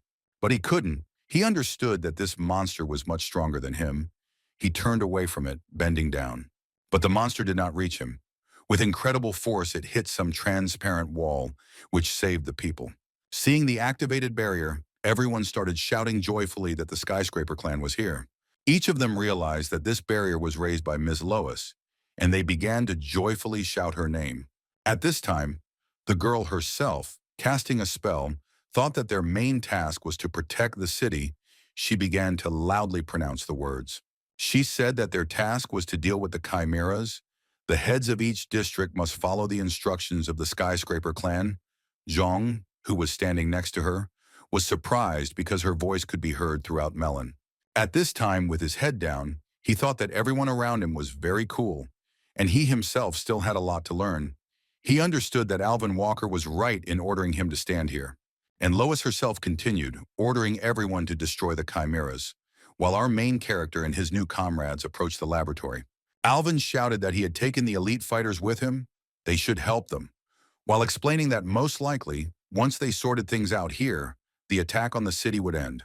Chimeras were also approaching our heroes, but they had no intention of letting them through. And our heroes weren't going to stay here for long. Our hero attacked and cut them down with just one attack. Looking at them, he thought that they were quite weak compared to those who were in the cave last time. And then starting to look around, he thought that perhaps it wasn't they who were weaker, but he who had become stronger thanks to those potions he had drunk. But after just a few seconds, disgusting screams began to be heard, and behind them appeared a huge crowd of undead who intended to kill our heroes. As he began to accumulate his mana in the sword, he couldn't bring himself to use this unique skill. But suddenly he felt an incredibly huge amount of mana. Alvin waved his hand. There was an incomprehensible sound. It seemed as if his swing had cut the air. The black-haired hero did not immediately understand what had happened. The monsters continued to approach the motionless heroes at great speed. But just a moment later, some kind of yellow arc cut through their bodies, causing them to scream in pain. Their bodies flew in different directions, all of them cut down by just one attack. Alvin shouted for no one to stop. They needed to get there as quickly as possible. At this time, our main character could not believe his eyes. He was thinking about what he had just seen, because it seemed to him that he had cut the air with an ordinary wave of his hand. He could not believe that such a thing was even possible. Looking at the skyscraper commander walking ahead, he thought that this man was an amazing person. Alvin shouted at the boy not to slow down, and in response, our hero shouted that he was already running, rushing after the commander. At this time in the laboratory, Abram stood in the center of some kind of magic circle. Looking into some scarlet ball, he thought that souls were not gathering as quickly as he had expected. After all, by this point, he had already expected to receive hundreds of thousands of souls. And these bastards who had hindered him last time and were hindering him now, his face was dissatisfied. He hoped to create at least one. He knew that he needed to create it as quickly as possible because they would soon appear here. Entering the cave, Alvin Walker asked a newcomer walking next to him how big the laboratory was. In response, our hero replied that last time it took him a week to get to the end of the cave. Alvin said that they had 2 days to get to its end. Placing his hands on his waist, the youngest of the elite squad said that a huge horde of chimeras was approaching them. Following his words, a nasty sound of screaming began to be heard, and the long-haired man added that now he felt that there was no end to them. The girl stood right in front of the guys, raising her hand forward, and with a smile on her face said that they just need to destroy them. And then she sent an incredibly powerful attack towards the monsters, destroying the walls of the cave. A wild heat filled the cave. Looking at this, our hero thought that this was now a mass skill. He understood that the guys standing in front of him were on a completely different level. As soon as the dust settled, only charred remains remained of the horde of chimeras, and our hero continued to reflect on how even Abram himself would have great difficulty dealing with them. Alvin, seeing the corpses of the monsters lying there, immediately praised the girl for her good work. Suddenly, something caught her attention, and she pointed at it with her finger, asking what it was that was sparkling inside them. Having picked it up, she began to spin it. The commander of the skyscrapers looked at it and said that it was quite weak, and our main character explained that thanks to it, they were moving. The clan members began to discuss this discovery, and they all came to the same conclusion. The old man had been preparing for all of this for a long time, so Alvin assumed that Abram had been preparing for Melon's attack for quite some time. The girl did not understand how he managed to pull it all off. At this time, Alvin, going ahead, said that there was no longer any point in solving his secrets. He shouted that they had no time to waste by going ahead, and everyone else immediately followed him. And our hero himself looked at that very crystal from the bodies of the chimeras for a few more seconds. At this time in the city, Zhang was fighting with all his might against the horde of monsters that attacked the city. With incredible speed and strength, he chopped down one after another, not giving them even a chance to win. But their number was too great, due to which the boy got tired and became inattentive. One of the chimeras took advantage of this, trying to attack him from behind. At that very second, Lois covered him, enclosing the attacker in a magic circle and squeezing him. Zhang turned to her and thanked her for her help, trying to catch his breath. The girl said worriedly that the guy was too tired. He needed to rest and gain strength. But the newcomer replied that he couldn't, because if he wanted to follow Kim Yun-jae, he needed to become stronger. The girl, also worried, told him that he shouldn't exhaust himself so much, because not even a month had passed since they arrived here, and he was already fighting alongside people who had been here for at least 2 years. Zhang listened to her with his head down, immersed in his own thoughts. And then, thinking that he couldn't give up, he gripped his sword with all his strength. He went to another street saying that he would not allow himself to be a burden. He was going to become stronger. A drop of sweat ran down the girl's face, and she looked at the newcomer's back with a worried gaze. At this time in the cave, our heroes reached the laboratory. Alvin went inside and shouted that as he saw, the old man had not yet escaped. Abram started laughing loudly in response, asking how he could escape from people like them. Naturally, the skyscraper commander said that last time he did just that. But the Supreme Mage's face changed, and he looked hysterically towards the commander, asking him if he really thought they were in the same conditions as they were then. Our heroes surrounded him at this time, and the magician himself, spreading his arms, shouted that they were in his laboratory. Some force began to act on our heroes, which seemed about to knock them off their feet. The whole rock began to shake and small stones began to roll down. And inside the laboratory, screams were emitted that echoed throughout the entire cave. The long-haired junior member of the elite skyscraper squad was almost losing consciousness from the pressure. He was screaming. The girl did not fall to the ground at this time, but tried to resist, uttering painful groans. Alvin himself crouched down, but his resistance was much better than his subordinates. He tried to get to his feet. He asked what was going on here, and Abram replied that he was quite surprised because he could still be conscious. With the same mentally abnormal look, he explained that this was a magic circle. It was his creation. This circle was capable of taking human souls. He also revealed that Melon's attack was just a way to get more ingredients, which greatly surprised Alvin. And the magician himself laughed hysterically, explaining that if they came here themselves, then he should have used it, because thanks to the fact that he reduced the radius of use, the power increased, and now he can take the soul even from a living being. Alvin angrily replied to him that judging by his actions, he really was the supreme mage Abram. The magician himself continued, laughing, asking when he would beg him for mercy. But after a short pause, he added that in the end, death awaited them all anyway, since due to their interference, he was only able to brew one potion. And Alvin himself laughed, replying that he was amused by the fact that the supreme mage had to rely on a magic circle like this. These words only angered the supreme mage. Raising his hand towards Alvin, he said that he would be the first. And then he summoned a huge number of fireballs, which he sent towards the skyscraper commander. With a mentally ill face, he laughed as he said goodbye to the little man. Walker, clenching his teeth in anger, wondered if he really thought this was the end for him. Raising his head and looking towards the balls flying at him, he thought that he didn't know what he had done, but he was relying on you. Sweat ran down his face, caused by the enormous heat that was in the room. And just a second later, a huge explosion was heard, the echo of which spread throughout the room, and a huge wind arose from the impact. At this moment, our main character attacked the happy, unsuspecting magician from behind, delivering a precise blow. Abram's whole face twisted in pain. He couldn't believe that he could have been wounded. Looking at the calmly moving black-haired guy, he couldn't believe his eyes. The newcomer was preparing to strike the next blow, and the magician, turning around, asked how he could move. Our hero was unable to launch his next attack.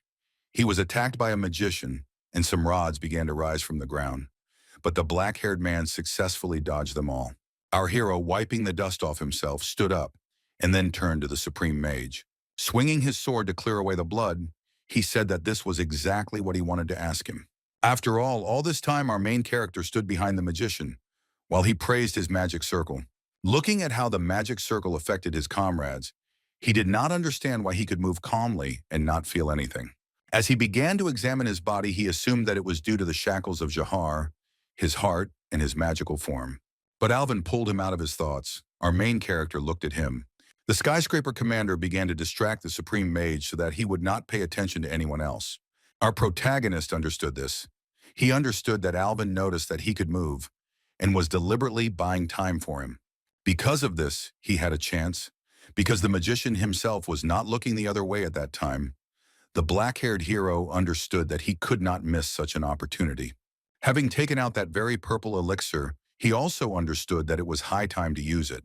Abram began to shout with displeasure, suggesting that it was probably all because of the shackles on his hand.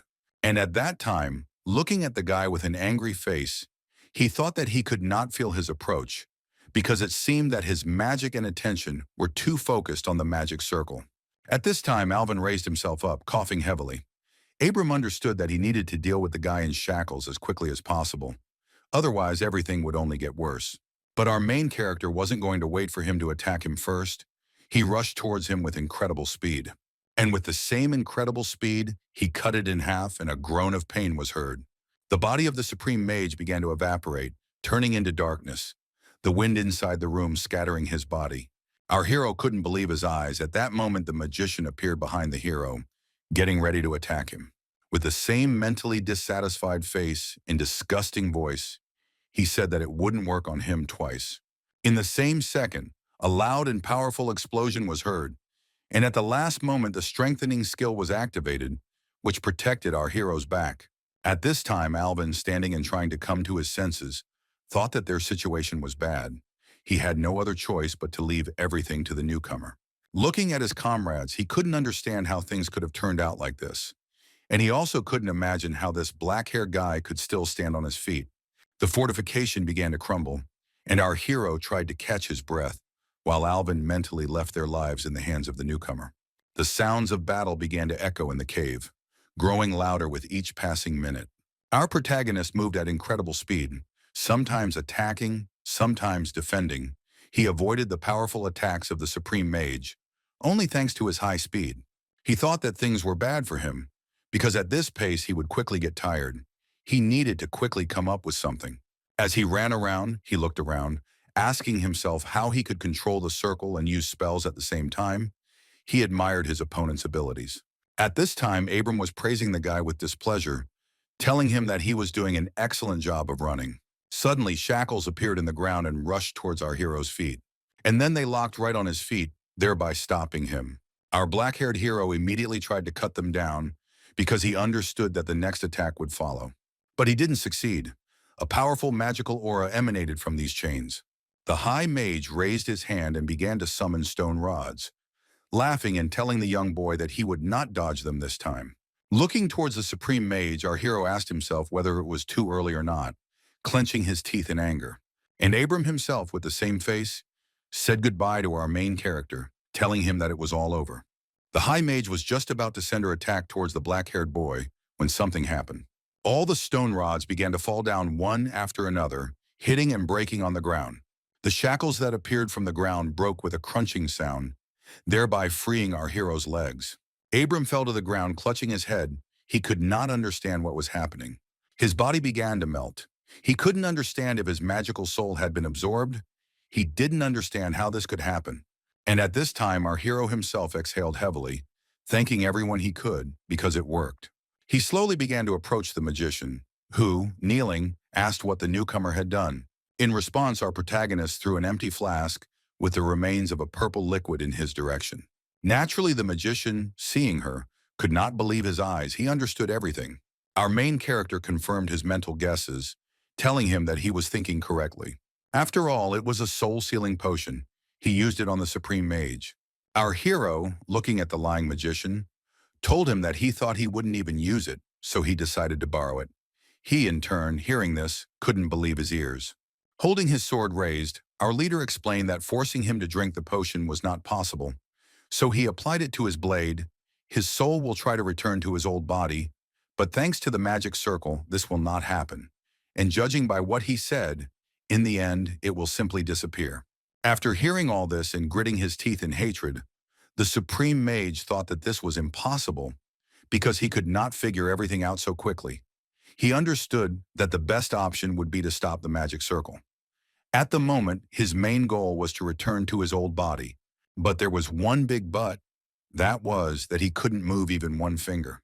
When Abram suddenly spoke sharply, asking to be taken to the magic circle, he was going to stop him and save his comrades. In response, our main character remained silent.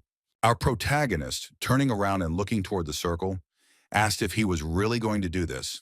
With a satisfied grin on his face, the High Mage Abram replied that it was the absolute truth. He was going to surrender. But suddenly the grin disappeared from his face, and our main character struck him.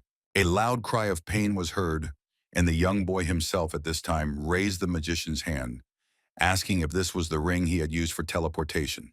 He laughed and asked if he really was planning to run away after he stopped the magic circle, if he really took him for a fool. Reaching his left hand towards the circle and making a displeased face, he began to call the newcomer names. But at that very second, our main character shut him up by kicking him with all his might and sending him flying. While he was turning over and flying further and further away from the blow, our hero told him that he would take care of his comrades himself and ordered him to lie down and not move, because he still had questions for him. The magician's mouth began to water. The pain he felt tormented his entire body, and our protagonist, smiling, said that his answers would determine whether he would spare him or not. After some time, the black-haired guy carried the elite squad of the Skyscraper clan out of the laboratory doors. carefully seating them in the cave. Looking at the unconscious fighters, he exhaled heavily, because it turned out to be much more difficult than he thought. As he was leaving, he heard Alvin say with difficulty that all of this had been extremely humiliating. He talked about how it all happened, and he asked excitedly if he could deal with this annoying magician. And after this question, our main character immediately continued to stomp on, saying that he would take care of everything. He asked the commander of the skyscrapers not to worry about it. He clutched his head and thought that he was extremely useless in the current situation. As soon as he entered the laboratory and approached the Supreme Mage, he immediately addressed him. He asked who helped him regain his memories of the laboratory, because our boy was sure that he did not do it on his own. And then he angrily shouted about what was obvious, what he had done. By returning her to himself, he asked the name of the bastard who had helped him. But the magician laughed, asking the guy in response if he really thought it wasn't him who helped him find the laboratory. At that very moment, the newcomer threw his sword behind his head, saying that he would be the one asking the questions here. Abram replied that he himself had no idea about it, and for this answer he immediately paid with his other hand. Pointing his weapon towards the head of the lying magician, our boy asked if he really didn't know him, to which he immediately received a positive answer. Through the pain, he told how some stranger in a robe handed him a piece of paper, and after that immediately left. Looking at the old man lying there and almost losing his balance, our hero thought that it didn't look like he was lying. The boy didn't understand what an important detail he was missing here. And then, swinging his bloody sword, he asked his next question, how he knew about the shackles. The High Mage Abram immediately looked at the protagonist's hand, on which the shackles of Jahar were fastened. The answer came immediately. Abram replied that he had already seen them, because the person who had drawn him into this wore exactly the same ones. The surprised black-haired boy asked if it was really King Jahar. Abram replied that he didn't know for sure, but that was also possible. But he was absolutely sure that compared to that person, the newbie didn't know at all what to do with them. Our hero immediately began to wonder who this king was and whether he really had a real treasure on his hand. Exhaling, Z said that he would now ask the last question, starting to look around the laboratory. And then he paused for a moment, lost in thought, trying to contain his anger. But failing, hatred appeared on his face. Pointing his bloody sword towards the long-haired man, he asked why he killed them all, because those bodies were all people. The High Mage looked towards the young man with a lost face. And then he answered, asking if he really thought he wanted to take so many lives. And our protagonist, in turn, listened to him silently. And he continued, saying that he needed test subjects. Initially, he had no intention of using people in his experiments. And then suddenly changing from pitiful to his previous mentally abnormal state, he asked what the guy expected to hear now. And then he laughed loudly. His loud laughter echoed throughout the entire laboratory. With every second, our main character's face changed, as did his thoughts. And Abram continued, asking if the boy had really become a saint, since he himself had killed countless people on the way here. The long-haired man was greatly amused by this fact, and then he explained that he killed them all because he began to take human lives to collect ingredients. And then he realized that he really enjoyed killing people, and with the same face he asked if that was enough of an argument for him. At that very moment, our protagonist delivered a powerful blow to the magician's head, slamming him into the ground. A loud roar was heard, and the ground beneath the lying man's head cracked. The Supreme Mage thought his skull had burst as the stone floor of the laboratory, right beneath his head, shattered in all directions. Raising his fist, the black-haired newcomer asked if he liked it. Abram made some strange sounds, and our boy said that each of these people had a family, and after a short pause, he added that he had changed his mind. With a contemptuous face and the most vicious voice he could muster, he said that he had no reason to let such a bastard live, and then asked if he really seriously hoped to be saved after everything he had done here.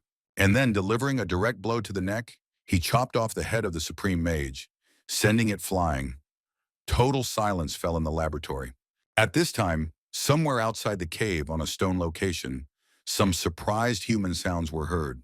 The girl, wrapped in a hood and sitting on a rock, laughed loudly, wiping tears from her face.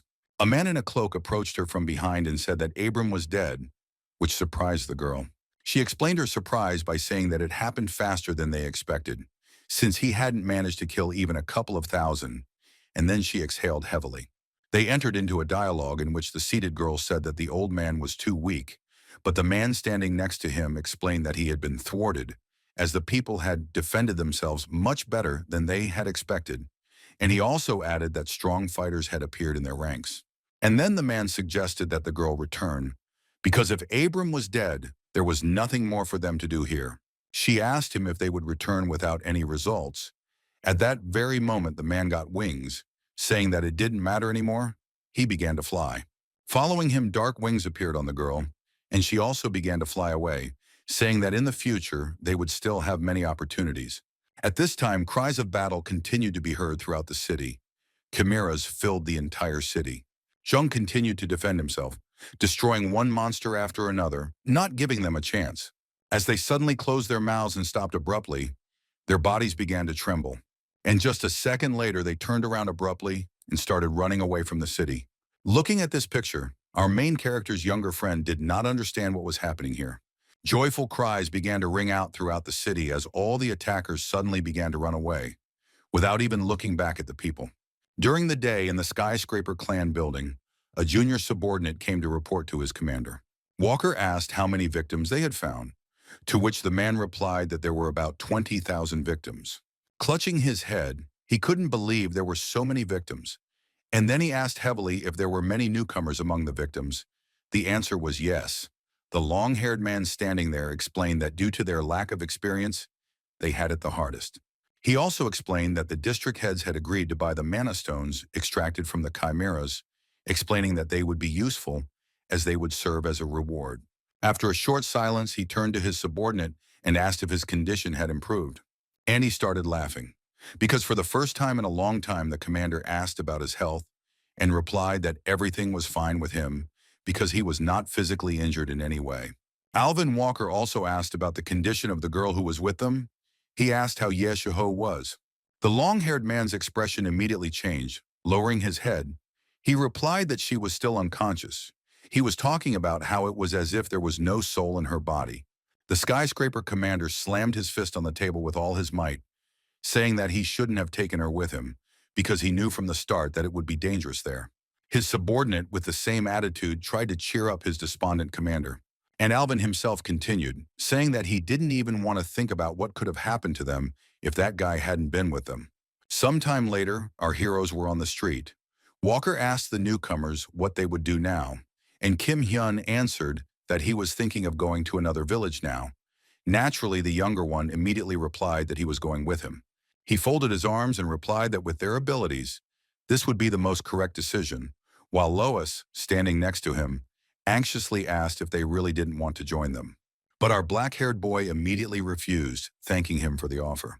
The commander, looking towards the girl, told her that he had already offered it to them, and she, not paying attention to Walker, said that if they changed their minds, they would always be welcome. With a straight face, Alvin tried to say that he had told them the same thing, but Lois didn't let him, repeating her commander's words exactly. Laughing, the commander removed the girl's hand from his mouth, asking what the guys were going to do next, where they were going to go next in Forres or Calton. But none of the skyscraper commander's assumptions turned out to be correct, because our heroes are planning to go to Darkmoon. In one voice, the members of the skyscraper clan shouted, asking why they were doing this. Jung didn't understand the reaction of their interlocutors, and Lois explained that a couple of years ago they were thriving. But usually in every village there is a clan responsible for security and in Darkmoon. And then she suddenly fell silent. Alvin Walker continued that the clan that protects this city is a clan of killers. In this city, lawlessness reigns. This is the area with the highest crime rate. The whole face of Jung, who was standing next to him, began to sweat. He asked Hyun that he had made a mistake with the name of the city, but he heard a negative answer. Alvin asked if the guy understood where he was going and what the situation was there now, but he heard a very serious yes. At that very moment, the black-haired man turned to his younger brother, saying that he was not forcing him to follow him because he could go to another village or join the skyscraper clan. The boy silently listened to his comrade, and then, awkwardly scratching his head, he replied that his decision remained unchanged because that time he saved him from death. Therefore, now he will always follow him, Jung continued to say. At these words, Lois closed her mouth in embarrassment, and Alvin stood with an incomprehensible expression on his face. After these words, Jung laughed strangely, emitting an incomprehensible aura. And then noticing some strange reaction, he asked if the guys had thought of anything strange, but he didn't listen to any answer. Suddenly, Walker began to rummage through his pocket, mentioning that he had almost completely forgotten about their reward. Taking out 2 rings and handing them to the heroes, he told them to take them, as they were the most useful thing they had found in the laboratory. Our heroes stared at the reward with their mouths open, and the skyscraper commander explained that he would not be able to give them the teleportation rings because the circle had been destroyed. Taking them, Zhu replied that this would be quite enough, and Walker continued, saying that they should definitely like this reward. Raising the ring to his face, the hero used the appraisal to look at the characteristics, and the ring immediately began to shine. The system gave the characteristics. It was a clock mechanism, 98, Class A, allowing you to regulate your own time, consuming accumulated mana depending on the level of mana. After reading the description, he couldn't believe that they were given A-rank rings, since B was already high, but he didn't understand what it meant to regulate time. Alvin asked them with a satisfied face if they liked the reward, to which he received positive answers, and finally he told the guys that they used it wisely. And then, with a smile on his face, he said that, so they were really delayed. He wished the guys good luck. Lois, also smiling, said goodbye to her new allies. Our heroes, still with the same satisfied smile on their faces, thanked them, saying that they would look forward to meeting them again. And then he took out of his pocket the very same teleportation scroll that the Archmage Abram had given them. Opening it, he mentally thought about the name of the city. It immediately began to sparkle, emitting a huge amount of mana. A second later, they had completely disappeared, and the members of the skyscraper clan stood silently and waited for them to move on.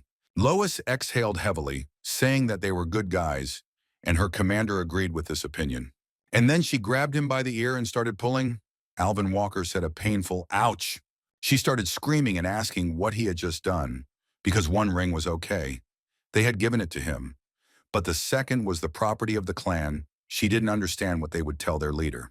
She didn't understand how he could give away the ranked items, and he answered with an indifferent tone that she shouldn't worry, because these guys deserve them. He explained that although everyone in the clan thought that everything happened because of them, this was far from true. This situation would have happened sooner or later anyway, and these guys really helped them cope with a big problem. Looking towards the girl, he said that she understood it herself, especially since she had not said anything when he gave them to them. She, turning away embarrassedly, replied that she understood everything because they had really done a good job. Alvin Walker didn't understand, since she understood everything, why she then started pulling his ear, but he didn't hear any adequate answer. At this time, our heroes began to appear somewhere in the forest, in the middle of a pile of trees. And then they went straight to the city, because today they still had a lot of things to do that needed to be dealt with as quickly as possible. Entering the city, Jung let out a sigh of apprehension, saying that they had finally arrived. Walking along the empty streets, the younger comrade looked around, saying that it seemed to him that he was twice as big as Melon, but it was too gloomy here. Tears began to stream down his face. He lowered his head and asked what they were doing here, and our main character answered in a frightening tone that he could be here. Naturally, Jong did not understand this answer and asked again who he was referring to. And our hero's face twisted even more. And with all the hatred that was possible, he replied that the bastard who killed his family could be here.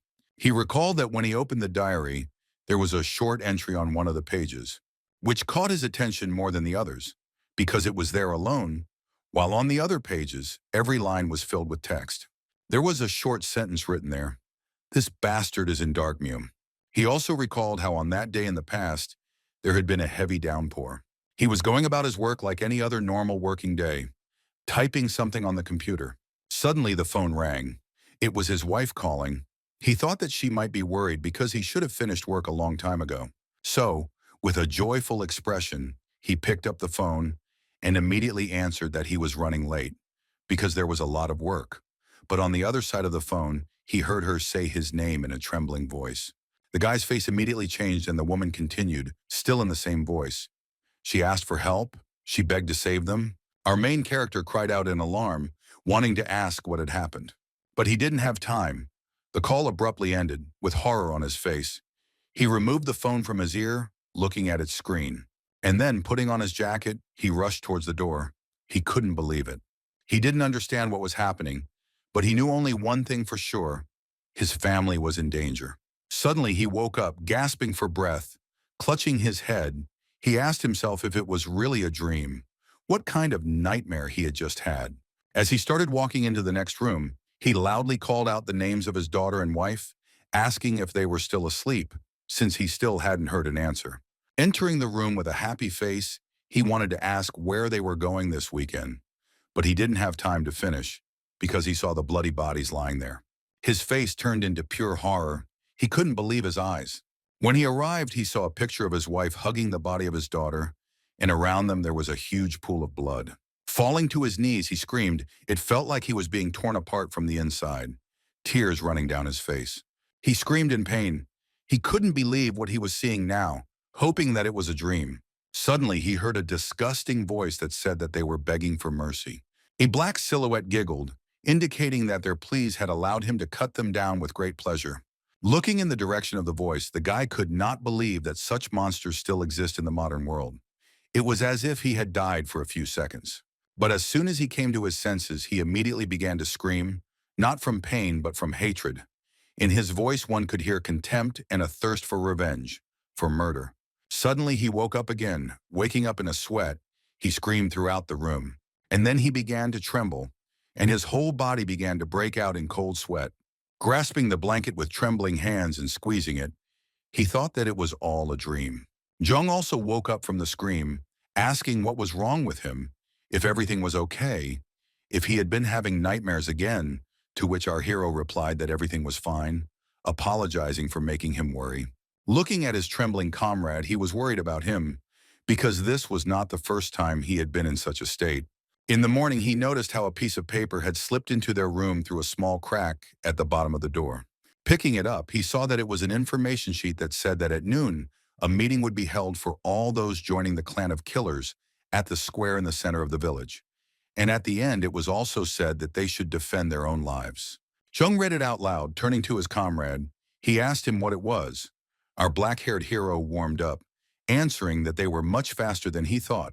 And then taking his sword, he said that they would go and pass their entrance test. They had to catch this bastard. Already standing in the center of the village, Jung was surprised by the number of people surrounding them.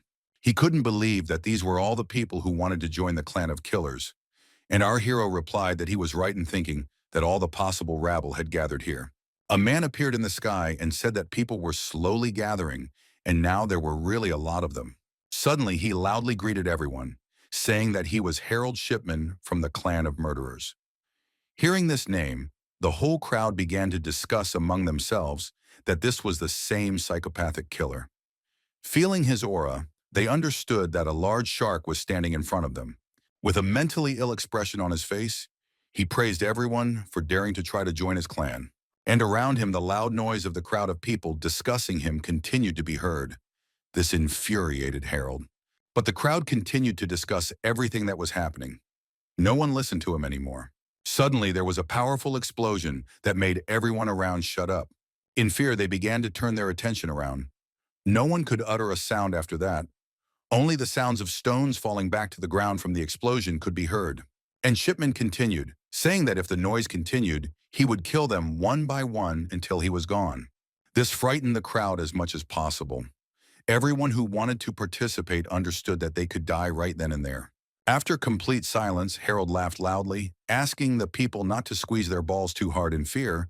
He explained that members of one clan are protected by a ban on killing comrades, he also added, saying that he perfectly understands that some came here in an attempt to save themselves.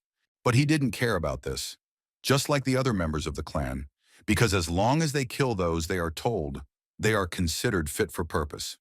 These words made our heroes extremely angry, because this ghoul didn't value human life one bit. After looking around carefully and sweeping his gaze over the crowd, he said that the test was about to begin, and then snapped his fingers. He shouted that he was as simple as possible, and a boy standing nearby scattered leaflets. Each one began to catch one, and Shipman explained that he needed them to bring the head of the person depicted on the caught piece of paper, and only those who brought the head along with the task page would pass. Looking at the leaflet, our black-haired hero thought about the fact that he didn't know who was hunting them, and besides that, they also needed to find a person in a large city, He immediately realized that although the task looked easy, it was tricky.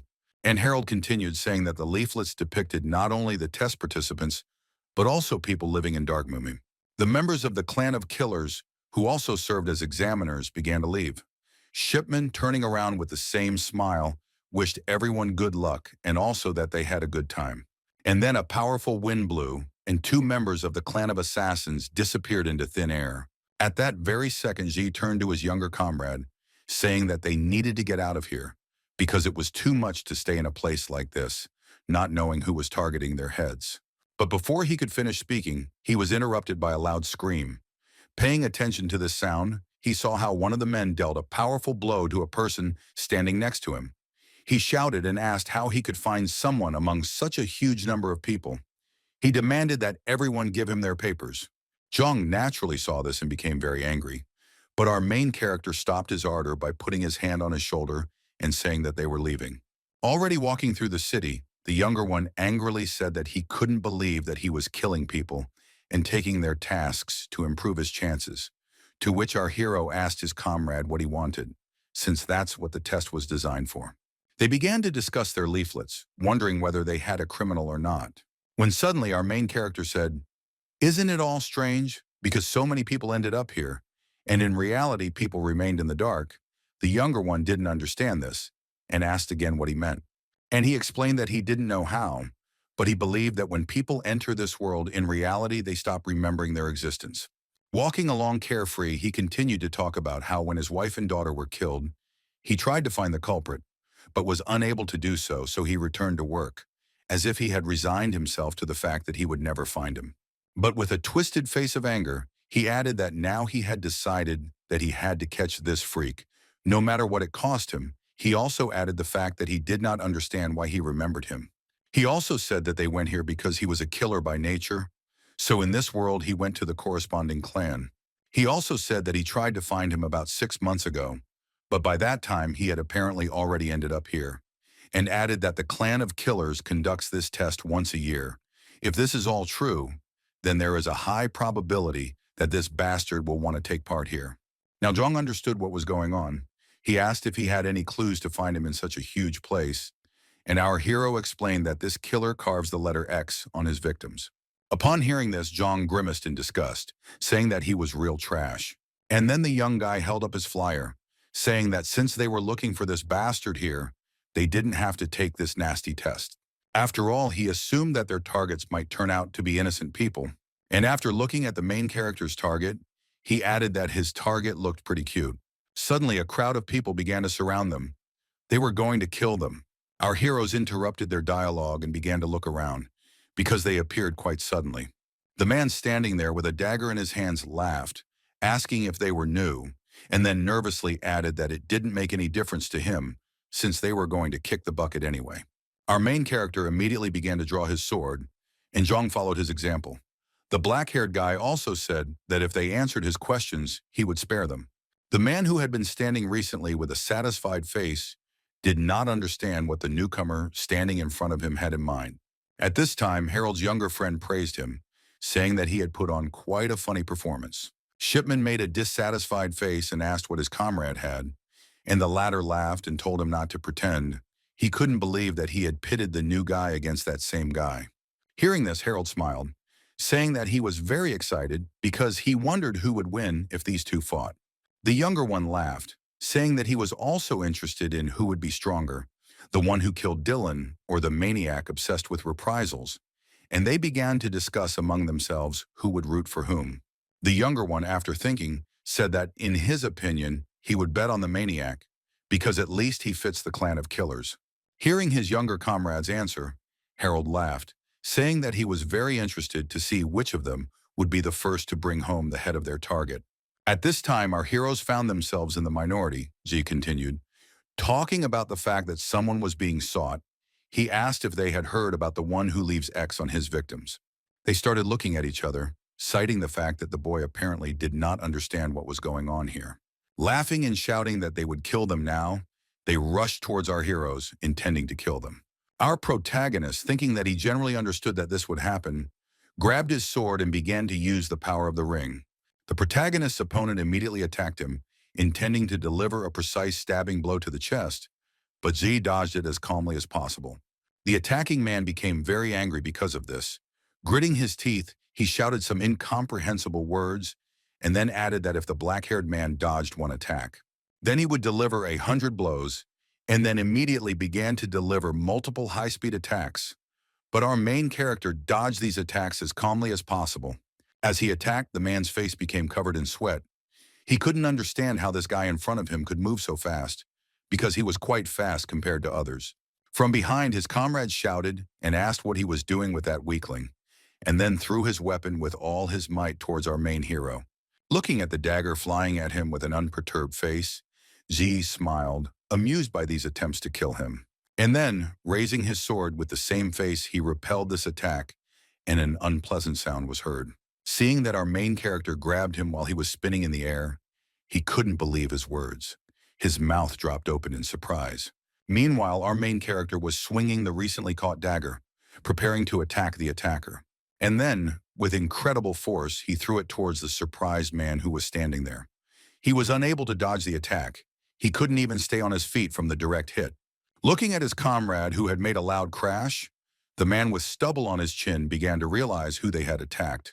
But they had no other choice. Out of anger, he began to shout loudly and call our main character names. He recklessly rushed towards the black-haired guy. Having approached as close as possible for an attack, he tried to deliver a precise blow. At this time, the body of our hero began to be covered in a blue aura, enveloping his entire body. Still looking with an indifferent face towards the attacker, our hero was lost in his thoughts, pondering everything that was happening now. Having come to a conclusion, he thought that this should all be like this, and then began to use his skill. He used time control. The world around him seemed to freeze. He grabbed his sword, thinking that this skill could be very useful.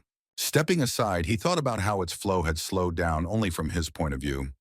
Activating the system window, he read into it. Having read that his limit was currently around 2 minutes, he glanced towards the hoop. He thought that due to the excessive consumption of mana, he could not use it for a long time.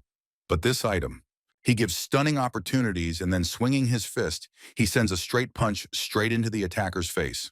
There was a loud sound from a direct hit. The man with the dagger did not even understand what happened, because for him the picture looked completely different. Time returned to its previous state. From the strong impact he flew back several meters, and from his fall a thick column of dust rose up. Looking towards the standing Zhang, he praised him, saying that he also coped with everything. The younger comrade of the protagonist answered him that these guys lying down are real weaklings. Approaching the recently departed man lying in the boxes, he grabbed him and lifted him up. In a low tone, our protagonist said to the one who asked him again if he knew about the freak who marks the backs of his victims with a sign of guilt. In response, the man with a trembling voice replied that it was possible, asking if he was really looking for the person who had carried out a series of murders in Anyang several years ago. Starting to squeeze him with anger, in a raised voice, our protagonist shouted at him to tell him everything he knew. With a trembling voice, as if on his last breath, he quietly said that he had nothing to breathe with. After these words, our hero immediately let him go, throwing him into the wall. The black-haired boy stood right in front of him and asked him what information he had about this freak. And he replied that at that time he lived in Anyang, but he ended up here before he stopped. Our hero asked if he had heard of him in this world, to which he also received a question whether, if he told, he would leave him alive. Our protagonist nodded with an unperturbed face, showing a positive answer. After rubbing his throat a little more, he released his hand, silently looking in the direction of the one who had recently overcome him. Our hero's expression changed. He was filled with anger, because the man sitting on the ground replied that this maniac is now in Dark Moon. He also ended up in this world, because not long ago he saw a corpse with his mark. He also added that he was hunting him to join the clan of assassins, because that was why he hired them. Our main character continued to listen to him silently. And he continued saying that he was in the place where he stopped, and in that place there was a mountain of corpses with his mark. Raising his gaze to the face of our protagonist, he shrank, because he saw a terrifying face. Still with the same face, he ordered him to immediately lead him to him. Zhong looked at his comrade in surprise, seeing him in such a state for the first time. At this time, wild screams were heard in another building. These were human cries of pain. Something truly terrifying was happening inside the room. The man was drooling, and through it he begged them not to entangle him with a trembling voice. The man, laughing, responded to these tearful requests that these words were the most pleasant to his ears, and the others, suspended, continued to beg him for mercy. After he stopped laughing, he asked the hanging man why he had to do this. Looking the other way, he saw a hanging girl, asking if he should finish her off first, but he couldn't believe what he heard. The man's tears began to flow, and in a trembling voice he wanted to say that he didn't mean it. But before he could finish speaking, drops of blood flew across the room, accompanied by a squeak of pain. But it stopped immediately. The girl hanging nearby was killed. The man, looking at her, screamed tearfully. Looking at the killer with anger on his face, he bared his teeth, and the man with the knife told him that he was mistaken. Saying that he should have said, "Take her life, but leave me mine," he delivered precise blows, killing the man. Blood spilled across the room again, and the air was filled with the smell of blood. With a smile on his face, he said that he would kill him anyway. He laughed loudly. He began to praise himself, making a hysterical, abnormal expression on his face. He was amused by the murders. Putting his hand in his inside pocket, he praised this world, because here one could kill with impunity. Taking out a leaflet with our main character's face, he asked him if he liked this world. Starting to laugh even louder, he shouted throughout the room that they had met again. A man with a beard led our two heroes along a deserted street, while Zhang looked around intently. Noticing the negative mood on his comrade's face, the brownhead asked Ji if everything was okay with him, and he responded negatively that they needed to move on, quickening his pace while Zhang himself looked in his direction with a worried look. Suddenly, they stopped abruptly. The man with the beard seemed to fall into a stupor. Our heroes watched his movements intently, and he extended his hand and pointed to the building, saying that the same maniac was on the third floor. Our main character began to look around the building, thinking that he was finally here. He was looking forward to the meeting because he had been waiting for this for a very long time. He immediately headed toward the door, swaying from side to side, filled with anger. Grabbing the door handle, he paused, lost in his thoughts and thinking over every detail that had happened to him during this entire time. At this time, Zhang approached him. He was very tense, and our hero told his comrade that they had no right to make a mistake. And then he slowly began to open the door, and a loud creak was heard. As soon as the crack widened, our hero began to look around carefully, thinking that that same freak was in this room. These thoughts did not leave him. Suddenly, he felt danger from behind, instantly reacting to it. That same recently harmless man rushed at our hero with the intention of killing him. Zhang screamed in fear. The eyes of the man with the beard were sparkling. He was thirsting for blood, and our hero's younger comrade also felt this aura of murder. But she immediately delivered a precise blow to the face, sending him flying again. But the man managed to brace himself, grabbing the black-haired man's hand with his own. Our hero did not understand this action, thinking that it was meaningless. But this made him smile. But just a moment later, this smile disappeared, because the man's body began to sparkle with a bright color. Realizing what was happening, the black-haired man immediately shouted at his younger comrade to lie down, but he didn't understand why. At this time, Zhang grabbed his sword, and our hero fell to the ground, trying to cover him with his body. After all, the mana began to thicken. This man tried to kill him at the cost of his life. Just a second later, a powerful explosion was heard, which was visible from the street, and the walls of the building flew apart in different directions. Gradually, the building began to catch fire, and a few minutes later, it was completely ablaze. A man standing nearby, approaching the edge of the neighboring building, asked himself what had just happened. After all, he was so happy that he quickly found the guy he needed to kill for the mission, and then he thought that after that, his head most likely turned into real coal.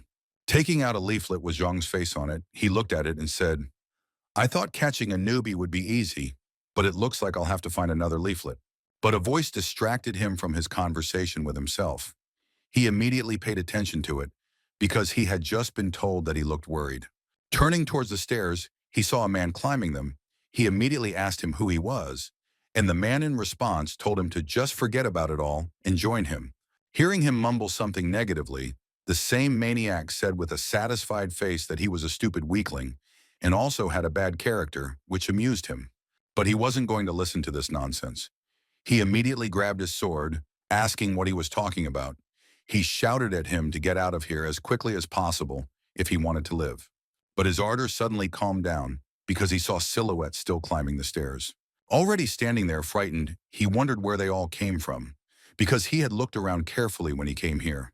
He asked the crowd standing opposite what they wanted, but that same maniac did not let him finish, saying that he could see the level of power very well.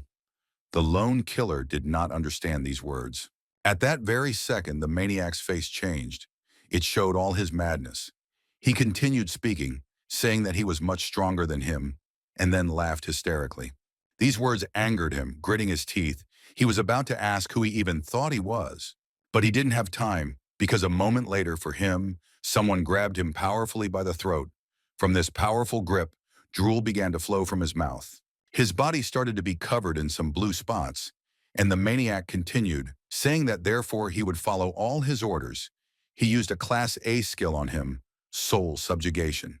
Looking at the burning building, the maniac laughed loudly, asking the same thing over and over again. Did he kill them? Did he kill them? Are they dead? And his new subordinate in the jacket replied that he didn't think that it would all be so simple. He recalled how he took control of several people and ordered them to give these guys a couple of hints. All this time he stood and watched their fight, thinking that the black-haired man had fallen for it so easily. He also believed that it was impossible to survive such an explosion, and this even saddened him. Lost in thought, he said that he should have done it differently and killed the victim. Looking into her eyes and seeing her suffering, it would definitely have been much more fun that way. And then he suddenly fell silent. His mouth even dropped open in surprise as he looked down at the building's exit. Gradually, a smile began to appear on his face. He began to chuckle. He was pleased. His surprised face changed as abruptly as possible because he saw something that he could not have expected. Although the building was completely covered in flames, it began to gradually collapse. Our heroes were still able to get out of it, slowly walking out onto the street. Jong pulled out our main character, saying that it was stupid to take the explosion because our hero only has offensive attacks. He was very angry at his older comrade for these actions. And our hero replied that they remained alive. He simply asked them to continue supporting him. Jong could not object to these words. The only thing he asked was whether Zhu would be okay, to which he received a positive answer. Suddenly, our main character sat up, saying that he suddenly remembered something. Some time passed, our heroes went to rest and heal their wounds. The cheerful man who was hunting for our protagonist's head was spinning his weapon and humming a song. He and his subordinate stood in front of the building, looking at it from the bottom up. And then grabbing his weapon, with the same abnormal look, he went towards him, ordering everyone to follow him. As he entered the building and began to climb the stairs, he thought that Kim Yun-jae wouldn't be able to resist with his wounds, and that he could easily use his strong soul skill on Yu Jong-gyu. Moreover, looking back, he thought that, with so many people, they had nothing to worry about. Laughing, he thought that this would be the most fun. He couldn't wait for their meeting. He imagined the expression on the face of that same black-haired guy. At this time, our main character was telling his younger comrade that they would come to them themselves. At that very second, a maniac appeared from around the corner. He saw two heroes standing there, without even a scratch on them. When he saw them, he didn't immediately understand that these were the same ones because the recent picture was completely different. But when he came to his senses, his contented face was replaced by anger. He did not understand where this freak's wounds were. And our main character, with a negative face, said that they hadn't seen each other for a long time.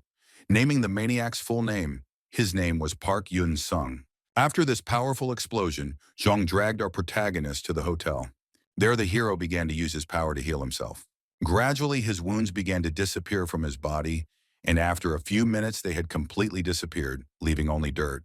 Jong, looking at this, said that this skill was a real scam because it was possible to heal as if nothing had happened after this. But our main character, without letting him finish, replied that it was not so effective. In addition to this, it consumed a lot of mana. It was a skill, a difficult life. Jong exhaled and praised the heavens because everything worked out. At that moment, he thought that this was the end, but his life was again slept by his older comrade. Sitting on the bed, our protagonist said that before he realized it, his legs were already leading him there. He praised his skills because only thanks to this, he remained alive, and he also said that at that moment, he received something valuable. The younger one didn't understand the last words and asked again, but our main character began to tell the story. That at the moment when he shouted to lie down, he mechanically began to cover him with his body. He didn't understand what to use at this moment and how best to act, but he also couldn't abandon his younger brother. At this moment, the system notified that the 218th shackles of Jahar had been synchronized with the strengthening skill. At that moment, the hardening was upgraded to enhanced protection. Naturally, at that moment, he didn't understand anything. This skill was active, and then a powerful explosion occurred that destroyed the entire floor. Zhong excitedly asked if the protagonist had really acquired a new skill, and he replied that that was exactly it, but he didn't know why it happened. It was a magic armor skill. Class A, after using it, he thought that it was not just a magical protection covering his body, but he could change its shape at will. Even if it was not connected to the body, it could still be used as a fist or a blade. After a short silence, Zhong suddenly remembered that his comrade was going to tell him something. Our protagonist replied that yes, because he remembered something, and began to take a piece of paper out of his pocket. After opening the leaflet, he said that the person depicted on his leaflet was interrupted by Zhong, who asked if it was really his acquaintance. The black-haired guy, starting to squeeze her, replied that yes, because they knew each other very well. And then he added that this same bastard who killed his wife and daughter could not believe these words of the brown-haired man. He immediately started shouting and asking if this was really the man who killed his family, to which he received a positive answer, but he did not understand how Z found out about this. And our hero answered that he knew him, he just forgot. Zhong couldn't believe these words because how could he forget him?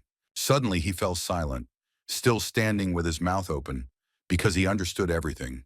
They were all the same here. In a calm voice, he asked his older comrade if this was all because of the transition to this world, to which our hero replied that he saw no other explanation. But suddenly Zhong shouted again, asking how he knew his name and what he looked like, and our boy replied that he had already caught him once. She said that he had already told him how he left the company and dedicated himself to tracking down the killer, because now the memories of that day returned to him, about half a month after the search began. He managed to find this man and prevent him from committing a crime, but the maniac began to run away. Naturally, he chased after him, and the rescued girl immediately called the police. He managed to catch him, dropping him to the ground and twisting him, his weapon falling next to him. Driven by anger and hatred towards him, he automatically and carefully took it. He swung his weapon with tears in his eyes and shouted that he would kill him now. But he was stopped. If his hand had not been grabbed at that moment, it would have killed him. At that moment, he was stopped by the police. A huge number of police officers ran straight towards them.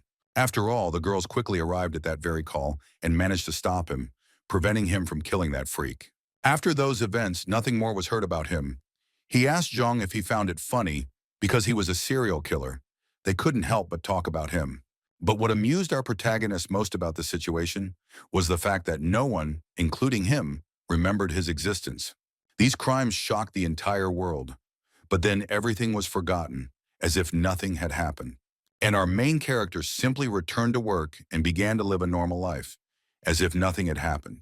Jung thought for a moment and said that he now remembered his name, since he was constantly mentioned in the news.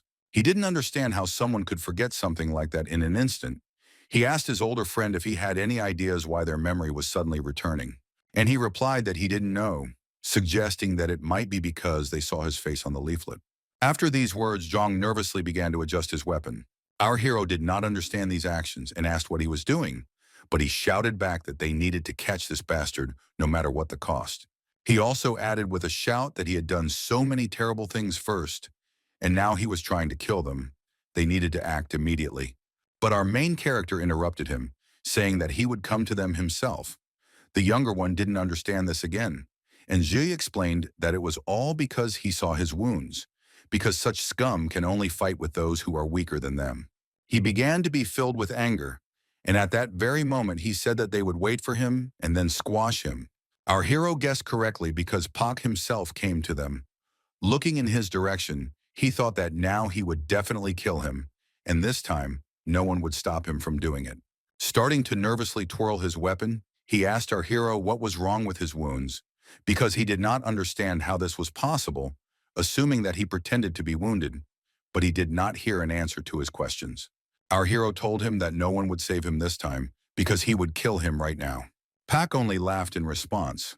These words amused him. After all, he went through all this just to catch him. The black-haired boy replied that otherwise they would not have been able to meet face to face, because all he can do is show off in front of weaklings. But as soon as he sees someone stronger, he runs away with his vile tail between his legs. The maniac agreed, explaining why he needed to fight those stronger than him, since it was much easier to kill defenseless women or children, and then suddenly fell silent, and our protagonist didn't respond to this either. After a short pause, he made a sick face, adding that killing such defenseless people as his wife and daughter made our hero's face even worse after these words. And then our two heroes exchanged glances. Our main character wanted to ask his comrade to deal with his henchman, but from the look on his face, the younger one understood everything, and he replied that he would deal with the rest of the trash because they were real weaklings. After these words, our main character began to walk towards Pak. Thanking Jung for helping him, he also added that he would kill him slowly and painfully. Hearing this, the maniac laughed, asking what kind of nonsense he was talking about, and then turned around and started to leave. He ordered his puppets to deal with them, and he himself began to slowly walk away toward the stairs. Stopping, he began to wave his hand, telling Jia that they would see each other next time when the conditions were more favorable for him. But at that very second, our black-haired guy used the clockwork skill. And then, in an instant, Paka appeared right in front of him, saying that they would do something different. In a low tone, our hero said that there would be no next time, because he would die right now. And then our main character delivered a powerful blow to the maniac's face. Naturally, he didn't expect this, and the blow was so powerful that it immediately knocked him off his feet. He didn't understand what had just happened. Lying on the ground, he screamed at his puppets to stop him immediately. Hearing this, a crowd of men immediately headed towards our main character, intending to kill him. But Jung wasn't going to let that happen. Using his skill, he pierced one of the men. He used the giant's ring, also saying that the supporting characters should stick together. And then he added that all of them are not even minor characters, but real bots. Looking at this picture, Pot was speechless. He did not understand what was happening and how he ended up in such a situation, because everything should have been different. But our main character tore him away from his thoughts, grabbing him right by the face. And then he thrust it into the ground with all his might, causing the floor to fly apart in different directions. And a loud sound was heard that echoed throughout the entire building. Our protagonist's face spoke for itself. He was filled with anger. He asked the already unconscious bastard if he now understood what was what, but he couldn't even answer him. His face began to sweat from nervous thoughts. He understood that if he didn't think of something now, he would die. Pak tried to attack our protagonist with his weapon, but our black-haired guy seemed to have evaporated, leaving behind only a silhouette made of air. Looking at this, the maniac did not understand how it was possible to move so quickly. But just a moment later, our hero appeared, about to strike another blow. The man lying on the ground understood that this could be his last blow. Gathering all his strength, he dodged the attack, jumping back awkwardly. Our main character smiled because this picture amused him. He thought that now he was just lucky to dodge, but that will not happen again. And he looked in horror at that same guy. He thought that this was impossible. He wondered where he got such strength from. Out of horror, his legs seemed to give out all their strength. He fell to the ground, not understanding that this guy in front of him had come into this world only about a month ago. Our hero used an active skill, enhanced defense. His fist became covered in enchanted armor. He rushed towards him, intending to deliver a precise blow to the maniac with this fist. Having shouted the insulting words, he realized that he would not have time to dodge. So he swung his weapon, intending to strike at the hand. But at the moment of contact between the two blows, the maniac's weapon shattered into different pieces. Seeing the fist approaching right in his face, he could not move. Because speed, strength, abilities, he understood that by all these criteria, she was much stronger than him. The direct impact produced a loud sound, and the powerful blow raised a column of dust. The powerful blow left him unconscious and also resulted in the loss of a front tooth. But our main character wasn't going to stop there. Jumping up, he was going to deliver another blow, which is what he did, hitting the body of the maniac lying on the ground. And from this blow, he immediately came to his senses. But he immediately started coughing and spitting, tears of pain streaming from his eyes, and our main character at that time asked him if he only kills innocent and weak people. And then, lowering his tone with utmost disgust, he added that he should get the same. At that very second, Pa began to beg our protagonist to stop. But because of this, Jay only began to add more force to his chest with his foot. He grabbed his leg.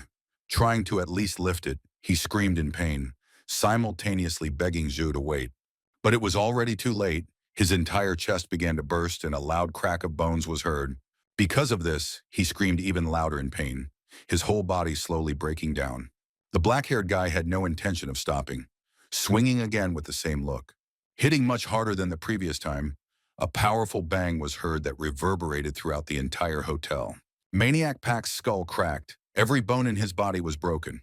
But our protagonist wasn't going to let him pass out. He wanted him to feel this pain as long as possible by inflicting numerous blows to his face. Lying motionless on the ground, with a trembling voice and the last of his strength, he begged the man who was beating him to stop. At that moment, Sha stopped, asking if he wanted him to stop, to which he heard the same trembling voice that told him, "Yes, please don't kill me." These words made our hero laugh a lot, and he laughed and said that he was a real crazy bastard. And then stopping abruptly, in the same low tone, he asked how he could even bring himself to say such a thing. His hands began to shake with anger because of all those people he killed. Beginning to lift his bloody face, he continued to talk about how each of them had begged him in the same way. At that moment, he remembered how he had run to meet his loved ones that very day. That same call from his wife, the last time he heard her trembling voice. Who asked to help her, to save her? At that moment, he asked the Maniac Pack whether he had spared at least one person who begged him. At that moment, tears streamed down his face and he screamed that he had not left a single one alive. Having delivered another powerful blow, he, with the same aggressive cry, asked why the hell he was asking him about this. He started hitting him several times, screaming hysterically that because of him, he would never see his wife and child again. And he continued to beat him. Zheng watched all of this, standing and listening to the screams, the sounds of bones cracking and seeing blood flying in all directions. Some time passed and the screams coming from the hotel stopped. Our main character's entire face was covered in tears, and he, clenching his teeth, recalled everything. He cried loudly, looking at the barely living body of the Maniac Pack. He asked him what prompted him to do all this. After some time, he took hold of his face, began to wipe away the tears, calming himself down. And then he stood up, taking hold of his sword. He said that it was enough. It was time to end all of this. And then he struck a precise blow. Blood flew in all directions, and the air began to fill with the smell of blood. Some time passed. The face of our black-haired boy seemed lifeless. He lowered his head, holding the diary in his hands. At this time, Zhang approached him. He didn't know how to talk to his comrade. He didn't know what words to choose. But having made up his mind, he asked what he had in his hands, to which he was told that it was his diary. He didn't understand what it was, but our hero hugged it because Ungen gave it to him. After these words, Zhang realized that it was better to leave Jie alone now. He turned and walked towards the door, just as our hero began to open his diary. Opening it, he began to read. It said, "I finally finished off this bastard." Jie managed to do what he had failed to do in real life during their last meeting. After all, it was his dream to avenge his family. He thought about this moment again and again. The diary also said that he should feel better now. And then his whole body began to tremble. Every part of his body seemed to be breaking out. Gritting his teeth, he tried to hold back, but he couldn't. Rivers of tears flowed down his face. As he continued reading, tears began to fall one after another onto the page of the diary. After all, it was written further that even if he killed him, it would not return Yungen and Min-Ah to him. After all, even if he killed him, they are no longer there. At this moment, the tears began to fall down more and more often. His death won't change anything, thought our protagonist, starting to pick up his diary. And then, pressing it to his chest with all his strength, he could no longer restrain himself. He screamed from the pain that was tearing him apart from the inside. As soon as the room became quiet, Yejong entered the room, asking if his friend had cried enough. And he, after a short silence, answered in a cheerful voice so that the younger one would shut up. The boy immediately realized that his older friend had come to his senses. He immediately smiled brightly. Our hero, looking towards the smiling guy, also began to smile. And then Zhang picked up some kind of bag, saying that they were lucky today because they were able to finish off Park Yun-sung and also complete their tasks. Our main character listened to him silently, and he continued to speak because talking about luck in such a situation is stupid. "After all, this is only the beginning for them," said the brown-headed one, but already frightened. After a short silence, the black-haired boy stood up and replied that he was right. At this time, words like past, failed were heard on the street. The last one was a man who was leaving in anger because he had just tried to deceive the examiner, who, sitting waddling, said after the departing man that if he tried to deceive him again, he was a dead man. As soon as the man left, he immediately began to yawn, saying that he was very bored. Suddenly there was a knock, and our two heroes placed their bags with the heads of their opponents on the table. He looked at the guys and saw indifference on their faces, and he immediately began to stand up. Opening the bags and checking them, he asked them to give him their leaflets, which our heroes did. Looking inside, he commanded the system to reveal the player's status. She immediately did this. Seeing the stats, he couldn't believe that they were able to kill this guy because his points were quite high. At that very second, a smile began to appear on his face. And with it on his face, he thought that this was a rather interesting situation. And then, holding out his hand with two pills, he congratulated them on passing, adding that from now on they were one family. He told them to swallow them so that they would become full members of the clan. Naturally, upon seeing this, our protagonist was surprised and Zhang tensed up. The black-haired man asked how they knew it was safe, to which the examiner replied that it was their business to believe it or not. They had to decide right now. Our heroes, having taken them, began to exchange glances with each other, and the examiner continued, saying that he could assure them of one thing, that it would not harm them, but on the contrary would give them strength. After exchanging glances at each other for a while, they finally decided to trust him and put them in their mouths. At that very second, he took out his badge, greeting the new members of the clan of assassins. After some time, our heroes returned to the hotel, and loud coughs began to be heard from it. Zhang, spitting out that same black pill, said that he thought he would die. He asked if these were really seeds. And our main character, holding his in his hand, replied that this is the devil's seed. They give it to every new one. Looking at the assassin clan badges lying on the bed, the black-haired man also said that from now on they would be very busy. Clenching his fist, he thought about the terrible things happening in this clan. He was going to think everything through to the smallest detail. But suddenly black energy began to come out of his hand. It was the same hand that held the pill.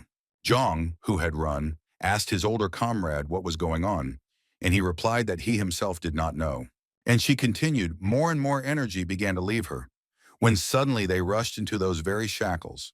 A few seconds later, in the very place where the shackles were, the hero's hand began to throb, and then a wild pain was felt. He clasped his other hand and screamed in pain, while Zhang worriedly asked if Hyun was okay. And he felt as if his hand was breaking. He thought that it was incredibly painful, because the shackles were tightening. Could it really be all because of that black aura? The system notified that Jahar's shackles were beginning to transform, but naturally our hero didn't understand what kind of transformation this was. With each passing second, the pain began to increase more and more. He did not understand what was happening now. Suddenly, the pain stopped, and the system notified that the demonic energy stat had been increased by 1 point.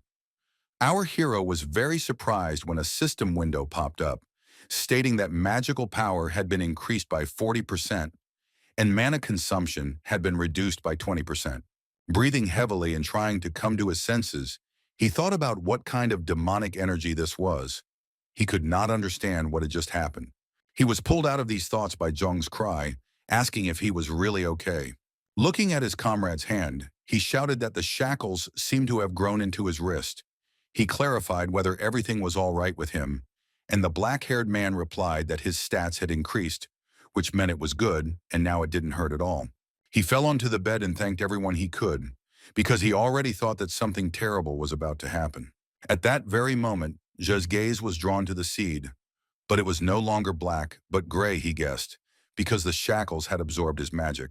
Zhang once again clarified whether everything was all right with She, but heard that his comrade still didn't understand anything. At this time, looking at his hand, he thought that this was a new characteristic. He asked if this was really good. He also understood that with time, he would figure everything out. He told Zhang that his seed was now useless, and he, looking at his own, replied that they still had one left. In his opinion, breaking the second one was not entirely right, and our hero convinced him that until it fell into his hands, nothing would happen to him. These words touched the brown-haired man, because he thought that Jay considered himself special.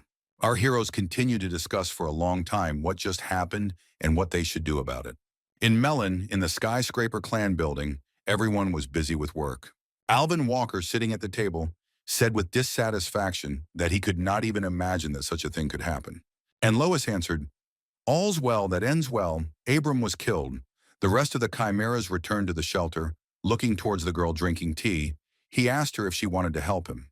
And she replied that she had dealt with the problem that someone had created by giving away the clan's property, so she was now taking a break. Clutching his head, he tried to calm himself down by inhaling and exhaling, thinking that he needed to remain calm. Suddenly there was a knock from behind the door. Alvin Walker raised his head and allowed entry. A long-haired junior subordinate came in and said that Kim Yun-jae and Yu Jung-gyu had come to see them. Hearing this, Walker and Lois were very happy. Their dissatisfied faces suddenly changed to smiles.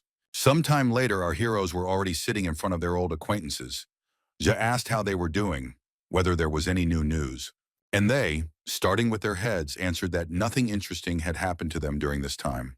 Lois asked why they came so quickly. She was curious what happened to them in Dark Mume.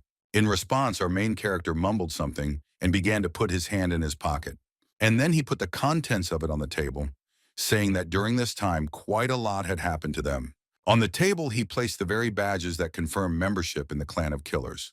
The reaction was expected. Lois immediately grabbed her face. She couldn't believe it, and Alvin, gritting his teeth, asked if this was really a stupid joke from them. He was filled with anger. He said that he kept wondering what they could have forgotten in that village. He angrily asked them if they had really refused their offer to join the clan of killers.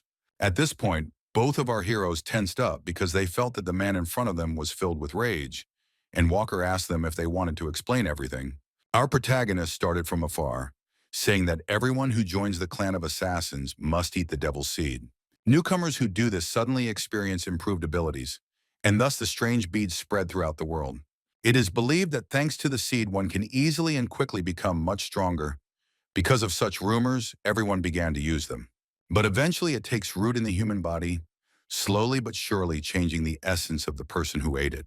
And ultimately, people get lost in the darkness, completely immersed in it.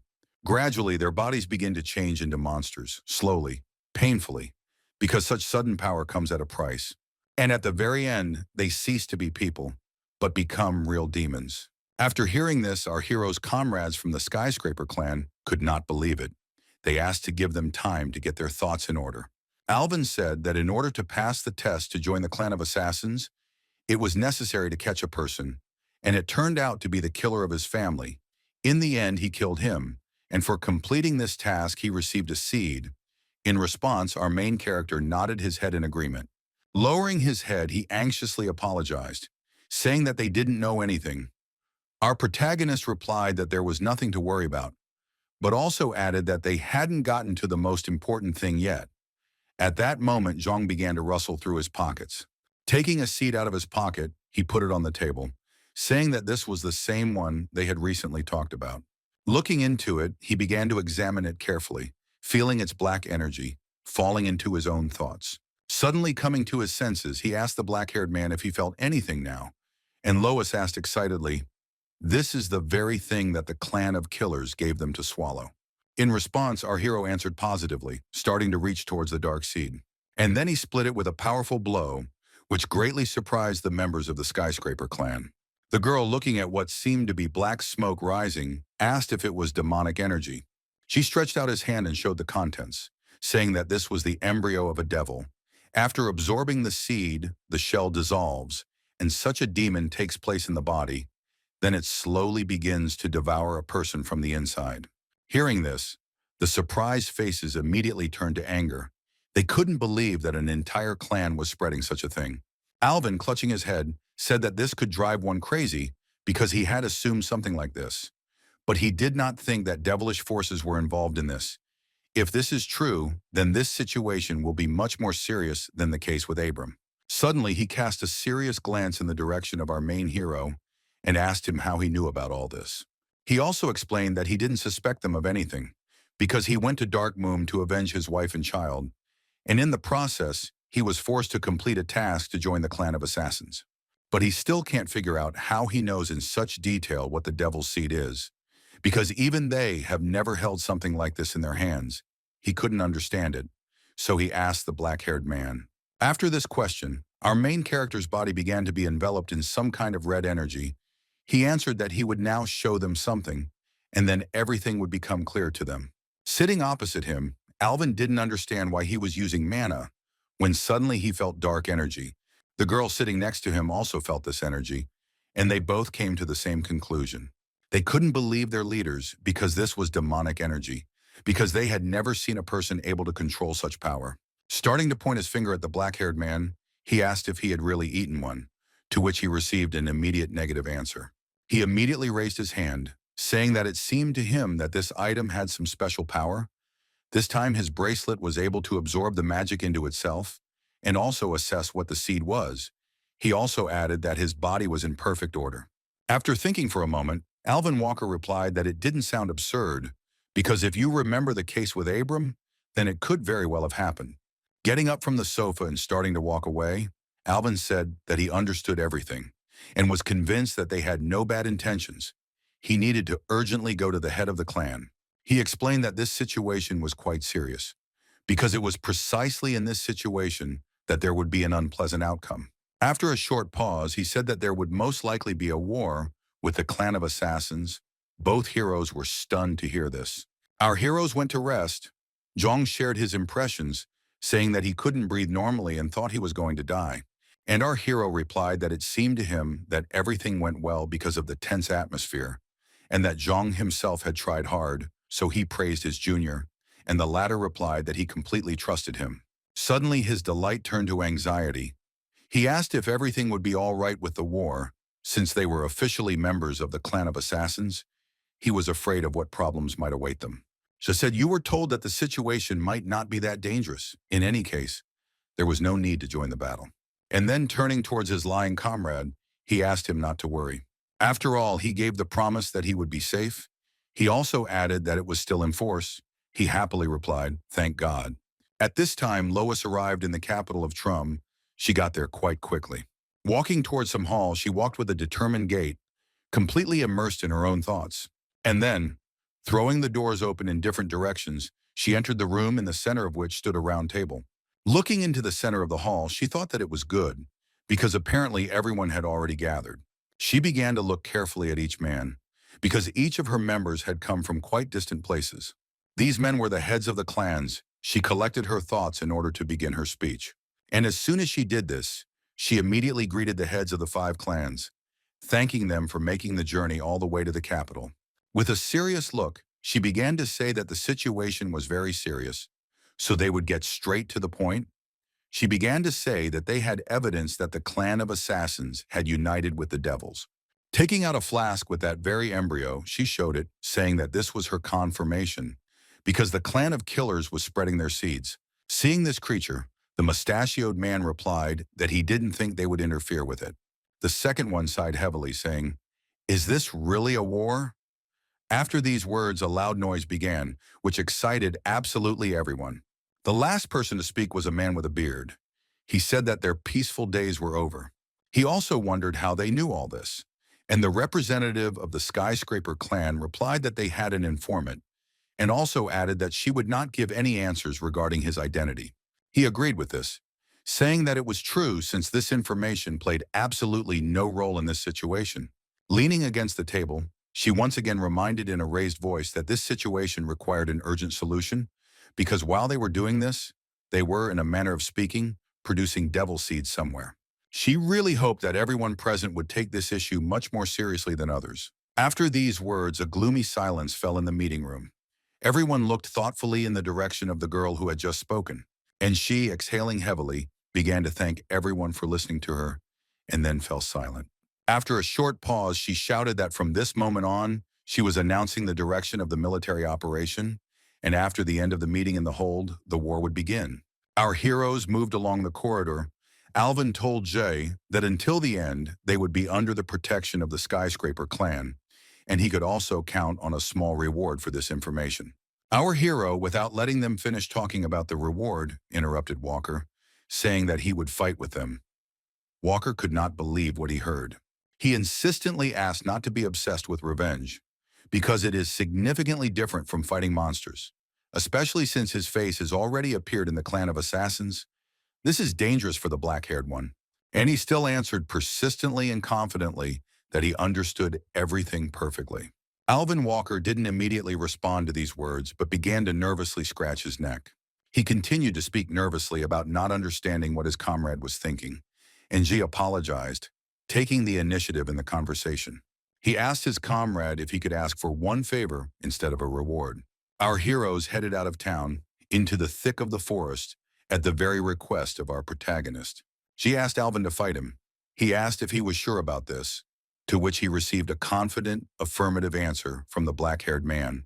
And at this time, Zhang was crying. It was hard for him to accept this fact. Walker himself was pleased with this request. He happily fulfilled this request, while saying that Lois was more suitable for dealing with boring meetings because he hated sitting and talking forever. He also said that simply fighting is not so fun, so they will establish certain rules, which surprised our hero. Taking the sword in his right hand and throwing his left behind his back, he said that he would only use it. And one of the conditions was that if the black-haired man could touch him at least once, he would win and they would move on to the next level. With a look of pleasure on his face, he took out his weapon, telling Alvin not to be too surprised. He would be able to complete the first level right away. With the same contented attitude, he replied that he would look forward to it with impatience. At that very second, the hero rushed towards Walker with incredible speed, intending to quickly finish this level. The silence of the forest turned into a rather noisy location. The birds immediately left the scene of the two men's fight. At this time, at the meeting, Lois continued, saying that those who consumed the devil seeds could land in any city, which would cause confusion. They needed to destroy them before they hid. One of the men asked if there was a way to identify them, to which the girl replied that there were no such methods at the moment. She explained that they must completely destroy the clan because they only accept people who have swallowed the devil's embryo. No one could believe what the representative of the skyscraper clan was offering them. Since it was impossible to destroy all the killers, they asked how they would stop those who tried to escape. The bearded man sitting in the center said that they couldn't just attack them. They couldn't give them any chance to escape or prepare for battle.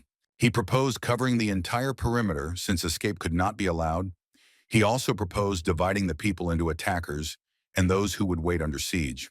All representatives gradually began to agree with this idea, and eventually everyone agreed. And Lois continued, saying that they must all understand that this operation is strictly confidential until it begins, and that the beginning of this operation will take place in exactly 1 week. The fight between our protagonist and the skyscraper clan commander continued. Loud sounds were heard. Alvin Walker, using only one hand, did not allow the black-haired man to attack, forcing even him to retreat at times. As soon as he started to press it, he was going to take advantage of it by swinging. And then, with the hilt of the sword, he dealt a powerful blow to the black-haired man's body, sending him flying. Our hero fell to the ground with a loud thud, and Alvin, discontented, shouted and asked what was wrong with the two of them. Both of our heroes were lying on the ground, and Alvin continued, saying that a whole week had already passed, and they still hadn't moved on to the next level. He pointed out the black-haired man's mistakes in that he didn't control his mana and the use of skills. Hiding his sword, he began to leave, saying that that was enough for today because he needed to rest, since there was a lot of work tomorrow. But the black-haired man did not let him finish, interrupting him and asking again. Standing up and raising his sword, he said he would try again, but he looked tired. He thought that his skills and stats had improved greatly during the fight, and especially his defense had increased. With that level of skill, he supposed he should be able to defeat him. Taking out his sword and again throwing his left hand behind his back, with a satisfied face, he praised the guy for his fighting spirit, but noted that this was his last attempt. Zhang, barely rising, looked towards his comrades, thinking that they were monsters, because now he couldn't even move a finger from fatigue. The fight between Walker and Zeke began, the skyscraper commander shouting that this attempt was no different from what had happened before. Our hero tried to respond to every attack of Alvin without missing a single one. He understood that if he missed even one, he would be defeated again. Gathering his thoughts, he jumped back, beginning to concentrate mana in his legs. And then he suddenly jumped up, flying straight toward the skyscraper commander, who was about to accept the attack. He threw his sword behind his back, preparing to deliver a powerful blow, and Alvin raised his, preparing to take hers and show his superiority. Looking at this, Zhang didn't understand why his comrade jumped, because he was much more vulnerable in the air. And then, seeing how a purple square rose in front of the black-haired man, he understood everything, because he was going to use enhanced defense. This tactic amused Walker, but he shouted that nothing would work with it, and our hero himself stood on it with his feet. And the moment Alvin destroyed it with one powerful blow, he jumped even higher thanks to it. Walker, running towards our hero's landing, looked at him, wondering why he rose even higher. And seeing how he created another identical square in the air on which he stood, he understood everything. Looking at him with surprise on his face, he thought that this guy was using this skill not for defense, but for attack.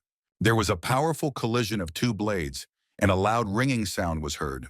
But at that very second, Walker took the initiative, knocking over the black-haired man's sword and throwing his own over his back to attack.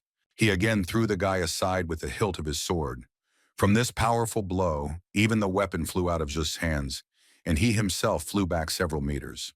The sound of the fall was so loud that all the animals in the area left the area. Our black-haired hero, sitting on the ground, wiped the sweat from his face, thinking that even so, nothing had worked. And he also noted that this use of protection was quite unique. Alvin Walker laughed loudly, which embarrassed our protagonist quite a bit. And he praised him. Pointing to his shoulder, our hero was able to touch him. He completed the first level task. Our two heroes shouted with joy. They were very happy about this because they had tried it so many times. But suddenly the commander of the skyscrapers turned his gaze towards the brown-haired man. He said that right now they would try with him for the last time. Hearing this, the guy's body trembled. And just a few minutes later, the resting protagonist watched as Zhang ran away from Alvin, screaming. This picture amused him. He smiled brightly. He liked this atmosphere. He thought that it was quite friendly. Evening came. Alvin shouted loudly, suggesting that they rest, because as he said earlier, tomorrow would be a hard day for them. Our heroes agreed, sitting down. Zhang tried to catch his breath and rest. He was even more exhausted. Suddenly, Alvin asked our hero why he wanted to join the battle, whether it was because of his dislike for the killers.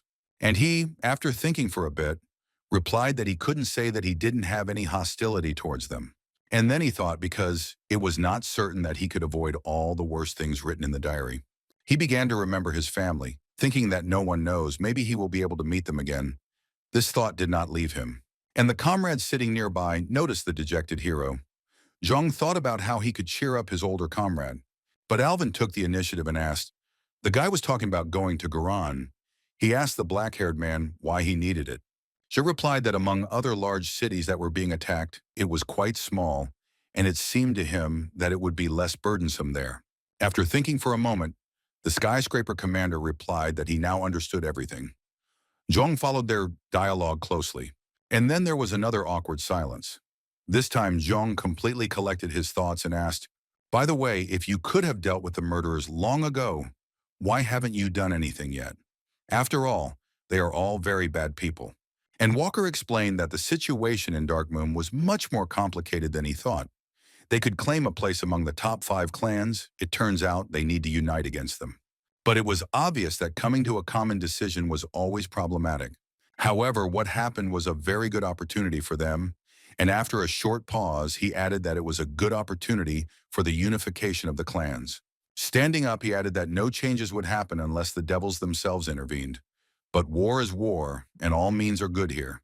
The black-haired man told the departing man not to die, and Alvin said with a smile that they would definitely see each other again. A huge crowd of people began to gather around Garan, when suddenly a cry was heard that ordered that no one should be left alive if the goal was the complete destruction of the murderers.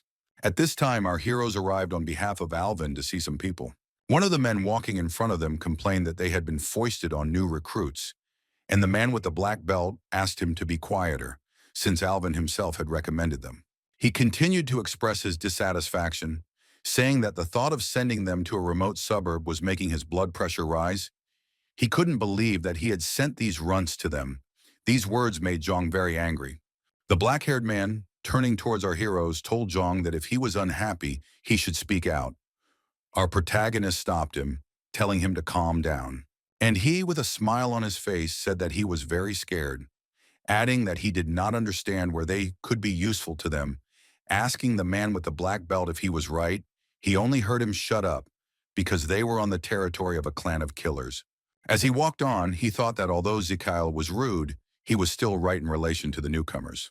After all, there was a whole line of people who wanted to join the Skyscraper clan. He tried to keep himself under control and remain calm. Looking at them, he thought that there were enough newcomers in the organization, but these two were the ones who were sent to war. He did not understand what Alvin Walker was thinking. And then he exhaled heavily, because from now on he was forced to carry a troublesome burden. He hoped that they would not bother him. At this time, our protagonist was calming his younger brother, asking him to pull himself together and not waste his time on such things. They should not get into trouble, because it would be rude to Walker. Jong agreed with this opinion because they would have set him up if they had dealt with these two. Approaching some kind of border, the boss of this company said that from this moment, the territory of murderers begins. He explained that they had to enter very quietly and that they had to maintain their alertness. They began to enter and walk in a line along the empty street, with the newcomers walking in the center of their so-called formation. The leader of this group, who was walking ahead, smelled something. By raising his hand, he gave the order for everyone to stop. He said that there was a crossroads here, and everyone immediately understood that they were about to separate. He sent Zikail and Dahi to the right, while he and the newcomers were going to go to the left. They happily agreed, since they were freed from excess weight. Sakil, walking behind the girl, said that he was glad, and then shouted to the newcomers not to bother the boss and to obey him properly. Jung turned away in anger and said that he was an annoying idiot. He really got on his nerves. For a few more minutes, they walked along the same deserted street, the occasional sound of footsteps being heard. When they suddenly stopped, the group leader said that the smell was coming from this place. Walking to the door, they slowly opened it, starting to look inside. As soon as the commander looked inside, the faces of the boss and Jong changed dramatically. They were horrified. They saw half-naked women begging to be saved, their bodies trembling. Our protagonist noticed where the smell was coming from, and the women continued to beg him to help them. Seeing this picture, the boss became very angry, shouting that these killers were completely out of their minds because they were using drugs to do dirty deeds. The man immediately ran up to the thing that was emitting the smell and dealt a powerful blow to it, thereby destroying it. Looking at his fist, he guessed it was the intoxicating scented candle that was forcing these girls into submission. Turning to his subordinates, he said that they had taken the victims outside the territory of the clan of killers, and they silently looked in their direction. He turned around and said he would check upstairs, but before he could finish speaking, he smelled blood. He began to turn back, because he had just heard a rather familiar sound. Our protagonist cut the girl's body with one precise blow, thereby killing her. Jong couldn't believe what he saw.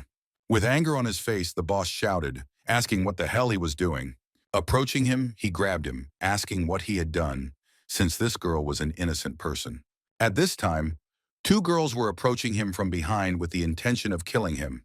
Our protagonist used that same skill to put up a shield, thereby protecting his commander's back. And he turned around, not understanding what was happening. Our dark-haired hero asked if he still thought they were victims. He also added that he felt they should be worried about those men. At that very second, the man closed his eyes, exhaling heavily, because just now that same little boy had saved his life. He opened his eyes, his face changing. Now he was serious. A masked, armed man stood there, asking his comrades if they were absolutely sure it worked. He asked who they were, but at that moment, our two newcomers had already rushed into battle. They started throwing them around, clearly outnumbering them, while the boss watched. Looking at this, he could not believe that that candle was not a drug, and also that these newcomers were so strong. And our hero confirmed his suspicions, saying that it was precisely because of this candle that he began to hallucinate. The killers were already flying towards him, swinging their weapons. They considered that he was the weakest in this group of people, so they wanted to deal with him first. But they were wrong, for with his two powerful hands, he sent them flying into the air, back to where they came from. Looking at the black-haired newcomer, he couldn't believe that he had saved his life. And looking at how he was chopping people down left and right as if nothing had happened, I wondered if he really was a newbie. He recalled Walker telling them to take them with him, assuring them that they would not be a burden to him. Smiling, he now understood why Alvin had recommended these guys to him. Having thrown another killer into the wall, he also wondered why the candle had no effect on them, suggesting that these two had some kind of unusual abilities.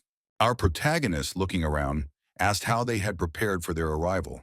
since that candle could not burn forever and emit that smell, suggesting that they had thus prepared for their arrival. And after thinking a little, he confidently stated that they knew perfectly well when they were planning to carry out the attack.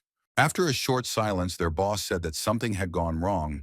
Information had leaked and reached the killers, his face turning to horror, because the clan members were in danger. Their conversation was interrupted by a loud cry of pain. They paid attention to it and began to listen to where it was coming from. It seemed to them that it was emitted throughout the entire territory of the clan of killers, but each of them understood that it was definitely a cry of pain. At this time, Alvin Walker and his group arrived in the city of Braha, and they also went to clean up. Standing there confused, having said that everything had not gone according to plan, he exhaled heavily. He stood in front of what seemed to him to be a huge rock made of bloody human bodies. They were all dead. His face showed all his anger. He couldn't believe that one clan was capable of such a thing. The man standing behind asked Alvin how this could have happened, since everyone was destroyed. And Walker replied that apparently the information leaked. He also suggested that the same thing was happening in other cities. The man with a beard silently looked at the corpses of people, carefully examining each face. And then he spoke, suggesting that they had not prepared for their arrival for a day or two. It seemed to him that the traitor was someone from the leadership. He also suggested that there were more traps waiting for them here, and Walker, gritting his teeth in anger, agreed with him. He also said that they would attack them right now without giving them a chance. He asked in a calm voice whether it would be stupid and dangerous for them. And the commander of the Skyscraper clan still responded angrily that from now on the scum from the murder clan should be wary of meeting him, and if he was afraid he could leave, because he was going to attack them, even alone.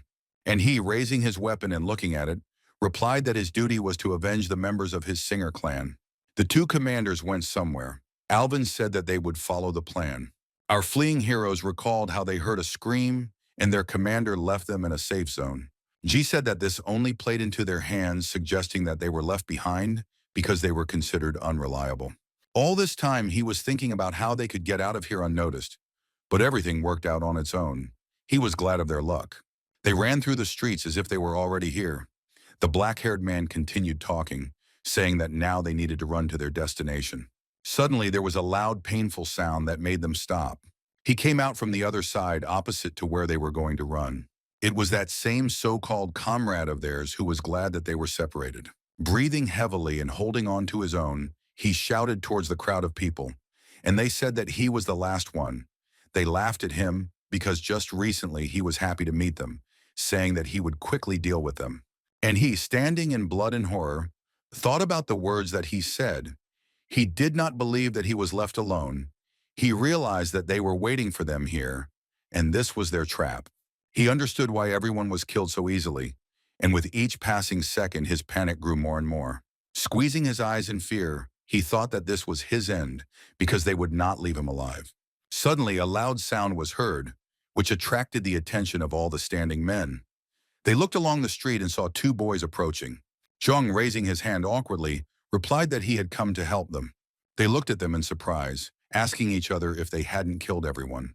Some laughed because they apparently hid well.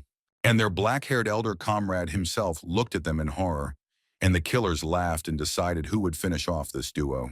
Looking at them, he couldn't believe that they could survive, he wondered. What were they doing here? He didn't understand why they came here. At this time, our heroes began to draw their swords. Nearby, a huge crowd was chasing someone, shouting for everyone to catch him. These were members of the clan of assassins who were chasing the leader of our heroes group. He, hiding in one of the nooks and crannies, looked at this whole picture, clenching his teeth.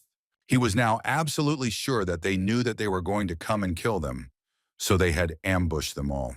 He was now completely sure that the information had been leaked. He also understood that no one else had survived.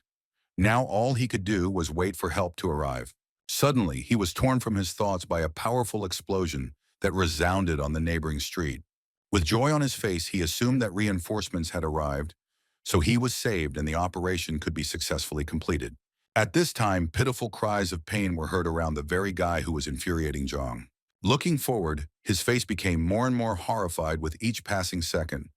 Every sound of impact that came out changed his face dramatically.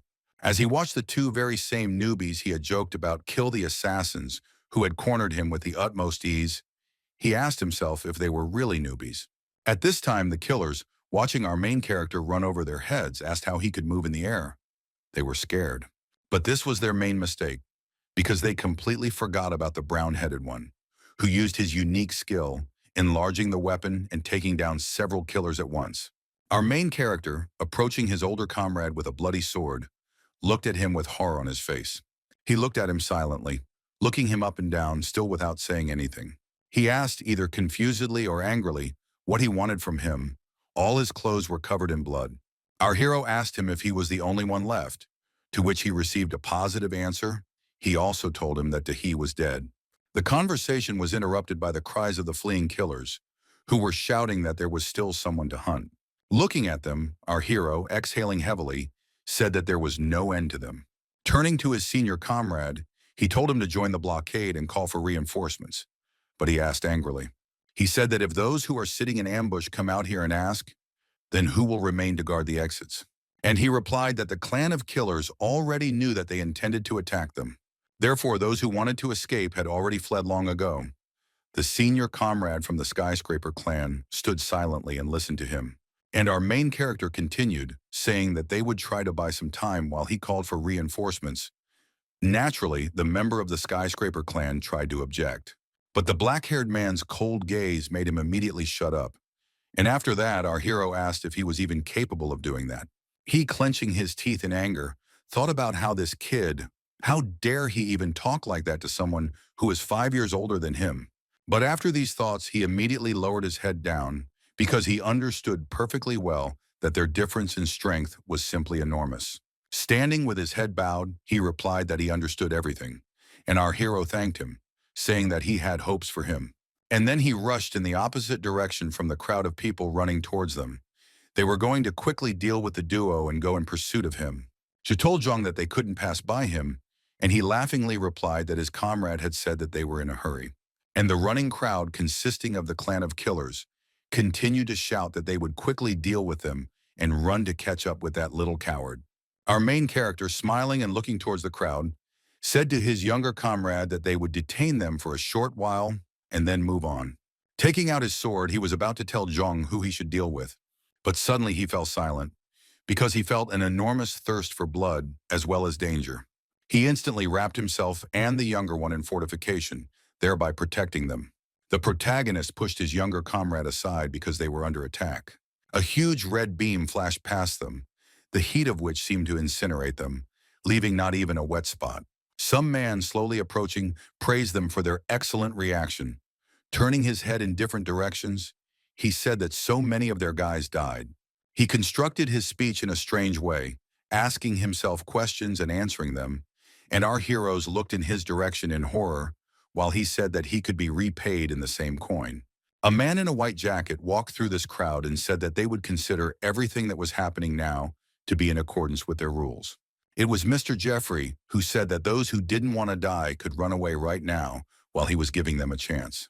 On the very street where Jeffrey appeared, powerful explosions began to be heard. With incredible power and speed, he pressed our heroes, forcing them to retreat. Looking at these attacks, our protagonist assumed that it was a dancing sword.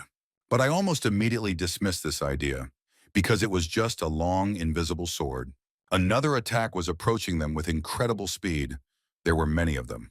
Looking in the direction of the flying attack, our black-haired hero thought that the defense skill would not be able to completely block this attack.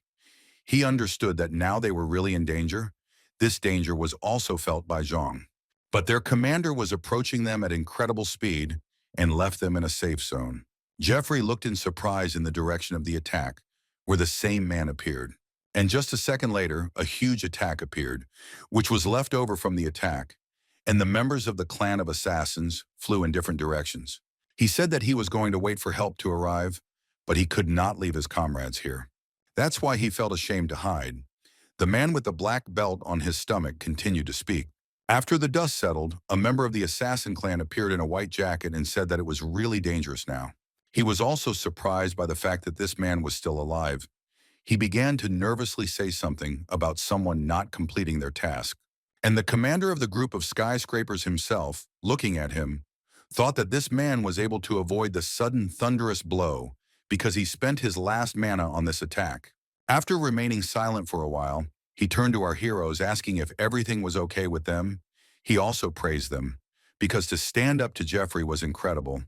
G asked him if he knew him, and he said that this was Jeffrey Dahmer, a well-known figure in the clan of killers, because this guy is definitely good in combat, but his distinctive feature is that he is a cannibal. He also added that this cannibal specializes in destroying those who are weaker than him.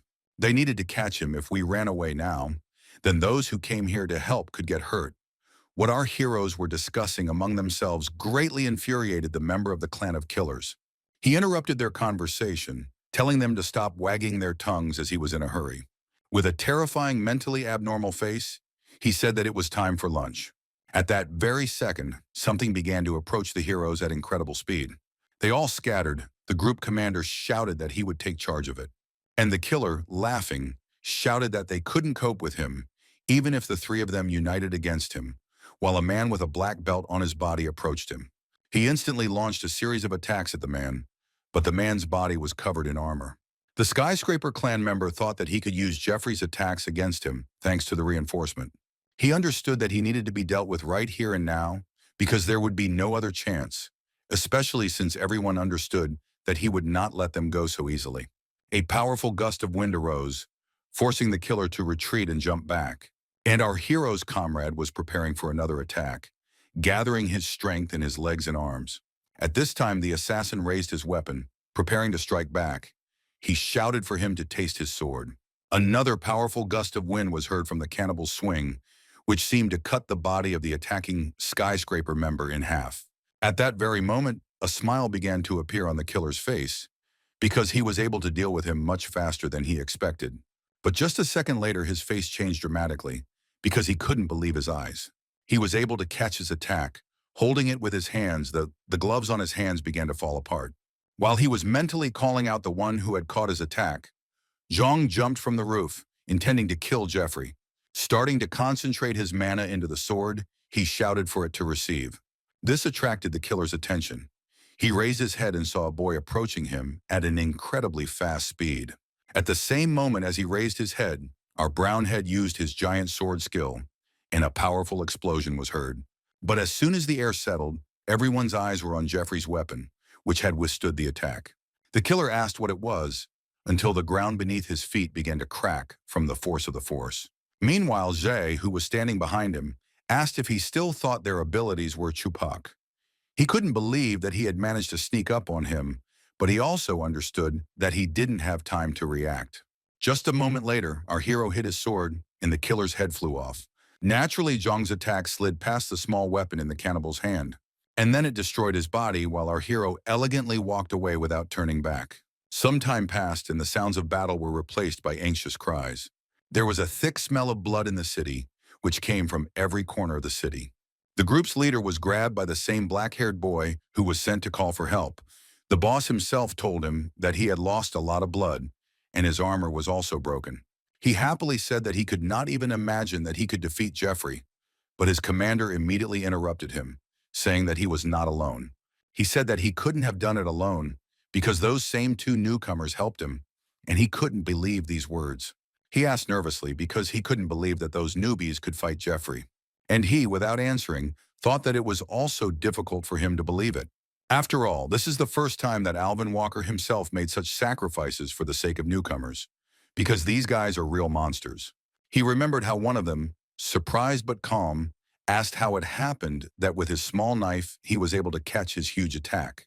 He immediately suggested that they go to the gathering place and make sure that no one was left there. He remembered their faces and understood that they were not at the level that usually happens after the time they had been here. He was afraid to imagine what would happen to them in a few years. He asked his junior where those newcomers were because he needed to discuss something with them. At first he didn't answer, the boss asked tensely, to which his subordinate nervously replied that they disappeared almost immediately. He couldn't believe it. And he explained that he tried to find them, because thanks to them, he was able to bring help here. But no matter how much he looked for them, they were nowhere to be found. He also said that they were quite good fighters, so he assumed that they went on to fight. The boss shouted angrily, saying that they couldn't be dead. He sent everyone to look for them. He immediately ran to carry out the order. At this time, nervously clutching his head, he criticized himself. But he ordered them to rest. He would be ashamed to look into Alvin's eyes if something happened to them. Looking at the bright sky, he asked them to make sure they survived. He begged all the gods. At this time, as soon as our heroes entered the cave, the system notified that they had entered the labyrinth of Neuron. They were heatedly discussing something among themselves. Jung asked why they came here and what was here, and his comrade answered that there was a secret here that was kept by a clan of assassins. The younger one still had about 1,000,000 questions, because he didn't even know that such a cave existed here. He asked his friend how he found out about it, and he, after looking around a bit, answered that it was all because he was smart. Looking towards his comrade who was moving away, Zhang continued to impersonate him for a few more seconds. And our hero himself, while he was walking, thought that a disaster had happened here. However, knowing the future, he cannot remain inactive. He clenched his fist in anger, because he would not allow the tragedy to happen again. From now on, he was going to decide his own destiny. Suddenly, a cold chill ran through his entire body, and his face changed, because the sword appeared right in front of him. He began to realize with horror that there was only one person behind him, and that was Zhong. Raising his hand, he began to look in the direction of his comrade with confusion. He wanted to ask him what he was doing, but he didn't have time, because the younger one tried to attack him again. Naturally, the black-haired one dodged this blow, jumping back. Having landed, he began to examine the boy, still not understanding what was going on here. And he, swinging his sword, looked down. She shouted loudly what he was doing. Without waiting for an answer, he asked again what he was trying to do right now. In response, Zhong, still with his head down, muttered something under his breath. Looking in his direction, our main character understood that the boy was out of his mind, but he still didn't understand why. Brownhead finished muttering and immediately rushed towards our main character, throwing his sword behind his back, preparing to attack. Without any difficulty, Zhe blocked his junior's strike, as their difference in strength was quite large. Looking around and then looking in the direction of his younger comrade, he had one guess. After all, there was some kind of smoke surrounding them, and our hero assumed that it was all because of him. Making a dissatisfied face, he thought that all this was completely at the wrong time. He delivered another powerful blow to Zhong, sending him flying, thereby knocking him back. The boy fell to the ground, while our hero twitched his wrist, which was already starting to hurt from the numerous blows. But Zhong continued to rise. Looking in his direction, our hero tried to think of something, because nothing helps. Looking at him, he asked himself how he should act in this situation. Suddenly, Zhong started muttering something again, and then said, "Help." This really caught the attention of our protagonist. He began to look at it carefully, looking it over. And he, shouting for help, again rushed towards his comrade, intending to deliver a powerful blow with his sword. A powerful gust of air rose up, which seemed to even disperse the smoke surrounding them. At this time, our hero remembered how recently, during training, Zhong was also thrown back by Alvin. He told the guy sitting on the ground that he could rest if he was tired, explaining to him that he was training him only because he asked for it, Jay. And he, barely getting up, answered that everything was fine. He asked to attack him. Walker asked the guy why he needed all this, because it was very hard for him now. And he, breathing heavily, replied that even if that were the case, he could not remain on the sidelines. The skyscraper commander praised the guy, saying that he had quite good skills. But he replied that if he simply watched, he would become a burden to Jeh. Alvin Walker had no answer to this. He silently looked in his direction, telling him to attack. At that very second, after permission, the brown head rushed towards Alvin. Dodging a series of attacks, our hero tried to think of something, because he couldn't leave things like this. Stepping back, he thought that he did not know how he could be brought to his senses. He assumed that there was demonic energy in the smoke that was intoxicating him. Suddenly, an idea came into his head, which even made his face change. Throwing his sword aside, he rushed towards the guy, who even tried to dodge it. But before he could, our hero fell right on top of him, knocking him to the ground. He suggested that perhaps the shackles could absorb the energy that was inside him. Having applied the shackles to the boy's body, he mentally began to beg them to help him. They immediately began to sparkle. The same demonic energy began to come out of the guy's body. Gradually entering into shackles, looking at this, our hero was happy, because this should help. Time passed and Zhong was still unconscious. But now he no longer attacked the black-haired man. A few minutes later, he opened his eyes, starting to nervously roll them from side to side. And as soon as he realized everything, he suddenly jumped up, not understanding what had just happened. But as soon as he stood up, he received a powerful flick from his older friend. The boy screamed in confusion. Holding his head, he tearfully asked why he was fighting. Our hero asked him if he really didn't remember anything, and he, without thinking much, said that he remembered something. He began to touch his swollen face and asked what had happened to it and why it was in such a state. Awkwardly turning away, Zai replied that he had tried to bring him to his senses, but it hadn't worked very well, and he had started shouting and asking if he had really beaten him. But his cry was interrupted by an older friend who said that the boy was muttering something. And he, lowering his head, said, "What if this happens to him again?" He asked not to make his life difficult, so he should kill him right away. Our hero could not believe what he heard, looking in surprise towards the younger one who was sitting. And he sat on the ground with his head down, thinking that he had once again created problems for his comrade. But he was torn away from these thoughts by another powerful flick on the forehead. He screamed again, because it was painful. She angrily asked him what he was carrying now, and he explained that it was better and easier than trying to deal with the burden in his person. And the black-haired man continued to angrily ask him if his comrade could really do that. He began to beat his chest and explained that his comrades depended on each other, and that he didn't care what he thought, that it would be better this way. He asked the younger one not to worry about this, because he would never abandon him in this terrible world where there are no friends or family, because the fact that he always stands by his side gives him the strength to move on. He shouted even more menacingly and loudly, so that he would no longer dare to consider himself a burden. From these words, Zhang's face changed, because no one had ever said such a thing to him before. When our main character suddenly turned away and said that perhaps he believed that mutual assistance was based on business relationships, if so, then it was very sad. Zhang immediately began to shout that this was not so. And our hero, turning again towards the guy sitting on the ground, said that he treats him like a member of his family. These words surprised the guy even more. The young boy, lowering his head, began to cry. The hero asked if he was really crying, and he, wiping away his tears, replied that he was not crying. Sitting down on the ground, he said that as soon as he finished roaring, he should let him know that he would wait for him. And he, starting to cry even louder, said that he needed time to calm down. There was silence in the cave. Only the sounds of tears falling to the ground could be heard. The man sitting on the corpses of people asked his comrade, who was approaching him, about the situation in other villages, to which the younger one replied that almost everyone except Darkmoon had suffered. The man sitting there asked in surprise if it was even Bram, and he explained that the first attack was successful, but after Alvin Walker appeared, everything went downhill, and he was able to fight back. Sitting in front of a huge pile of human corpses, he asked how much time was left until a new batch of seeds, and his comrade answered that it was about 3 months. He was also interested in the question of who had revealed their secret. And he answered without any doubt that these guys were Kim Yunjai and Yu Jung-yu. At that very moment, the air around them was filled with a scarlet aura, from which the younger comrade tried to run away. But he managed to grab his chest and try to take at least one breath, but nothing worked.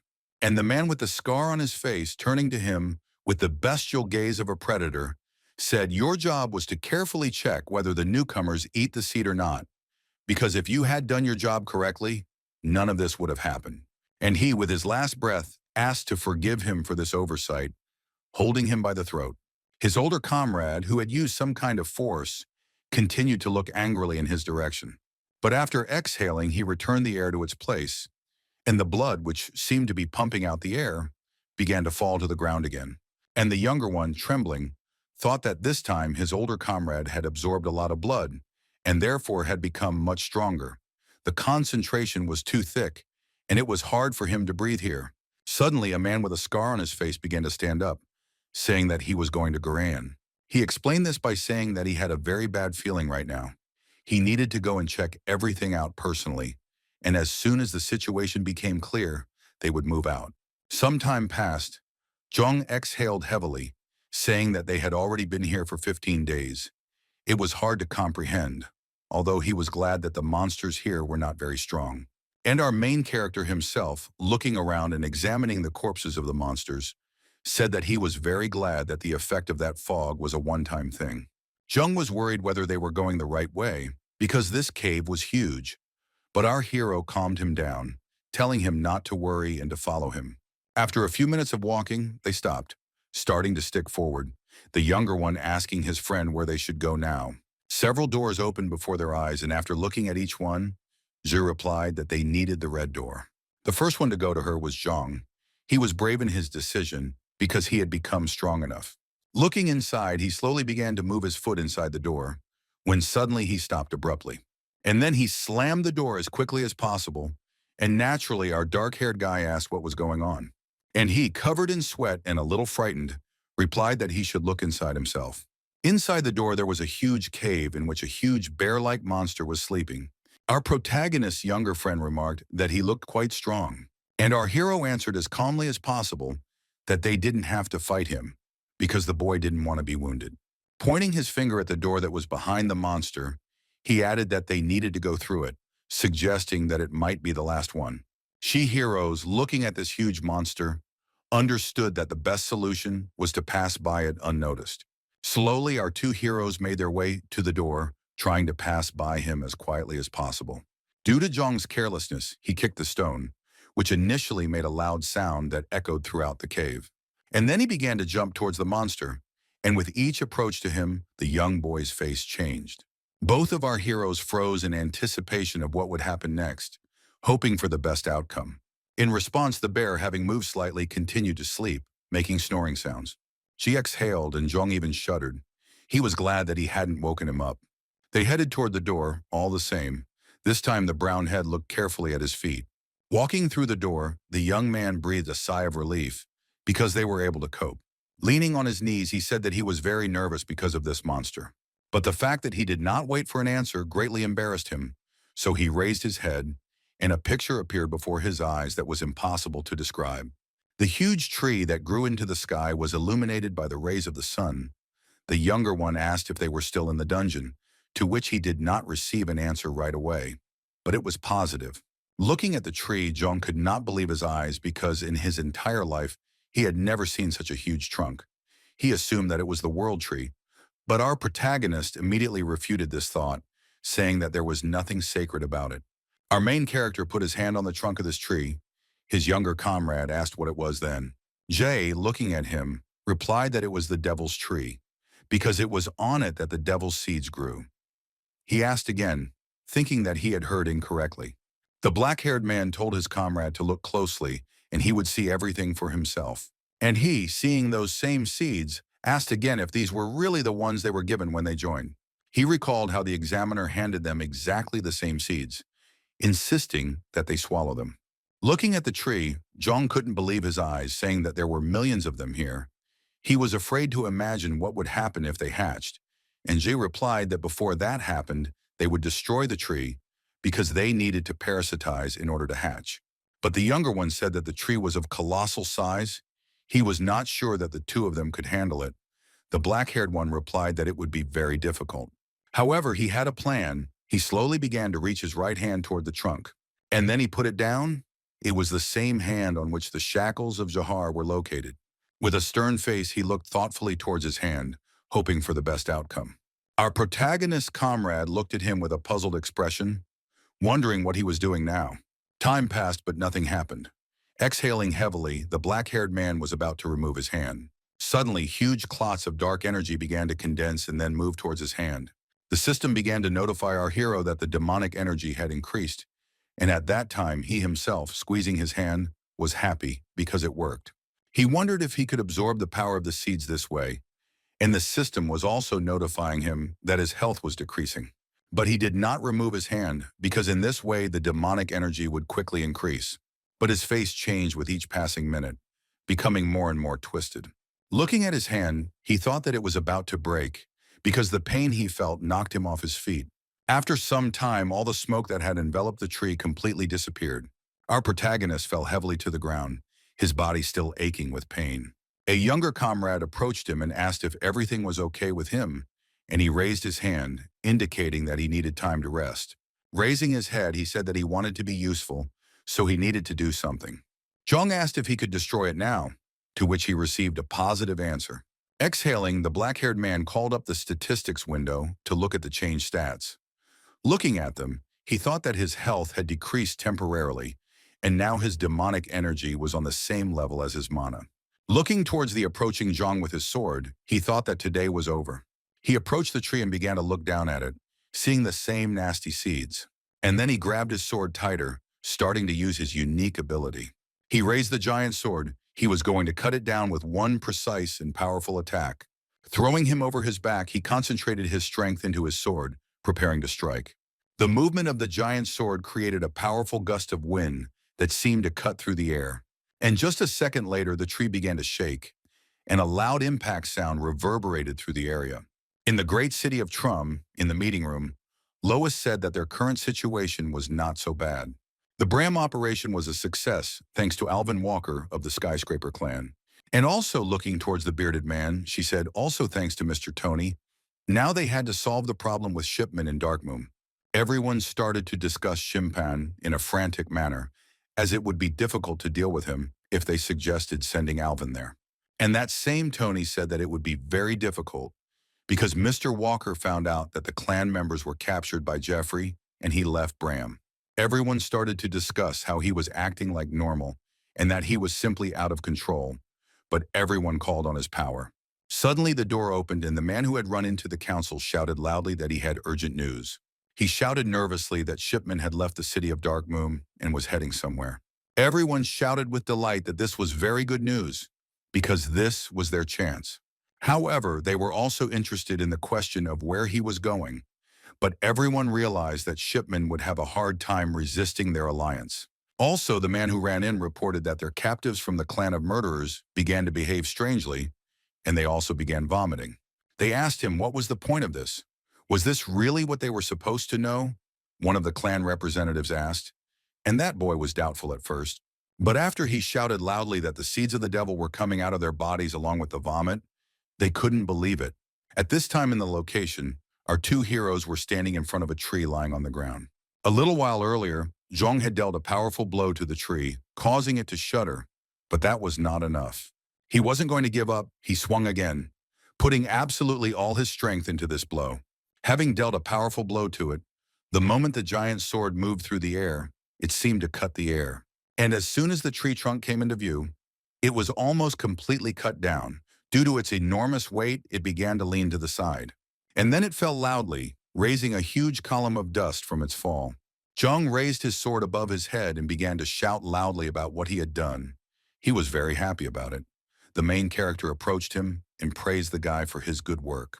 Looking at his broken sword, he thanked his sword, for it had served him well. After that, he completely broke, breaking into two pieces. He looked down in shock, and then he screamed in surprise because what should he do now? He really hoped that he would at least serve him today. At this time, turning in the direction of the scream, he saw how his older comrade fell down.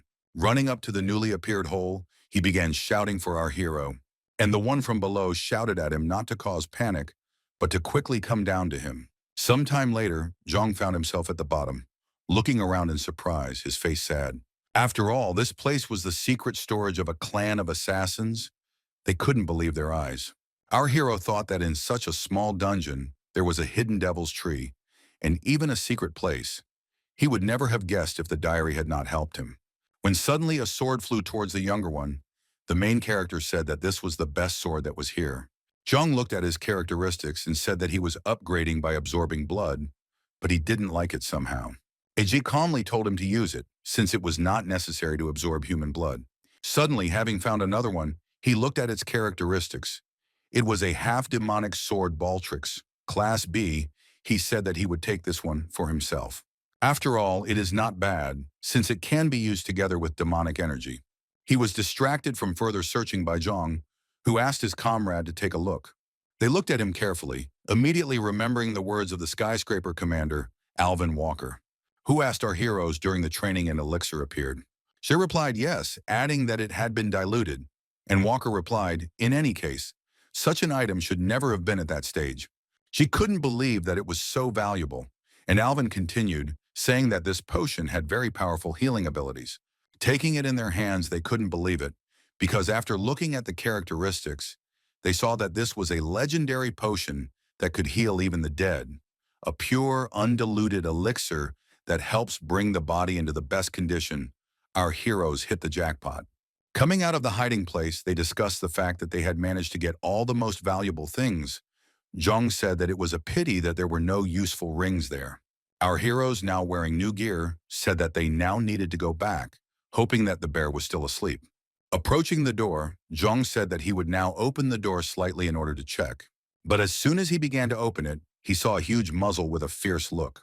He closed it with lightning speed. He was extremely scared when he saw that monster. Turning to his older comrade, he asked if he had fully recovered, to which our main hero replied that he had not yet. He suggested to his younger comrade that they simply had the opportunity to test new items, and he agreed. Some time passed. The bear stood wounded, and our heroes were covered in blood. With a tense face, the brown-headed man said that he looked much bigger and stronger than he thought. She also added that this is an unusual monster, because with each attack, it releases an incredible amount of demonic energy. This effect appears from behind the cave, or without finishing, he noticed a bear approaching him. He instantly jumped to the side. The place where the monster struck shattered into pieces. Its strength was incredible. She shouted that they had no choice. They would have to deal with him. He suggested damaging him until he got tired. Zhang immediately agreed with this. The protagonist's sword began to sparkle, and then like a torch, it lit up as a demonic bear approached him. Jumping up and relying on his unique ability, he was about to jump back. The attack successfully caught up with the demonic bear, who didn't even have time to keep up with the man's speed. And then he screamed in pain, because the wound that our hero had inflicted began to burn, causing additional damage. Zhang also had no intention of standing aside. He began to accumulate mana in the sword. And then, using a giant sword, he attacked the monster with incredible force. Looking towards the slowly moving monster, the black-haired man thought that his speed and stability had noticeably decreased. If they continued at the same pace, they would be able to defeat this monster. He was also interested in how to best use the demonic energy he had accumulated. Suddenly, he noticed that the monster was starting to collect huge clots of mana in its mouth. Looking in his direction, they did not understand what was about to happen, but they were ready. And he opened his mouth as if releasing a huge ball of mana, which began to approach our heroes. The light obscured the boy's eyes, and at that moment, Zhai immediately reacted to this, reaching out to his comrade's body. There was a powerful explosion, and then the earth shook as if an earthquake had occurred. Jia, jumping through the air, held his younger comrade in his arms. Both boys couldn't believe what had just happened. Looking at the place where the demon bear had attacked, they saw a huge crater formed. The black-haired man didn't understand where he got such strength from, suggesting that perhaps it was thanks to demonic energy. And he again began to accumulate the same mana in his mouth, preparing to deliver another powerful attack. He launched it towards our heroes standing in one place, intending to kill them.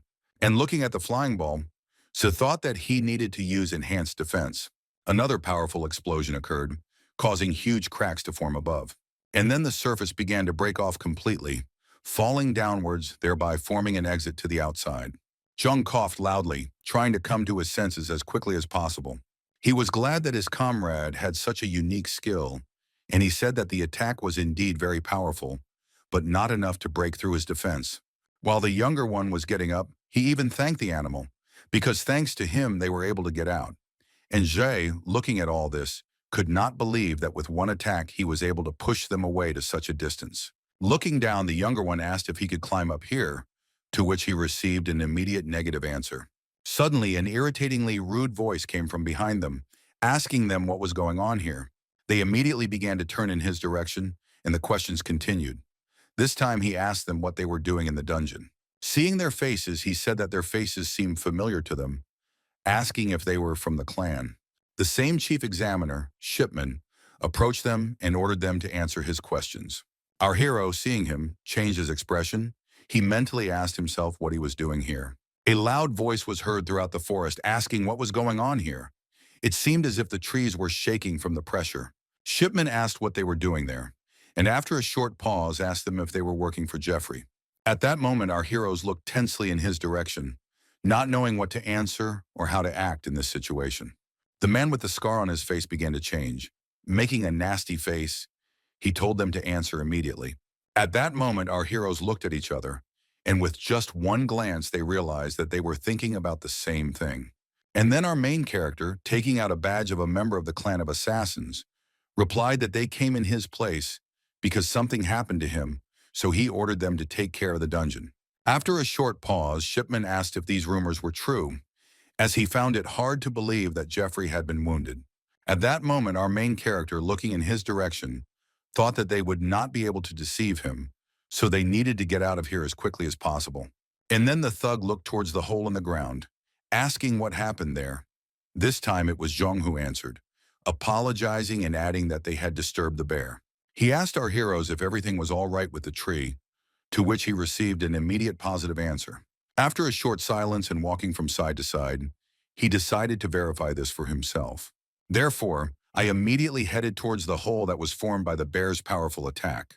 At that moment, our hero stood tensely and watched as he approached her, and he, silently and slowly, continued to approach her. It seemed that he was completely immersed in his thoughts. He still approached her, standing and looking down, thinking about something that our heroes were going to take advantage of. She began to explain in his comrade's ear what they were going to do now, when suddenly Shipman interrupted them, saying that he remembered them. After all this time he was thinking about where he could have seen them, because looking at them, it was hard to believe it.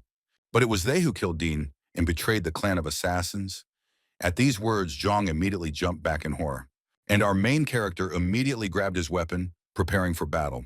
Turning towards the black-haired man, with anger on his face, he asked Kim Yun-jae if he was right. The cleanup in the city was over, because since Shipman had disappeared, everything had become much easier for them. The man and woman thanked Mr. Turner for his help, and he put his hand on his chest and smiled. And then bowing, he said that he still had a lot to do, so he was taking his leave. They, looking at their departing senior comrade, discussed how polite he was, because there are very few people like him. The girl, laughing and looking at the man's back, told her partner that that's why they nicknamed him Gentleman Turner. At this time, Shimpan's partner was looking at some things in the building. A man was lying next to him. When the door suddenly opened, our main character's examiner immediately tensed up. But the man who came in immediately asked if he was really leaving Darkma. Seeing who had entered, the guy relaxed and responded positively, explaining that they needed to lie low, because if the devil seeds were destroyed, it was no different from losing. And that same Gentleman Turner asked what the boy was thinking about now. Was it really about Shipman? And he, continuing to tie his bag, replied that Shipman had gone to check everything personally. But as it seemed to the guy, it was already too late. Suddenly, the young man's expression changed, and he asked tensely, not understanding what could have gone wrong between them. When asked if this was your work, Turner, the man in the white coat did not understand and asked again. And he explained that they assumed that the existence of the seeds would be revealed sooner or later, but everything happened too soon, and he knew perfectly well that it was impossible to overcome the labyrinth. And coming close to the face of the killer, the boy added that no one except the leadership of the clan of killers even knows that it exists, so he assumed the most logical option, that there are spies among them. At that very moment, after these words, Turner also had a look of understanding on his face. His face was terrifying. With a low tone, he said that little Kim Tae-san had grown a lot, but if he wanted to die, he could continue in the same spirit. And he immediately turned away awkwardly and clenched his teeth, answering that in any case, they would disappear for a while, because the demons and the clan leader would soon begin to act. These words surprised Turner to the extreme. He couldn't believe that the boss would personally take action, and the boy explained that it was logical, since it was she who initiated the deal with the devils. After thinking for a moment, the man in the white cloak replied that he would need to speak with Shipman in person, and Tae suggested that he would be back soon, assuming that no one but their leader could stop him, since his strength was unimaginably powerful. The deputy head of the clan of assassins himself was talking with our heroes at this time, telling them that he did not expect to meet them here, because they were quite famous. He was also surprised that they were able to get through the labyrinth and return. At this moment, our heroes had already drawn their weapons. They thought that they had no other choice. And the man with the scar on his face changed every second. Clenching his teeth in anger, he said that in general he didn't care about them, because in any case he would get the information he needed from them. In an instant, a red atmosphere enveloped them, and when they started looking around, they couldn't understand something. Jong assumed that it was a bloody fog, and then they both started to choke. She thought that it was becoming difficult to breathe, assuming that it was because of the concentration of blood in the air, because this was a rather problematic ability. Turning to his younger brother, he immediately asked him how he was feeling, and Zhang replied that it was bearable for now. But Shimpan wasn't going to give them a break, immediately attacking Zhe, who managed to dodge. But the attack was too fast. After that, he immediately attacked the main character's younger comrade. A cry of pain was heard. All attacks reached the younger one. And the deputy head of the clan of assassins himself told the guys that they were unusual because they were able to hold out in the fog for so long. Looking towards Zhang, he smiled, thinking that this one was still weaker than the black-haired one. And then he began to approach our main character, asking what they did with the seeds. Hearing Zhang groan in pain, he knew he needed to take Shipman's full attention. So he replied that they had destroyed them, since he had killed their host before they hatched and killed a bunch of people. And he asked the approaching brute what the problem was. And he started laughing loudly in response, saying that the boy probably thought he had done the right thing. And then suddenly stopping laughing and wincing even more, he added that no one had asked his fucking opinion. The same scarlet liquid that had been flying in the air began to gather in his hand. It looked like a spear. He grabbed it and swung it. And then he threw it towards the main character with incredible force, but he managed to dodge at the last moment. But at that very moment, he was horrified, because when he raised his face up, he could not believe his eyes. At that very moment, a huge number of exactly the same attacks were flying at him straight from the air. With incredible, far beyond human speed, he began to dodge, trying to evade all attacks. He used two of his unique skills at once, clockwork and magic armor. One of the attacks broke through his defense, leaving a cut on his face. He couldn't believe that the magical armor couldn't withstand these attacks. Suddenly, he felt a chill run down his spine as Chimpan approached him, about to strike him from behind. He couldn't believe it, because he didn't even have time to notice when it got close to him. Raising his sword, he managed to defend himself. The hero's blades closed, and scarlet drops began to fly in different directions. But Chimpan's pressure was enormous. And from this blow, our main character completely winced, because every muscle in his body tensed. And then, without even noticing it, he began to fly away, because the force of the impact exceeded him. And from the fall, there was a loud roar and a column of dust rose up. He screamed and asked if he hadn't said that he had destroyed the seeds, since he could feel the demonic energy emanating from him. He didn't understand where the demonic energy was coming from, since it was still alive but hadn't grown. And our main character, standing up, replied that if he was so curious, then let him check it out himself.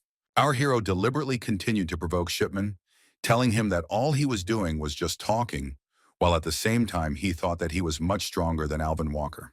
And because of this, his face changed even more. His veins began to bulge from anger. He said menacingly that he could forget about a quick death. Our hero himself was thinking at this time what he should do now, because he did not yet understand how best to act and how to fight against him. The fight continued. The deputy head of the clan of assassins continued to press our hero, forcing him to dodge attacks. But our main character still managed to fend off those who attacked him. But in close combat, he was inferior in strength. With each touch of the blows, our protagonist's arms seemed to twist and break several times. And he, raising his sword and starting to spin it, turned to the black-haired hero, saying that he was almost exhausted. He asked him how they knew about the seeds and the labyrinth, because if he told, he would kill him painlessly. At this time, our hero was truly holding on with all his might, thinking that the clockwork mechanism was useless and the magical armor could not withstand his onslaught. During this time, he learned that the blood mist skill uses blood and increases the effectiveness of attacks. And in addition, it was very difficult to breathe here, which knocked out his breath. For a few seconds, our protagonist thought about the options involving blood. Suddenly, he turned to Shipman, saying that he wanted to clarify something with him. Our hero asked him why he cooperates with demons. He is a man, after all. People cannot live among them. In response, the man with a scar on his face laughed. And then he madly began to answer that it didn't matter at all, because he chose the side on which he could kill more. She winced, disgusted to hear this, and then spat on the ground, answering that he was right, because it really was a stupid question, which he himself could have answered for him. He remembered the faces of his family, which were stained with blood. All his thoughts were only about this. He grimaced and raised his sword, saying that he already had enough to worry about with bastards like him. And he, exhaling heavily, replied that it seemed to him that they understood each other. And besides, he was already tired of playing with him. A huge aura began to gather around his body, and then with a mad face, he said goodbye to our hero. An attack came towards him with incredible speed. He was about to hit him in the face with his skill.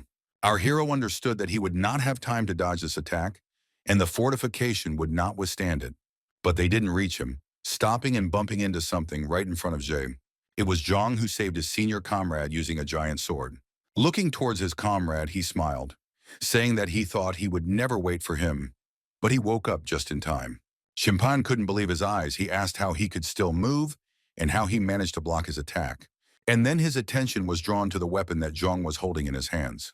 He asked him if this was the blood of Muhammad, to which he received a positive answer. Zhang also thanked him, saying that it was only thanks to him that he was able to figure out how to use it, as it was perfect for the battle with him. A man with a scar on his face from a clan of killers asked where he got it from, to which the young boy, as if mockingly, replied that it was from their hiding place. He immediately became thoughtful, thinking that it was a sword that became stronger by absorbing blood. It seemed to him that this sword was created specifically for his skills, but his ability became a problem for him, because he absorbed all the blood that was accumulated for the blood mist skill, and this greatly hindered him. And Zhang himself, with a smile on his face, said that if he absorbed more blood, then they would have a chance to win, but he also understood that he could not cope alone. So, approaching our main character, he said that he was very glad that he was not alone here. And Shipman himself asked if they really thought that some kind of sword could help bugs like them. Shouting that nothing had changed, he sent a huge number of rods made of blood towards them. And our heroes tensed up in anticipation of the attack. They understood that only they or he would remain alive. Zhang and Jay began to simultaneously reflect a huge number of attacks. It was hard for Zhang to cope with them, but he was not going to give up, and cuts remained on his body. Our hero looked much more relaxed compared to his comrade. After all, these attacks weren't as fast as at the beginning. He thought that he had already gotten used to them, and the ground around them was flooded with scarlet, and the air became more and more saturated. At this time, our hero's comrades were discussing that more than 15 days had already passed since the search. They did not understand where they could have disappeared to, and the commander of their group replied that, judging by the fact that their bodies had not been found, they must still be alive. He hoped that nothing had happened to them. Suddenly, the same black-haired boy who had been bullying Zhang turned his attention to the side, asking his friend what it was. Seeing the huge scarlet drops flying around, he assumed it was blood. His commander, seeing this, ordered him to contact the clan immediately. At that moment, the black-haired man rushed to the side. Shipman himself was squeezing his sword in his hands more and more. He was angered by the picture that was now before his eyes. Our heroes were able to repel all of his attacks. There was a hole in the ground around them, and Zhang fell to his knees trying to catch his breath. Suddenly, he stopped breathing heavily and began to lean to the side, lowering his sword as he did so. Having fallen to the ground, Zhe at that moment told him to get up, because it was not over yet. But his younger comrade did not answer him. He cast a worried glance in his direction. He shouted at him to get up immediately, but the boy still didn't answer him. With a scream, Zhe rushed towards him, began to move him. He began to shout his name. But his cry was interrupted by Shipman's words, who said that the boy was no longer a survivor. He explained that the sword, by absorbing blood, puts its owner into a state of rage. In other words, by acquiring great power in a short period of time, it receives a corresponding return, and this weakling used it thoughtlessly and will now die a worthless death. Coming closer to the black-haired man, he added that although they said that they had interfered with them several times, today would be the end of their arrogance. After all, they will both die here. Our hero himself silently listened to him, looking at the barely breathing body of his comrade. He remembered how he had begged to be saved, each request for it coursing through his body. He remembered that very smile, that maniac who spoke contentedly about how he loved to hear pleas for mercy because they brought him joy. He recalled the words about how the same maniac spoke about killing defenseless women and children, how Zhang told him that he couldn't die because his younger siblings would be left alone if he did. He remembered how he, bursting into tears, said that he did not want to die. After all, he wanted to live and return to his family, who remained in the real world. And also about how he himself promised him that he would be safe as long as he was next to him. And now he lies motionless, dying. These thoughts did not leave him. An aura began to gather around our protagonist that Shipman had not felt before. He began to rise, and at that time the deputy head of the clan of assassins himself felt anger inside the black-haired man. A clot of scarlet aura began to form around the shackles on his hand, which gradually began to envelop his body. A moment later, our hero's entire body was enveloped in it, and he silently raised his gaze towards the killer. And Shimpan himself could not believe that mana and demonic energy were mixed. Looking towards his opponent, he couldn't believe that the boy's mana had suddenly increased and taken such a form. At this time, she reported that thanks to the shackles, mana and demonic energy changed their flow, and a regression skill appeared, thanks to which the power was temporarily increased. With each passing second, more and more aura rose above our main character. He looked towards Shipman with a hateful face. Rage seemed to envelop his body. At this time, the man with a scar on his face looked toward the main character, thinking that his power had increased 2 or even 3 times. He did not understand how this could happen, when suddenly he abruptly disappeared from his field of vision. And just a moment later, he appeared from behind, preparing to strike. The deputy head stood without any movements, because he did not immediately understand anything. But he felt the abyss approaching from behind him, and he immediately began to react to it. And he barely managed to raise his swords in order to repel the attack of the black-haired man. But our hero wasn't going to get by with just one attack, so he swung again. And he began to unleash a series of powerful attacks with incredible speed, sending Shipman into defense. Having stood on the ground, he again disappeared from the sight of the deputy head of the clan of assassins. And just like last time, in an instant he approached behind his back. Again, he did not understand what had happened.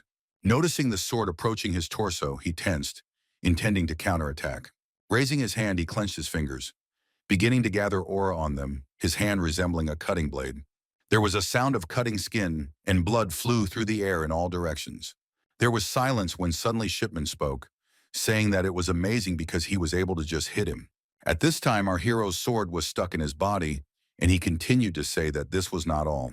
After all, he also managed to dodge his blow, while our hero, breathing heavily, could not believe that the last attack did not even wound him. And then he began to cough heavily, spitting up blood, and the man with the scar continued, saying that he was surprised because he suddenly increased his strength. However, with this force, he will not be able to break through his physical defense. At these words, the black-haired man jumped back, and he himself stood with a shocked face, thinking that he had blocked the blow with his main defense. He could not believe that there was such a big difference between them. Shipman continued to say that the guy's movements were indeed unpredictable. However, the end would be quite expected. Stretching out his hand towards him, he added that he would listen to his last word.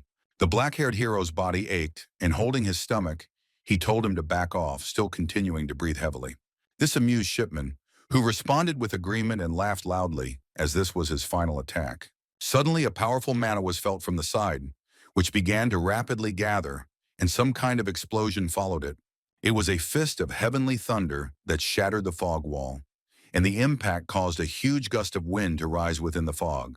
Both heroes noticed this, standing in shock and looking towards the man who destroyed the wall.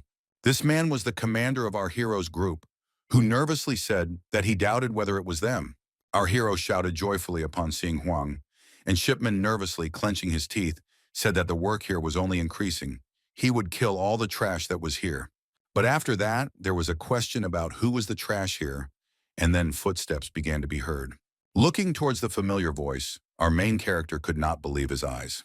And that familiar voice continued to say that they had gotten here with such difficulty, and that this really was real trash. These words changed the expression on the killer's face. After all, the commander of the skyscrapers, Alvin Walker, had arrived and was slowly approaching the man with the scar.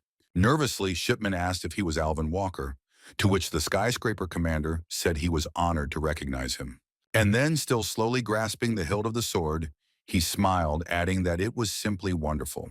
And swinging it, it seemed like he cut through the air. An explosion formed in the place where the killer stood, but he himself managed to dodge this attack. He ordered his deputy to leave the boys and fight him one-on-one. The man with the scar on his face stood silently, not answering anything. His face was no longer so confident. And Huang himself, standing next to Walker, asked if he could help him with anything, to which he received an order to take care of Zhong and Jai. And then Shipman, with a contemptuous voice, asked why he should fight him. And the skyscraper commander mockingly asked if he really was scared. This amused the deputy of the clan of assassins, because it was quite impudent towards him.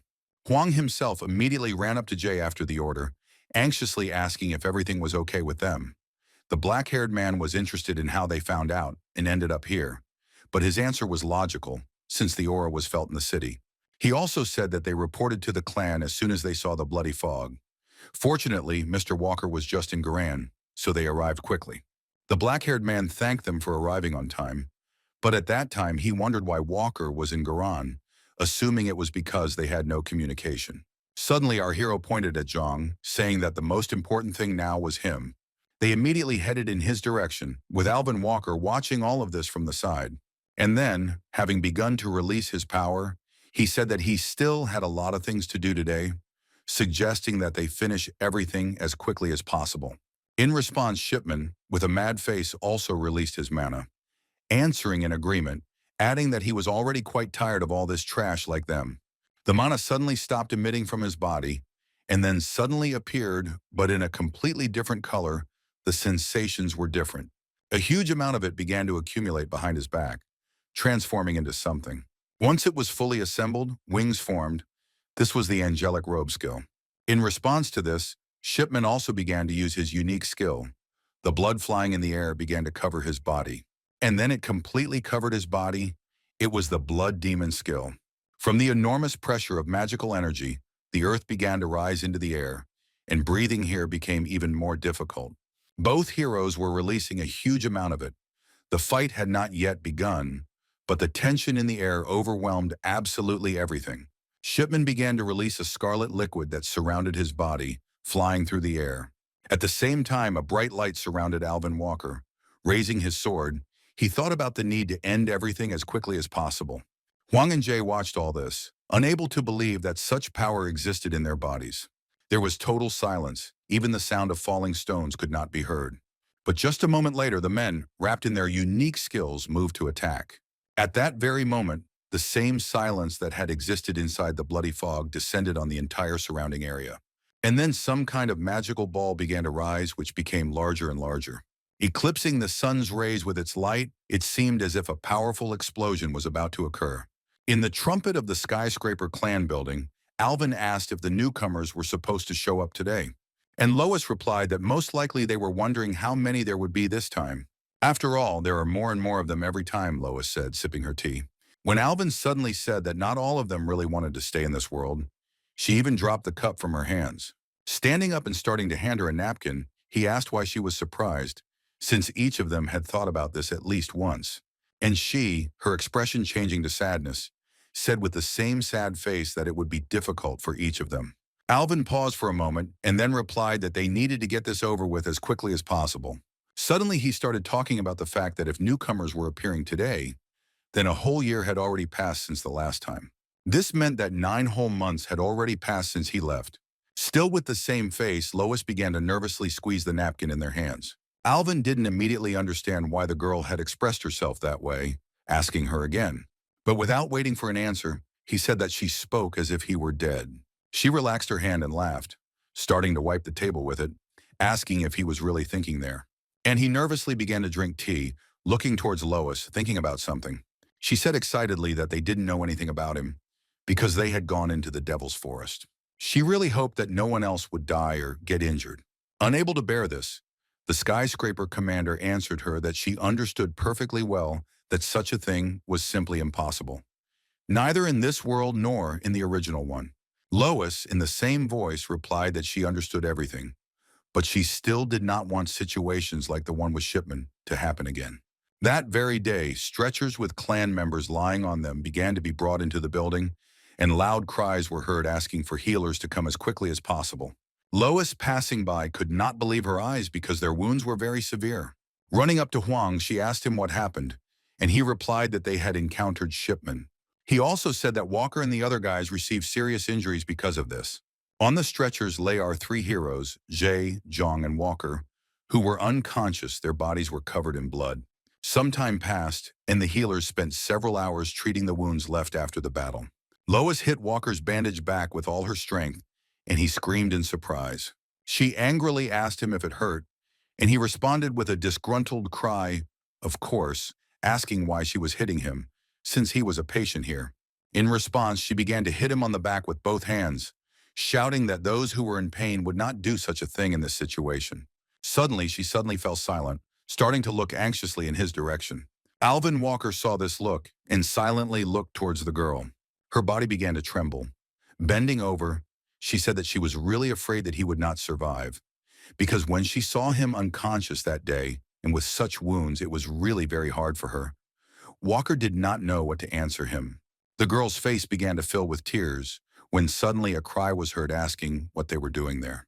The bandaged heroes looked in their direction, saying that they really were two lovebirds. Sitting closer, Alvin asked them if he had really saved them from death so that they would make fun of him. They asked him how he was feeling. The skyscraper commander happily replied that it was just a couple of scratches. But Lois, who was sitting next to him, did not agree, saying that he was a real show-off. Suddenly, she screamed that he had been unconscious for 2 whole days and had only woken up a couple of days ago, and that he needed to rest and regain his strength. Walker abruptly switched to our heroes, asking how they were doing, because just recently it seemed like they were about to die, but now they looked healthy. Zhang happily said that skills are truly an incredible thing. He breathed a sigh of relief because, when he saw them, he thought that the wounds on them were very serious. At that very moment, loud words of gratitude were heard, which interrupted the entire mood of Lois and Alvin. Our protagonist bent down and apologized, because he had started acting alone, many people were in danger. And then looking towards his younger comrade, he told him to also ask for forgiveness. Lois was silent, and Walker said that he was glad because he understood, but he was also glad that everything ended well. He asked her not to try to solve everything on her own in the future, and she agreed with the same sad face. And then Alvin turned to Lois, asking what happened to Shipman, whether he died, and she replied that he was bound with the strongest chains and his magical power was sealed. She assured that he would not be able to get out on his own because the information he knew could be very useful to them. At that very moment, a smile appeared on the face of the skyscraper clan commander, and he joyfully said that now they could rest. After these words, Zhang and Ji immediately exchanged glances, and after a short pause just said that perhaps now was not the best time. But the two of them will need to leave for a while, because they are going to the Devil's Forest. The man who saved them angrily asked why, and Ji explained that they needed to do something because he and Zhang had decided that they would go there. And besides, it was a good opportunity to hide. And he, his face changing, angrily asked if they were in their right minds, since he had saved them with such difficulty, and they were about to go straight into the arms of death. He asked them if they knew what this place was, to which he received an immediate and confident positive answer. It's a labyrinth with tangled paths and mirages that make it impossible to even determine the entrance's location. Ghost-like monsters also appear there, and physical attacks are impervious to them. Approximately 90% of those who stayed there for more than 3 days never returned, and because of all this, it became forbidden. Having told this, our main character angered Alvin even more. He continued to shout and ask if they really were going there anyway, even knowing all this, because even considering their abilities, going there was too much. Aja explained that there they would be able to become much stronger than they were now, since none of them wanted the recent situation to repeat itself. Looking towards Lois, he asked, confused, if they had apologized recently, and the girl only sighed heavily in response. And the black-haired man continued, saying that even though Shipman was in their hands, strong warriors from the Medora were still at large, and the Devil's Forest would be ideal for hiding from them. Alvin, after a short silence, said that this was true, and also that they would become stronger, but only if they returned alive. Looking at them with the utmost seriousness, he asked them if they were sure they could handle it, to which he received an equally serious answer, because they had no other choice, because they were not going to die just like that. This answer amused the skyscraper clan commander, and a smile appeared on his face again, as he suddenly laughed loudly, saying that he really liked the way his thoughts were going, since he had already thought that they would become quite boring after these events. Lois, sitting next to him, nervously asked if he would really just let them go. He asked them how they were going to return, to which our heroes again looked at each other, and Zhe nervously said that he had heard about some object that helps one return from the Devil's Forest. At that very moment, the smile disappeared from Alvin's face.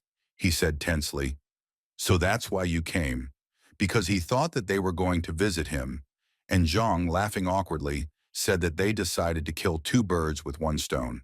He agreed to this, saying that they would give them this item. Lois tried to object, but she was immediately interrupted by Alvin, adding that they would keep it a secret that they left here. With a smile on their faces, our heroes began to thank him, but Walker interrupted their gratitude. With a terrifying expression on his face, he said that for this they should return alive. Lois tried to show with her whole appearance that he should not let them go, and they looked in his direction with a smile, promising this because they were not going to die. Back in the present day, Lois was sitting at the table, talking excitedly about how they shouldn't have been let go. After all, there had been no news from them for 9 whole months. She was very worried about them, and Walker was sure that everything was fine with them, adding that their absence now was a big plus. And she responded with consent, because no one could have known that everything would turn out this way. It would be better for our heroes not to appear here, the skyscraper commander added. At this time, screams and sounds of battle were heard in the devilish forest. Our main character's face changed. He was approaching something with incredible speed, swinging. And then with the same strength and speed, he cut down several monsters with just one attack. His movement seemed incredible. He became much stronger than he was. And then, without looking at the sounds of pain, he hid his sword in its sheath. Suddenly, something was approaching him at an incredible speed. It was a monster in a cloak and a scythe, who was about to attack the black-haired man from behind. A wind arose, its powerful gusts seeming to blow away everything in its path. And he rose because of a powerful attack that in an instant cut the attacking monster in half. The black-haired man did not even look in his direction. This attack was sent towards the monster Zhong, who was standing on the tree, behaved differently. He was calm, because over this long period of time, they had experienced a huge number of battles. Turning to his senior comrade, he asked him where they would go this time, to which Jay began to answer that they had been here for about 9 months. Upon receiving the item, the system immediately displayed a stat window. It was a guide that pointed to a saved location. To use it, you had to pour mana into it. Squeezing it in his hand, he said loudly that they were returning to Trum. Hearing this, Zhong cried out with joy. Several men made their way through the dense bushes, looking around nervously as they moved through the intermediate territory. One of the men said that every time he came here, he felt disgusted, and also asked to be careful, because this is where unknown places begin. The man walking behind felt a sinking feeling when he asked if they really needed to go there, as he was worried, and the other replied that it was absolutely necessary. The man with the mustache shouted loudly, "This is where the danger zone begins." And another man walking next to him with a sword in his hands was discontentedly brushing leaves from his face, saying that the cartographers were again unable to work in a normal environment. The mustachioed man asked them to gather themselves, asking if they didn't know what had happened recently, since demons had started appearing here, so they needed to be prepared for anything. They discussed how they earned their food by going to such places, and if they returned empty-handed this time, their clan leader would definitely be furious. As soon as a sound was heard, a strong wind began to rise, which made everyone tense up. The man with the mustache raised his clenched fist, thereby indicating to everyone to stop. He nervously asked what that sound was just. Suddenly, that same strange sound was heard again, coming from the dense foliage. The same man shouted for everyone to get ready for battle, and at that very second, everyone drew their weapons. Standing in a circle, they looked around, preparing to fight something unknown. Suddenly, the mustachioed man shouted that he was there, in front, pointing his finger forward. And right after this cry, wild screams and cries of people began to be heard. Meanwhile, in Trum, the skyscraper clan building, Alvin was called into the office. A man standing with his back to him asked him if he had heard the latest news, to which he received a sad, positive answer. And the man standing with his back to him continued to talk about how cartographers were very important to the clan. He couldn't believe that they were all killed, because of this, they had big problems. However, they need to explore those very territories at all costs. Therefore, he orders Alvin himself, the head of the skyscraper clan, the Golden Lion, to go there, adding that he should take newcomers from the reserve.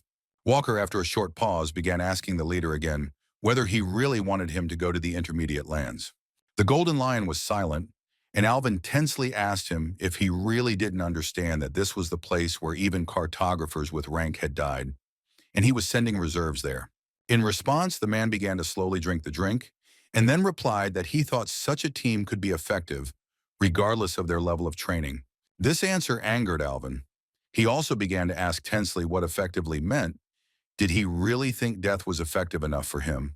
But the boss didn't answer, silently listening to his subordinate and continuing to sip his drink. The skyscraper commander suggested that he go to that place alone, but the leader remained firm. He needed to take reserves. After these words, Walker insistently shouted, "In that case, I refuse. They are not even part of the skyscraper clan. I can't put the clan's responsibilities on them." Lost in thought, the Golden Lion asked to meet them at least once, but was also refused since they were currently unable to contact them. Turning towards the window, he asked to be brought to him when they returned, after which they would continue their discussion on exploring the intermediate territories.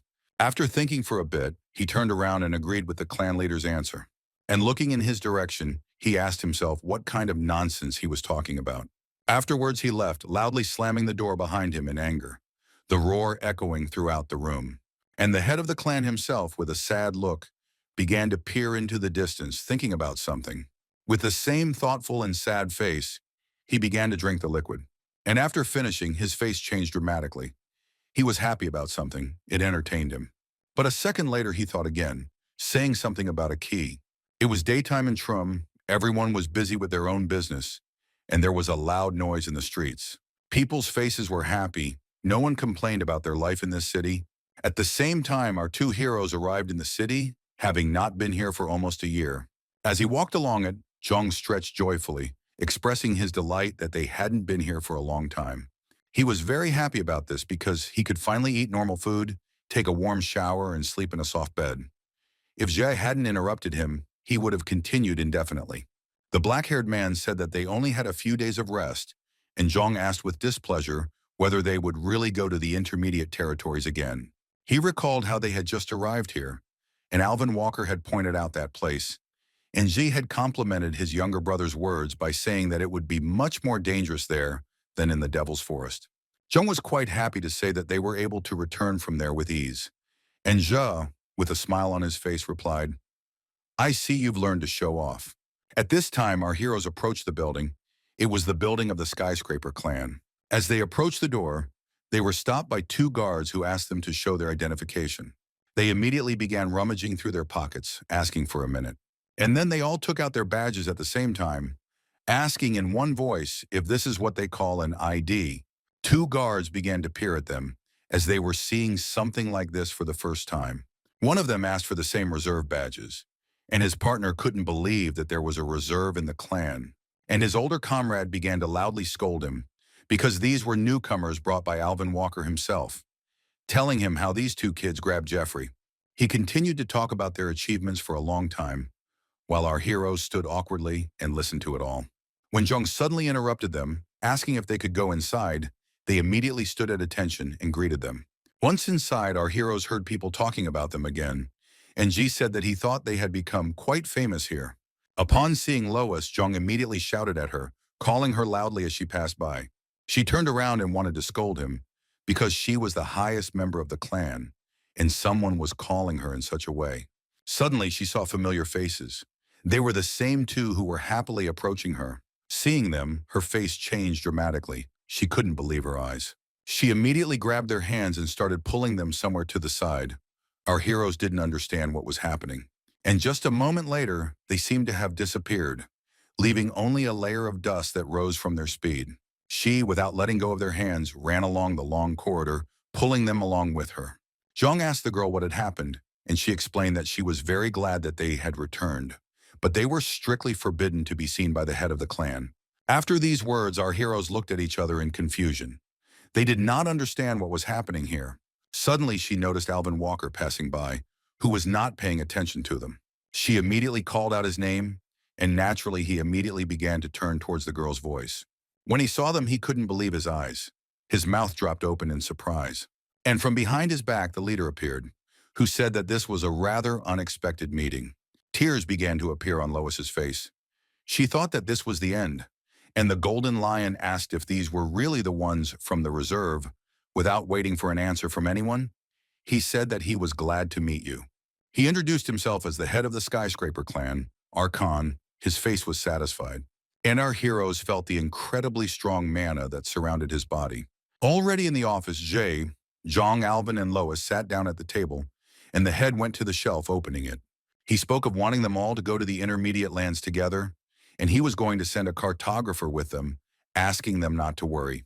Alvin immediately started shouting, asking if he really didn't want to ask him about it. He shouted that he couldn't go there with them, and the leader thought about it. Taking out a cup and a glass, he asked who wanted beer and who wanted tea. Lois asked for tea and Young for beer. In response to this question, Zuchi and Alvin unanimously said that they didn't need anything. This amused the chief, and he laughed and said that Walker had brought a boy who looked like himself. As soon as Arkin sat down at the table, Elvin began to talk about how the intermediate lands are a place where you can meet a demon or an angel. He also said that it is dangerous even for rankers. He didn't understand why he wanted to send them to such a place, asking if he really wanted to get rid of those he needed, because if that was the case, he could send him alone and not drag uninvolved people into it. Our heroes listened to him silently, without saying anything or interrupting his speech. And Alvin continued, saying that he would not just disappear. These words amused the head. He said that if someone else heard this, then he might be misunderstood. He turned to Lois, who was calmly drinking tea, asking her opinion, to which he received the same answer as from Walker. She was also against this idea. These answers from his close associates made the head of the clan sad, and he began to think. And then he suddenly switched to Zhong and Zuri, asking their opinion about it, and Alvin laughingly asked if he really thought they would want to go to such a place. But the answer was not long in coming. She immediately answered positively, because they were going there anyway. The leader laughed loudly, amused by the guy's simplicity, and Alvin, clenching his teeth, asked the black-haired man if he had by any chance gone crazy. Jumping up, he asked him if he had completely lost his fear after the devilish forest, and our main character explained that he understood the danger of this place. He also said that they just had some business there, because they had received an assignment. Zhong confirmed the words of his comrade. Lois asked again what the task was. Alvin could barely contain himself, and Arkin, with a satisfied face, said that they really were in the devil's forest. And then, slamming his glass on the table, he shouted loudly that everything was going just great. He hugged the guys closest to him and laughed, saying, "Well, go together since you have business there." He was going to give them a cartographer.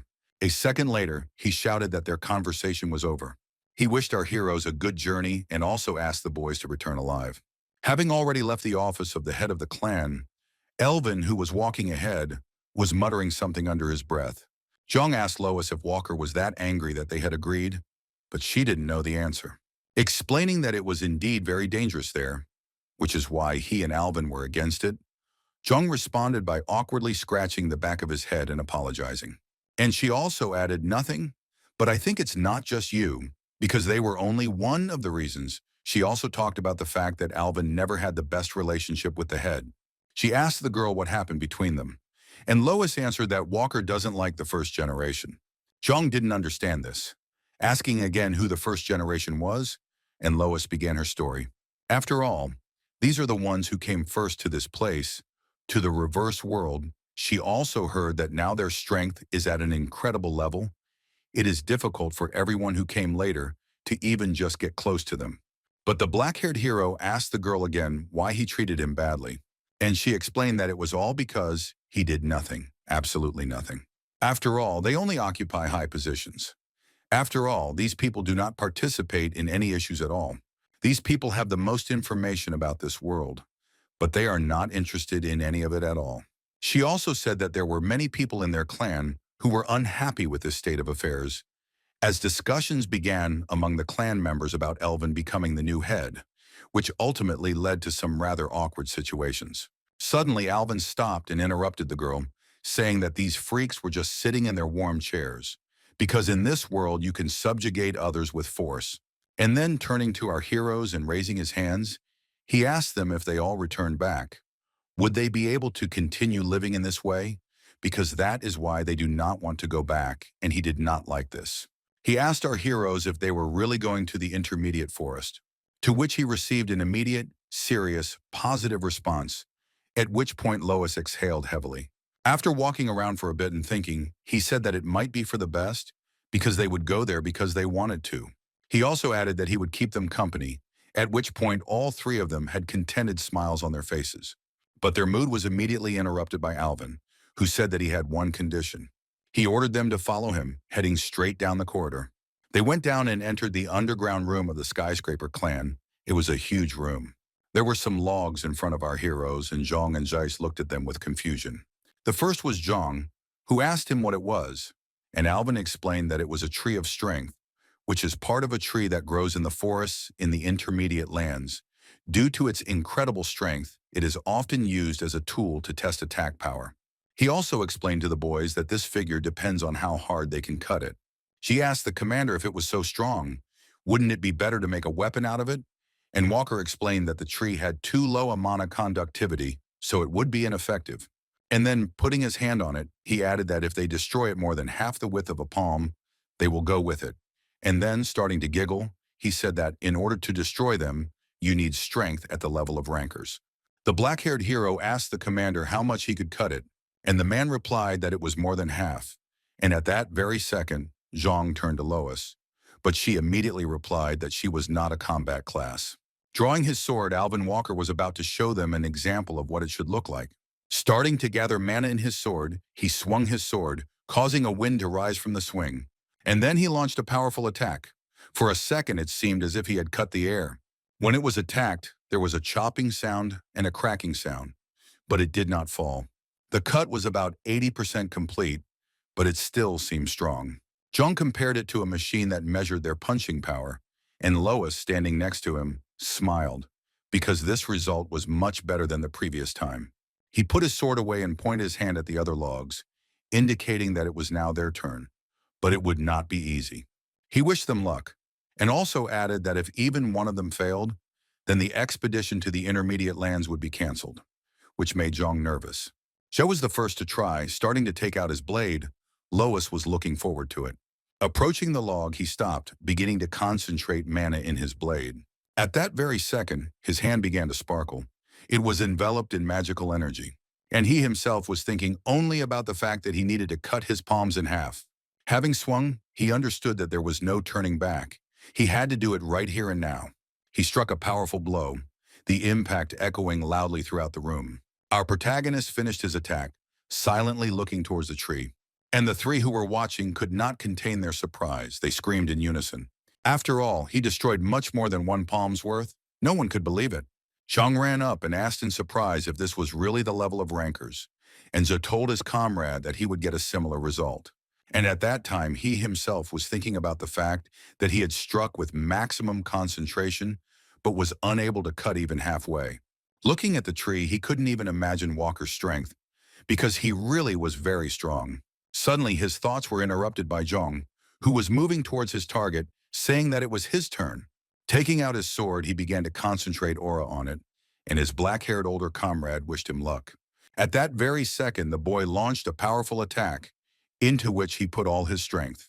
There was the same loud roar, and again the echo ran throughout the room.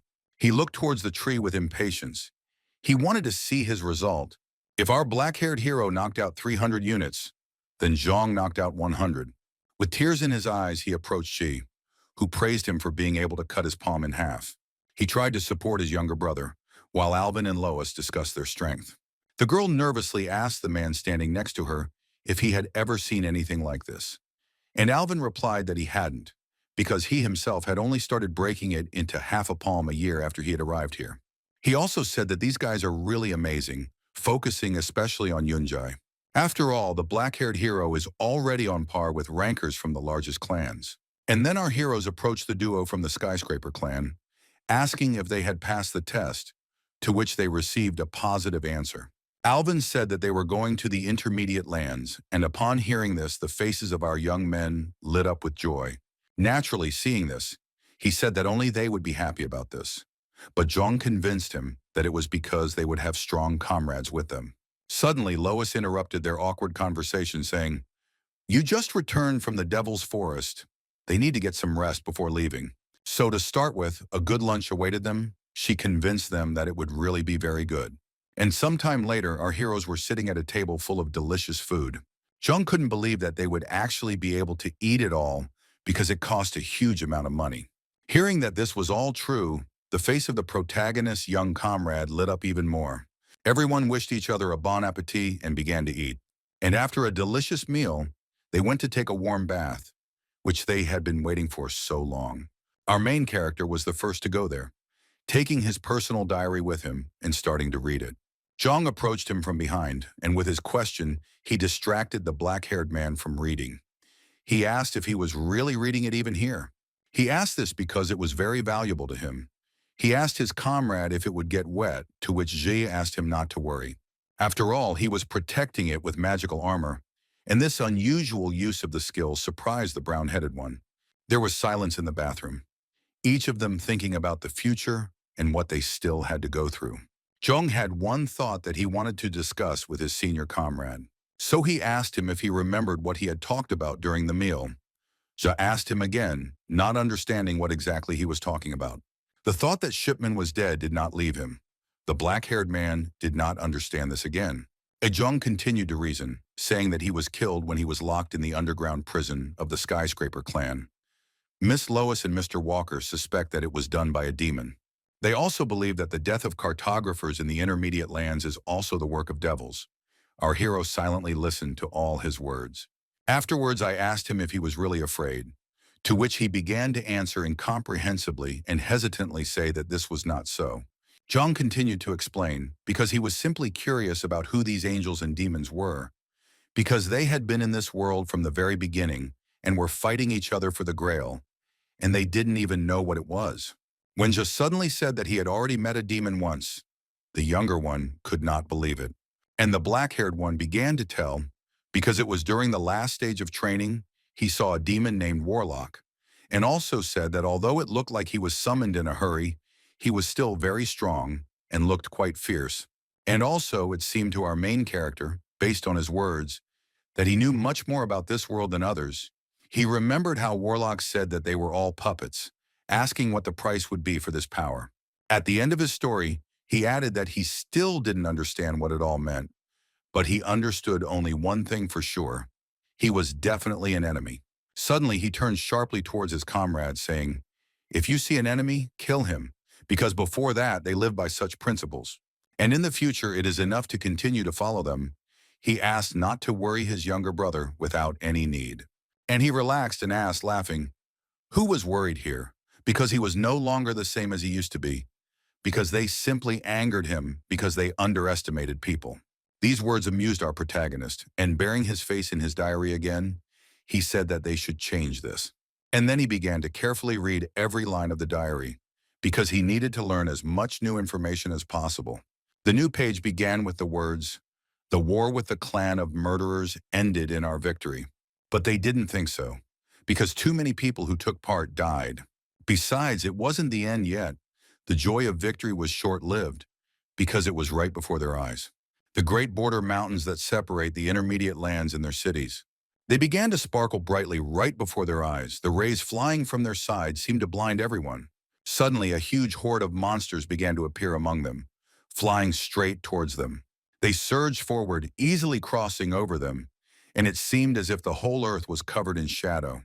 Our main character continued reading the diary in his room, lying in bed. He thought they had to go into the intermediate lands and deal with them before they got here. They couldn't wait. It was already late at night when there was a loud knock on the door, which woke up our heroes. She asked who was there. It was Lois who asked to open the door for her, awkwardly saying that it was rude, like she was standing behind the door. The head of the Skyscraper clan was playing some kind of game with the man sitting opposite him. There was silence in the room. Each of them was focused on their moves. Each move of the opponent made the clan leader think. He praised him for such good moves. Suddenly, his interlocutor said that he should walk faster, because they had been playing for 3 hours already, and the Golden Lions sadly said that they had not seen each other for a long time. He asked his old comrade not to hurry. At that very second, the blue-haired man fell silent, thinking about something, and then asked, did he really send them to the intermediate lands? This guy was the head of the White Tower clan, Baek Cheon. Opening the door, our heroes saw a pleased Miss Lois, who was holding some kind of box in her hands. She asked the guys to take it. Jay awkwardly reached out to her, asking what it was. And she explained that this was their reward for dealing with the Devil's Tree. With the same smile on her face, she said that they deserved much more than just these necklaces. And then she added that this was also in addition to the equipment, because they were going to the intermediate lands in response. Zhang and Jay thanked the girl in one voice. And then they activated the assessment, calling up the system window in order to see their characteristics. Upon seeing him, they told Lois that their class was high enough. Could they really give it to them? To which the girl smiled positively. Aji continued to say that red would suit him better because it has magical protection. Zhang took the blue one because it had physical protection. These were heavenly dragon pendants, Class B. Lois whispered that she was very glad because they liked them, and also added telling that their leader was absent at the moment because he told them to choose something average and give it to you. But she and Alvin took the best. After all, these items were created using the White Tower clan's special technology. Their cost is likely close to the annual budget of a large clan. The amount of money almost made Zhang's mouth tear apart. He couldn't believe that they were actually giving it to them. The girl started laughing awkwardly and said that they should take them, since their leader wouldn't know about it anyway. And the leader himself at this time was in a difficult position because now the outcome of this game could be decided. Zhang continued to ask him when they were leaving, to which he replied that it was tomorrow, which surprised the head of the Tower clan, asking if he should not be at work during such an important period. He asked Chun what difference it made to him, since it wasn't him who was going there. And after a pause, he added that, in addition to this, it was difficult for Alvin and Lois to choose the subjects in his presence. The blue-haired man asked him if he was confident in their strength, since they were newbies, and whether it was worth sending them there. Having started to make his move, the head of the Skyscraper clan said that his old comrade himself knew that they couldn't go there themselves because those bastards were constantly watching them. At that very moment, Chon reached into the pot of chips, taking one and intending to make a move. He wondered what would happen if those guys just went and died after making their move. Gritting his teeth, the Golden Lion said that nothing would change, but at that moment he thought that he was losing again. The blue-haired man couldn't believe that he was saying this so simply. Wasn't it hard for him? And the Golden Lion said that he was right. The head of the Blue Tower clan asked his comrade not to forget that people are now in this situation, largely because of them. With a sad face, the head of the Skyscraper clan agreed with the opinion of his old comrade. The blue-haired man was about to start saying something, but the Golden Lion interrupted him, saying that he was asking whether it wouldn't be better to send trained people there. And then he started laughing, saying that he would be sure that everything would be okay. Because that idiot Alvin Walker is going to be better than any ready-made team they can assemble. These words sent the blue-haired man into thought. Seeing this expression on his comrade's face, he agreed. Having said that if he says so, then he will believe him, and then made his next move. Already during the day, our heroes met their cartographer, who would show them the way. After the introduction, he personally introduced himself. His name was Chong Pen Tek. And he also added that he had 10 years of experience here. He worked in the intermediate lands. In response, our heroes introduced themselves to the bespectacled man and were happy to greet him. And Chon himself, looking at them, thought that they had only been here for a year, because even taking into account their achievements, this was too little. He was glad to see Alvin and Lois in this company, because this couple is the strongest in their clan. He couldn't believe that he had to go to the intermediate lands with newcomers, because just the thought of it made his eyes go dark. Suddenly, he took out a huge map, laid it out on the table, and said that first he would show them the territory they would explore. Pointing to Melon, he began to show the border that separated the city from the intermediate lands. Their name was the Great Mountains, and beyond them began the territory of the intermediate lands. Zhang looked at it carefully and was surprised, asking if the map was still not finished. And the bespectacled man explained that this was because there were unknown territories ahead, since no one had ever gone that far. And then he pointed his finger at the main place where they were going. It was marked with a cross, because it was there that a team of cartographers had recently died.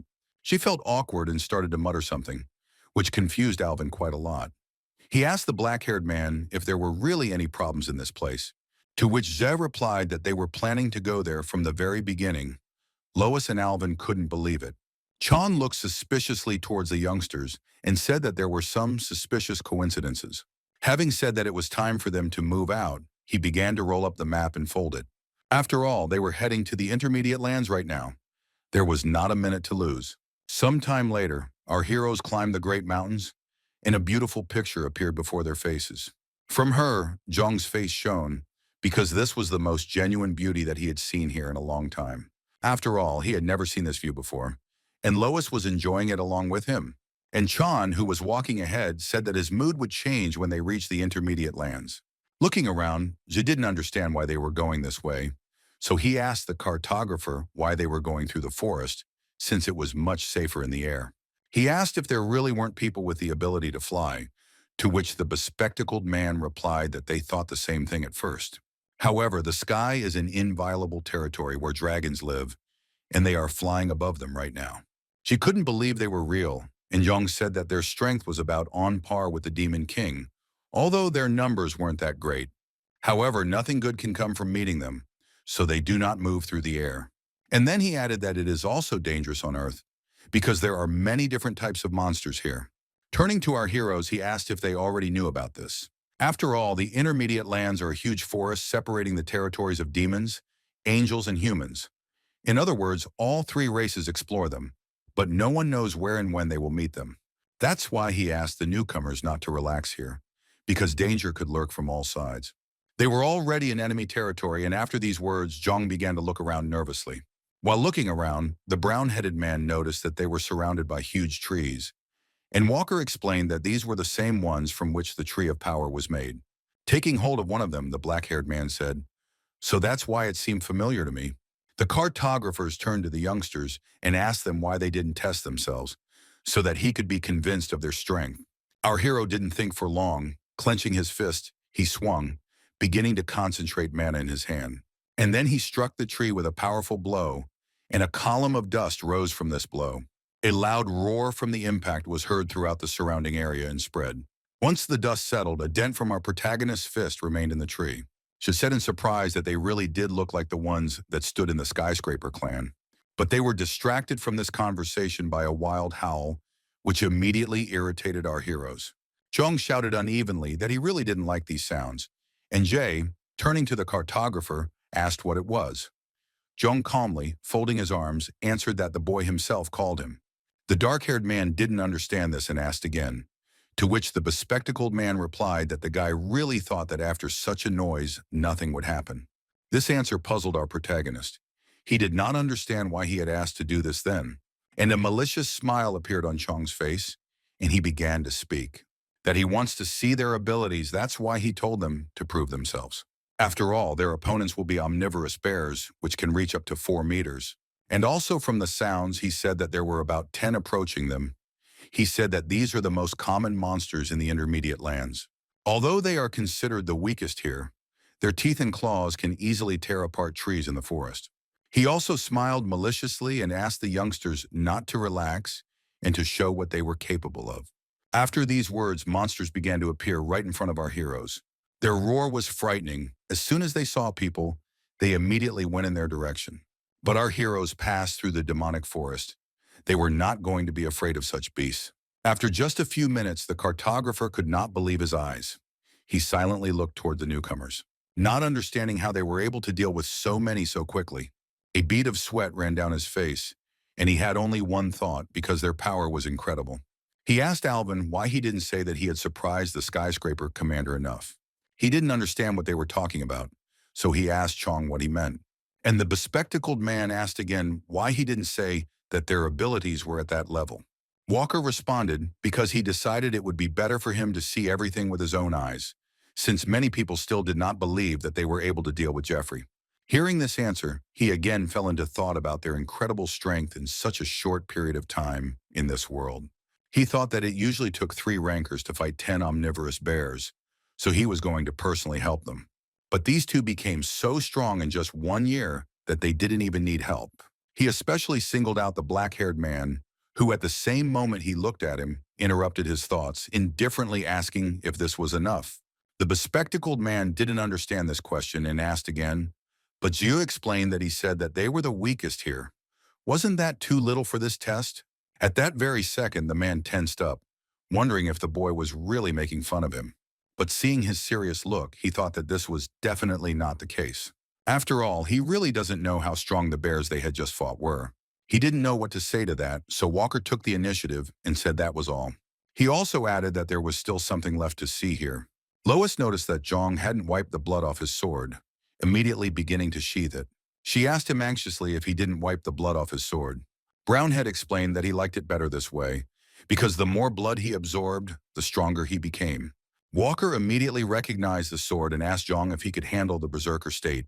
But not hearing a clear answer, he assumed that he couldn't yet, because he understood that the more the attack power increased, the more difficult it was for him. And Zhang himself said that he tried, but he still couldn't do it. Assuming that it is because the sword absorbed a huge amount of blood during that fight with Shipman, when he uses berserk, he cannot control it. Aja added to this by saying that it was difficult in the Devil's Forest because he couldn't control himself in that state. Lois asked to what point he lost his mind, and the boy awkwardly replied that he was becoming out of sorts. But fortunately, this effect was temporary.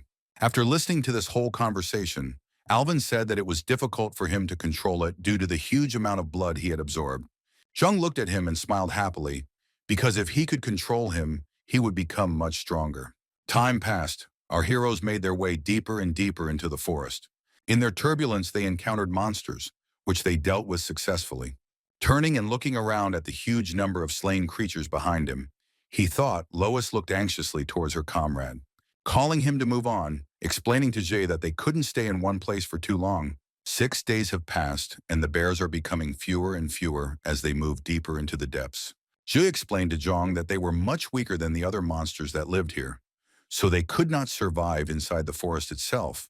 Alvin told the cartographer that he was quite tired. And Chan replied that this was understandable, since they had been walking for 6 days already and began to look around. He also explained that they saw them fighting and not attacking them, as it could show everyone that they were afraid. But this was far from the case. They were just waiting for the right moment to attack. Because of this, they could not rest properly. Chan asked the newcomers if they were okay, to which he received a positive answer. Zhang smiled awkwardly and said, "We spent more than half a year in the Devil's Forest, and we easily deal with monsters thanks to Uncle Pentek's help." Having listened to the end, the bespectacled man became thoughtful and began to make his way further into the forest. A smile appeared on his face because he thought that this kid knew how to approach people. After some time, he stopped abruptly and began to look around carefully. And then he said something loudly here, which rather puzzled our heroes. He said that from this moment on, an unknown territory begins that is not on the maps. This is the very zone where the cartographers died. Our heroes were being watched through some kind of ball, and surprise sounds were heard. The sitting demons discussed the fact that humans had come to visit them again. Demon General Beld really hoped that this time they would be much more interesting because the previous ones were too boring. And the girl General Larridge lying nearby was waiting for them impatiently, asking them to come to them as quickly as possible. Looking closely, he saw a black-haired man. He screamed loudly in surprise because he had seen him somewhere before. He asked the man standing next to him if he knew this person. That man was the same Mr. Turner who began to answer awkwardly that these are the same people who killed Abram and cut down the devil's tree. He also understood that if they had gotten this far, then they were not as simple as they seemed at first glance. The demon man's face changed. His anger was felt by everyone in the building. He asked if they would interfere with their plans this time. At that very second, Lois felt something. Her face changed dramatically. She said loudly that this feeling was quite familiar to her. And our black-haired hero added that this is the energy of monsters, although he feels it weakly. Alvin turned to his comrades and assumed that there was a demon here, since he was suddenly able to feel free in the depths of the forest. In that case, they should be prepared to meet a demon of at least the general level. These words almost killed Chong. He could not believe these words. He asked not to say such terrible things. Because the general is slightly weaker than the overlord, he refused to meet with someone like them. Suddenly, sweat started running down Zhang's face, and he asked everyone to stop and look. And they explained to him that these were claw marks left by omnivorous bears to mark their territory. But suddenly, everyone took a closer look. They were too huge, and they were also too far from their habitat. Each of our heroes began to peer at these marks, wondering who had left them. But a moment later, they felt a wild onslaught on their bodies. And behind it, a strong wind arose which seemed to sweep away everything in its path. Just a second later, a huge shadow began to cover the bodies of our heroes. Accompanied by wild, terrifying sounds, this monster was much larger than the previous bears. A huge, seemingly omnivorous bear appeared right from behind the tree. Alvin and Sean couldn't believe their eyes because it looked like an omnivorous bear, but it was 4 times larger. The cartographer standing nearby said in fear that he had never even heard of such monsters. He also added that such bears could not live here. His face began to break out in sweat. He was sure that something was wrong here, that someone was interfering from the outside. Naturally, the huge monster was not going to wait for our heroes to attack it first. Therefore, it immediately attacked him, sending everyone dodging the powerful blow in different directions. Zhang immediately began to draw his sword and activate his unique skill. He used a giant sword, intending to cut off the bear's head in one attack. However, he immediately dodged the attack, attacking his attacker in response. Chuang understood that he didn't have time to dodge this attack. He urgently needed to do something. Seeing this scene, Zi excitedly shouted that it was too dangerous and he needed to dodge. And just a second later, there was a loud sound from the impact, which resembled the sound of an explosion. A brown-headed man landed next to Lois and thanked the girl as if nothing had happened. After all, right at the moment of impact, she used her magic cube.